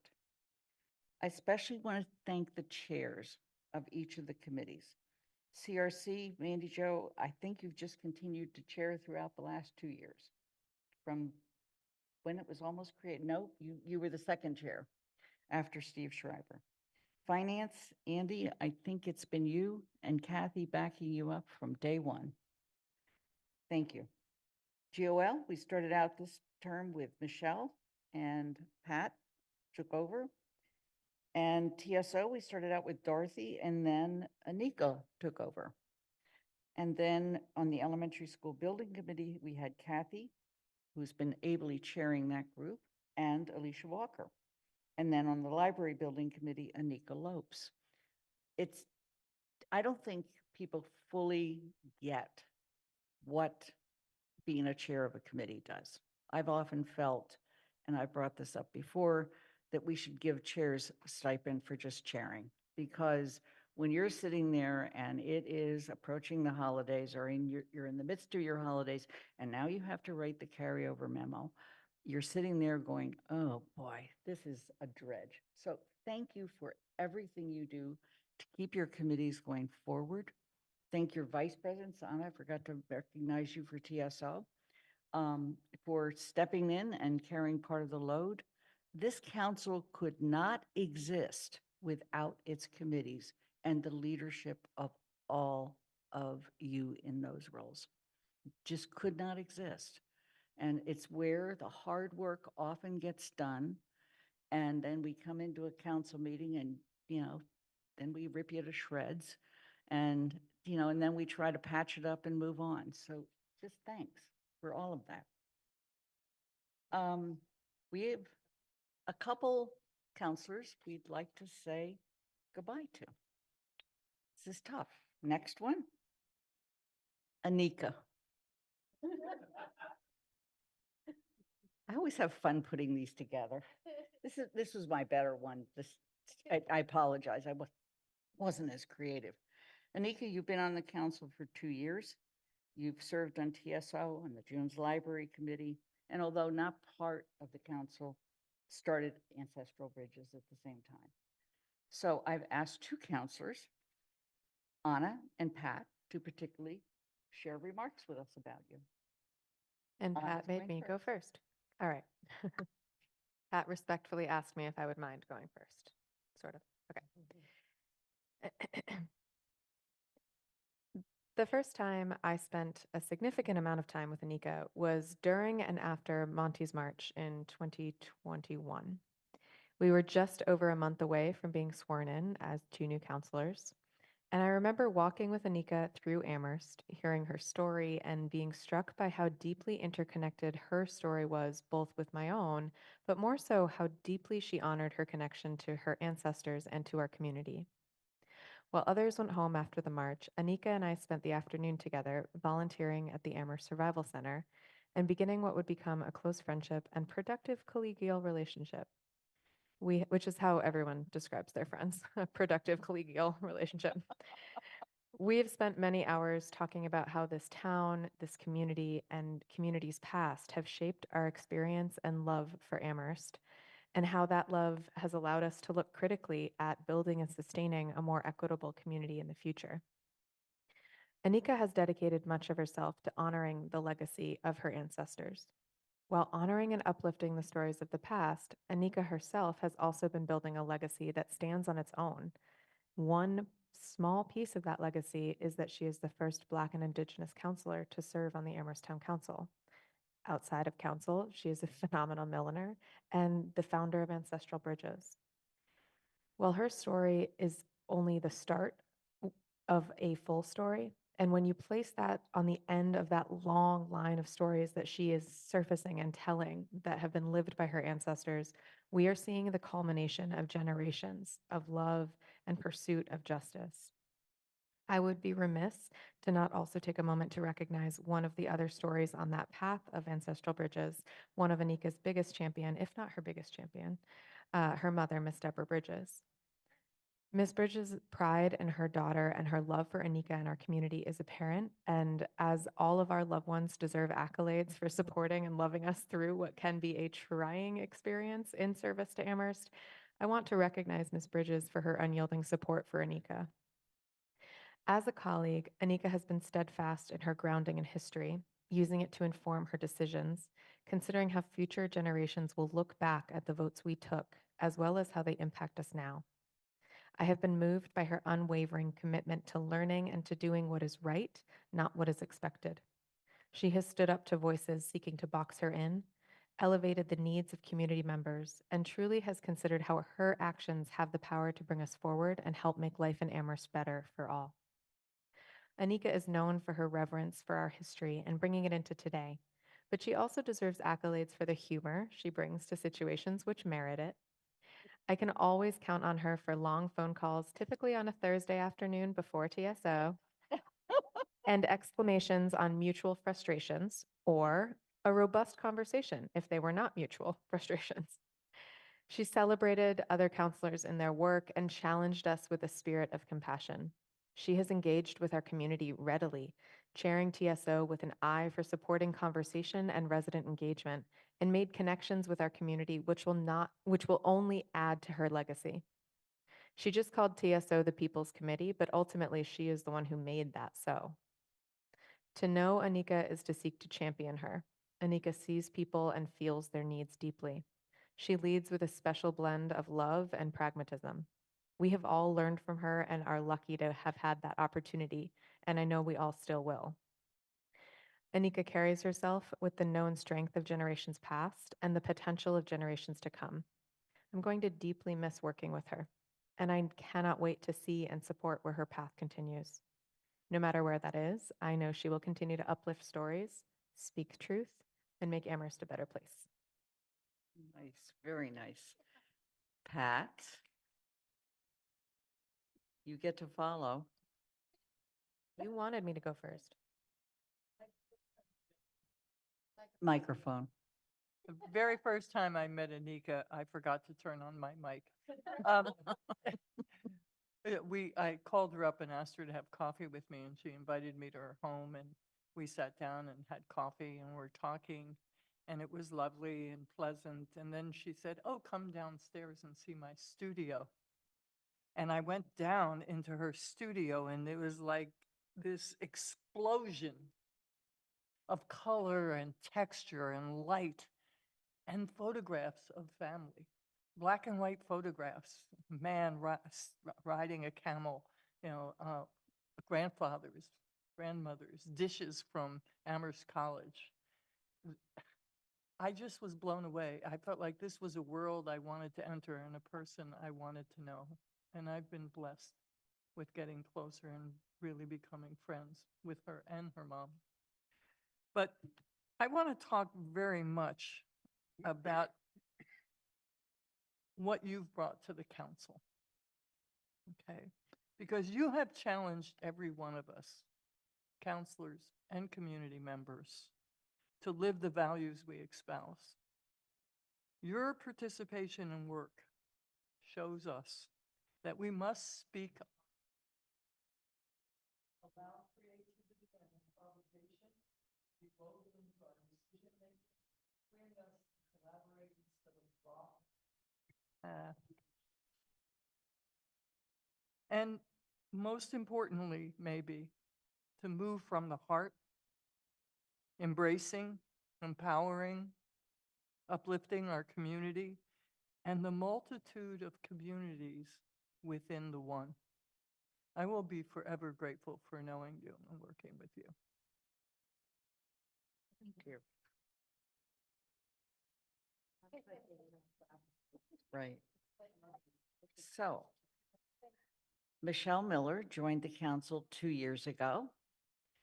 And she has been on GOL and the chair of GOL. She was on finance, and probably the thing we will always remember you for is you're chairing AHRA. You came to us chairing that, and you continued to chair it almost to the very end of your term.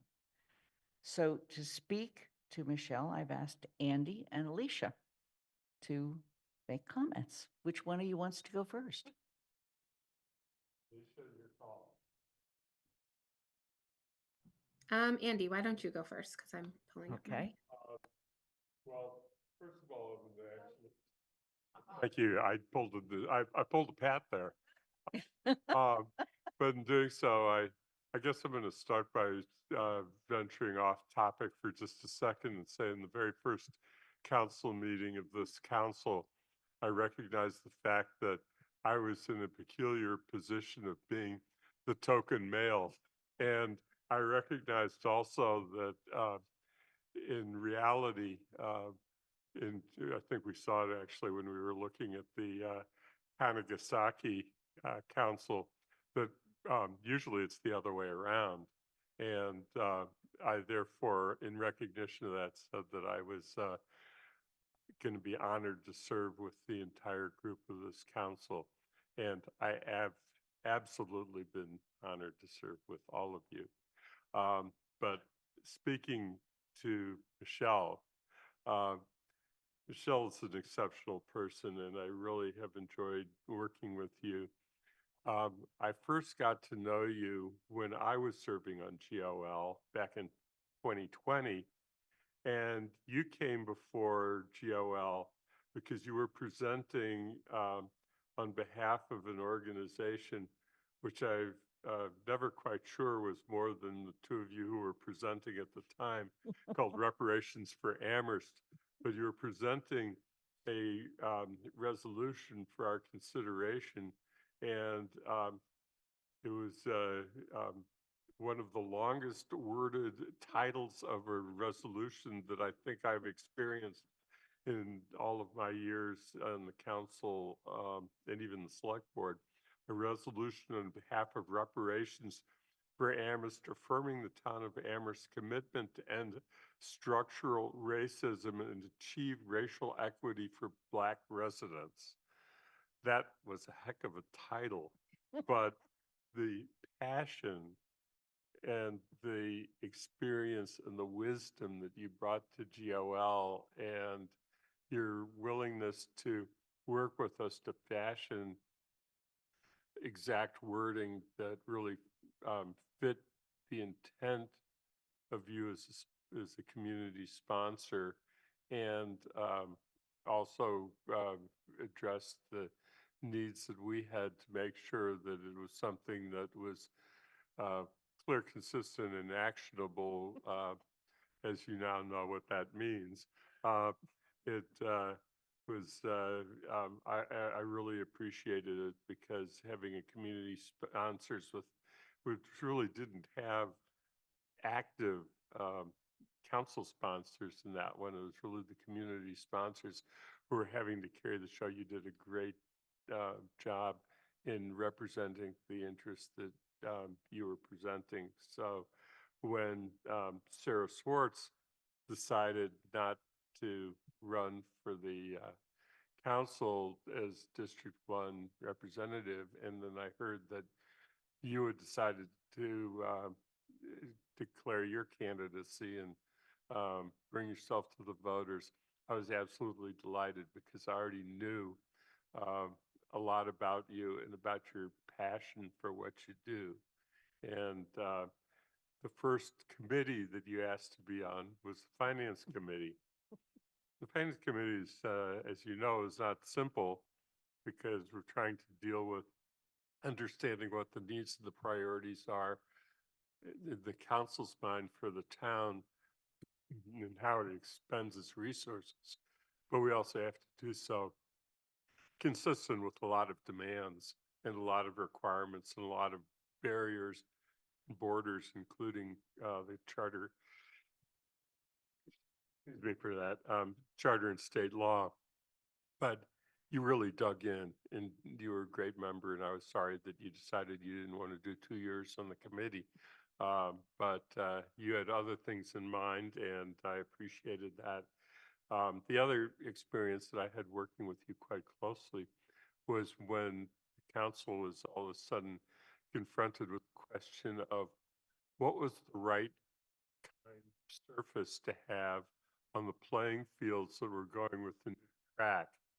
And that there was a lot of passion on both sides because we had heard a lot about the need for a playable surface that would be able to serve the largest number of students, and at the same time we wanted to make sure that it was a safe surface. And you know, as you did with the reparations, you dug in and really came to understand the complexity of both sides. And I remember the morning that you decided to take an early morning tour with the superintendent, the athletic director, of all of the play fields and the pros and cons and the needs of each sport. And you called and said, "You want to come with me?" And I said, "What time are you doing this?" You told me. I said, "No, have a good time." But you then crafted a resolution to a problem and allowed the council to state its concerns and to give guidance back to the school committee and allow us to move forward. And it was your leadership in creating that very difficult resolution that I think really enabled us to get on to where we are now, which is a school committee that's still working on the issue. So, and then of course, then there was all of the work that you did with AHRA and the national recognition that you received as a result. And I think that that speaks for itself so clearly that I don't have to bother to spend any more time on that one because I think that we all know. So having said all of that, I'm going to miss you as a fellow counselor tremendously. I look forward to continuing to be your friend living on the northern side of Amherst and trying to continue to have that feeling of compassion and support that you offered me, and I hope I was able to offer you. So thank you. Thanks. Nice. So Alicia, you get to follow that one. Thank you. I do second everything that Andy just said, but I did write something for you, Michelle. And so as we gather for our final council meeting of this term, I stand before you with a bittersweet feeling, bidding farewell to a remarkable councilwoman whose dedication and passion have left an undeniable mark on our community. And I know you did not seek a second term, but it is with a mix of gratitude and admiration that I speak of your contributions today. Throughout her term, Michelle has exemplified what it means to be a devoted public official. She's approached her role not just as a council member, but as a compassionate listener who combines heart and wisdom to craft thoughtful and impactful proposals. Her commitment to bettering our town has been unwavering, and her advocacy for the community has been nothing short of amazing. I have had the opportunity to work on initiatives one-on-one with Michelle, and I am astounded at her ability to so deeply listen and to listen for meaning and understanding, and her courage to ask hard but important questions and to identify themes, and all in the name of seeking solutions. I want to especially highlight Michelle's exemplary leadership on the African Heritage Reparations Assembly. Her dedication to advancing social and reparative justice, fostering healing, and creating meaningful dialogue has been truly commendable.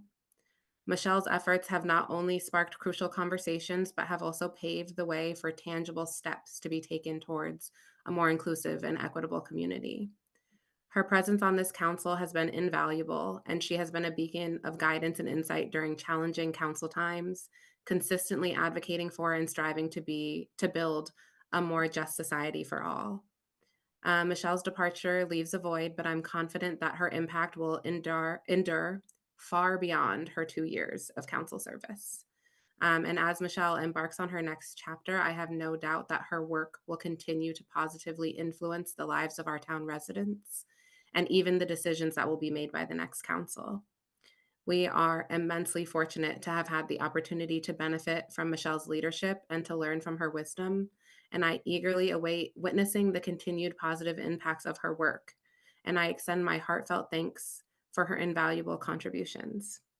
Thank you, Michelle, for your dedication, your tireless efforts, and your enduring commitment to making our town a better place for everyone. Your work has helped to lay a foundation for a more equitable and inclusive town, and we are deeply, deeply grateful for your service. Thanks. So now we move on to the senior people who have been on the counselor. Hey, these were on your website. No, maybe the one on the right wasn't, but you know. Shalini Ball-Milne. Shalini joined the council, the inaugural council, and has brought probably some of the more interesting insight into any number of issues and fighting hard for people who are not initially residents of the United States, which is admirable and wonderful. She served on TSO, CRC, and I think a couple other things. What I'd like to do is ask Mandy Johanneke and Kathy Shane to speak to Shalini. Which one? Kathy? No, Mandy Jo is going to go. A lot of this has already been said during the earlier conversation we had on the legislative process guide. But what I want to say is, you know, in your 5 years on the council, you have really brought a focus of values and community outreach, you know, from having us put in a statement of values in the rules of procedure to the community stakeholders engagement template. If you remember that one that you brought to CRC that I think Anna already referenced today, to your work with UMass that you brought me and Brianna Sunrid into for Community Click and Amherst Talks to find other ways for resident engagement and bringing the council to the people, to the community engagement report that you spearheaded and then found an intern to help you with from UMass on our engagement and the survey for the residential rental bylaw, to the latest one of the legislative process guide that came today. I think your legacy at the council will be never forgetting that one of our roles is community outreach.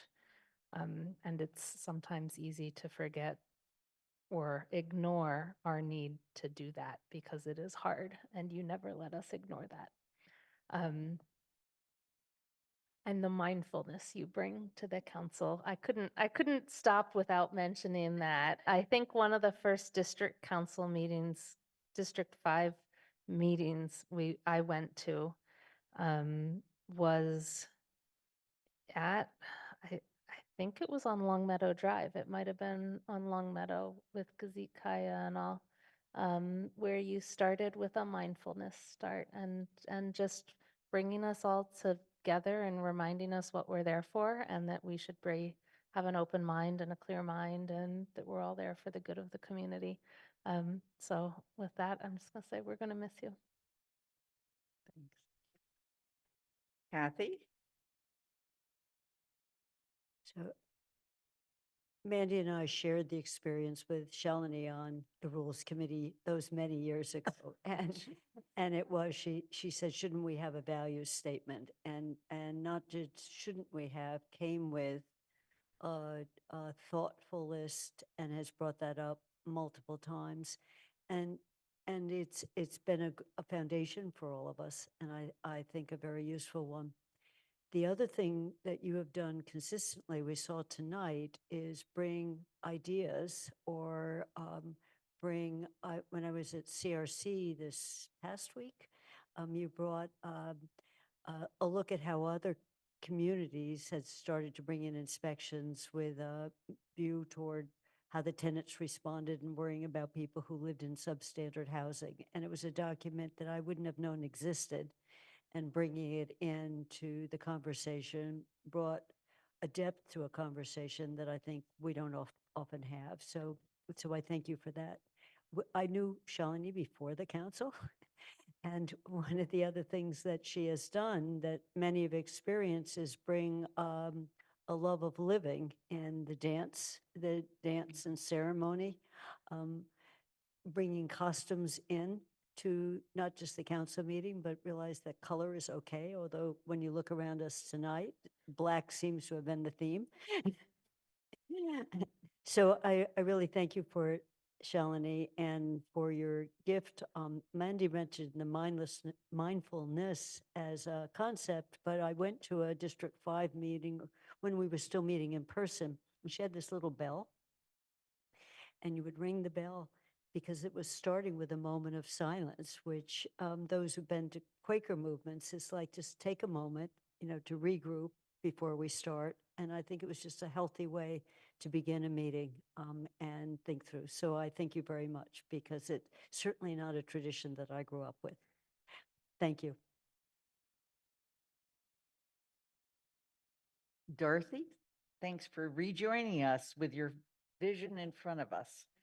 Dorothy, you've been on the council for 5 years, and what a few of you might remember, but not all of you know, Dorothy actually chaired the initial council meeting because she, at that point, was the oldest member of the council. And according to the charter, that is who chairs the initial council meeting. So in addition to that, you worked hard to create CRC. I remember those conversations. You've been on TSO, you've been on finance. I think you've been on them all, but maybe not GOL. So Dorothy, we've asked Jennifer and Pam to speak to you.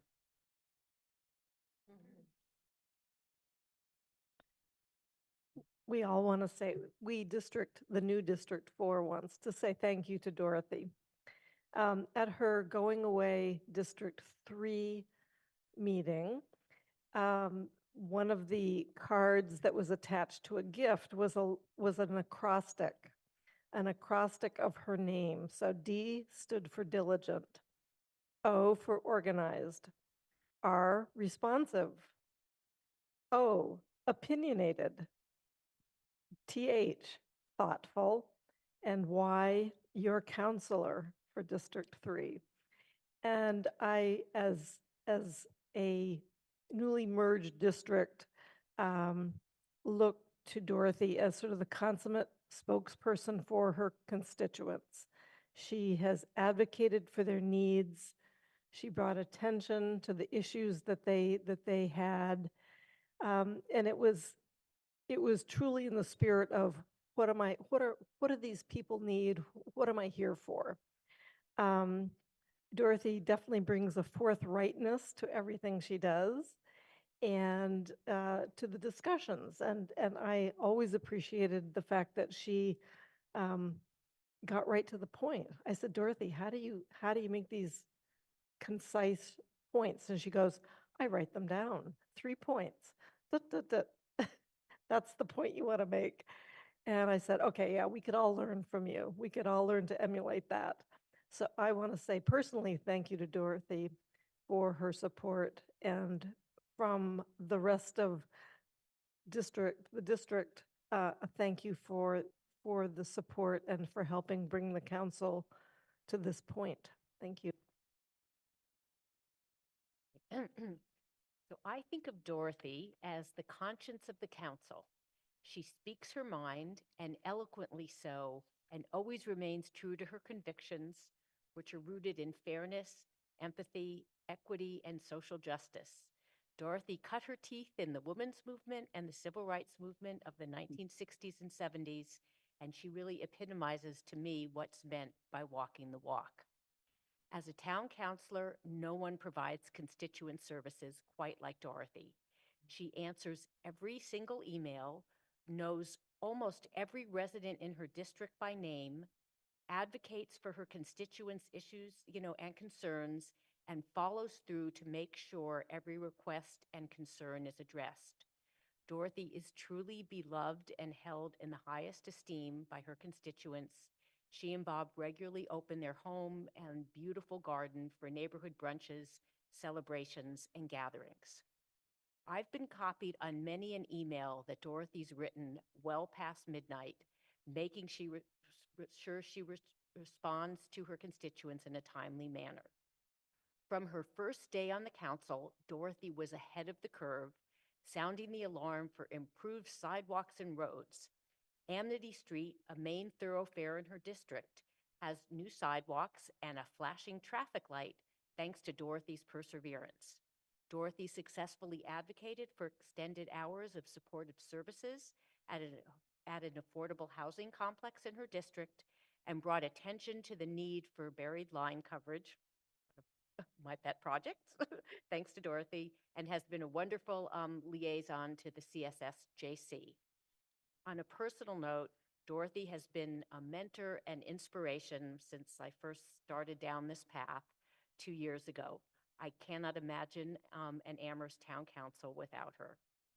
Thank you, Dorothy, for your 5 years of dedicated service, guidance, and leadership. I know I will continue to look to you for advice and wisdom, but I promise not to text after 10 p.m. But if I do, I know you'll immediately reply.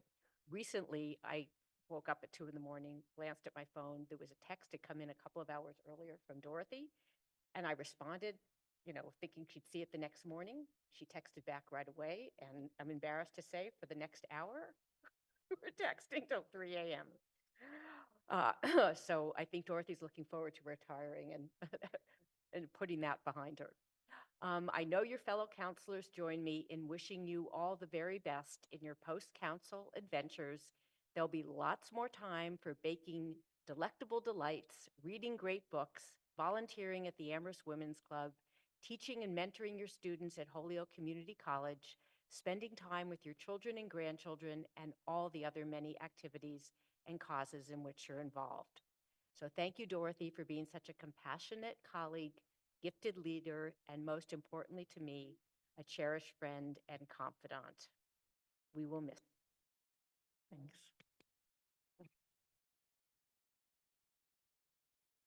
So, thank you. We're going to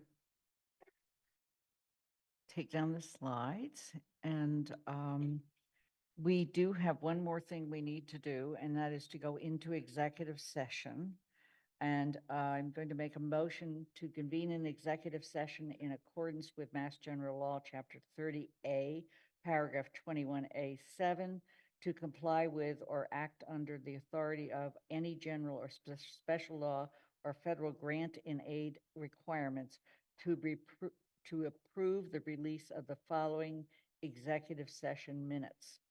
Athena, correct me if I'm wrong. December 5th, 2 sessions, and December 11th, December 5th, 2022, 2 sessions, December 11th, 2023, 1 session.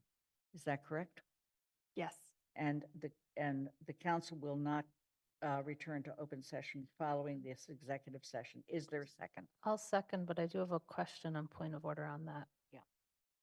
Does the motion, I believe we're aiming to release one of the two December 5th minutes. Does that have to be reflected in this motion?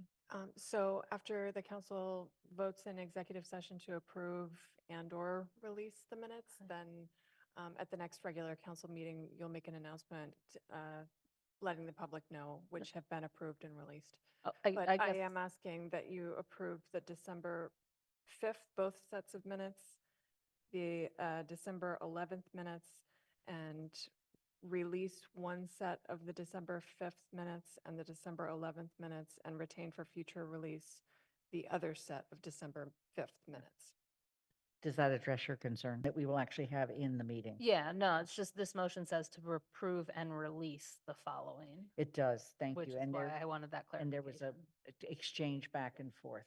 Yeah. We are going to have to change to a different Zoom link. I believe you already sent that to us. Is that correct? Oh, I'm sorry. Yes, we need to vote. I have a hand up real Yes, you- quick. I yeah.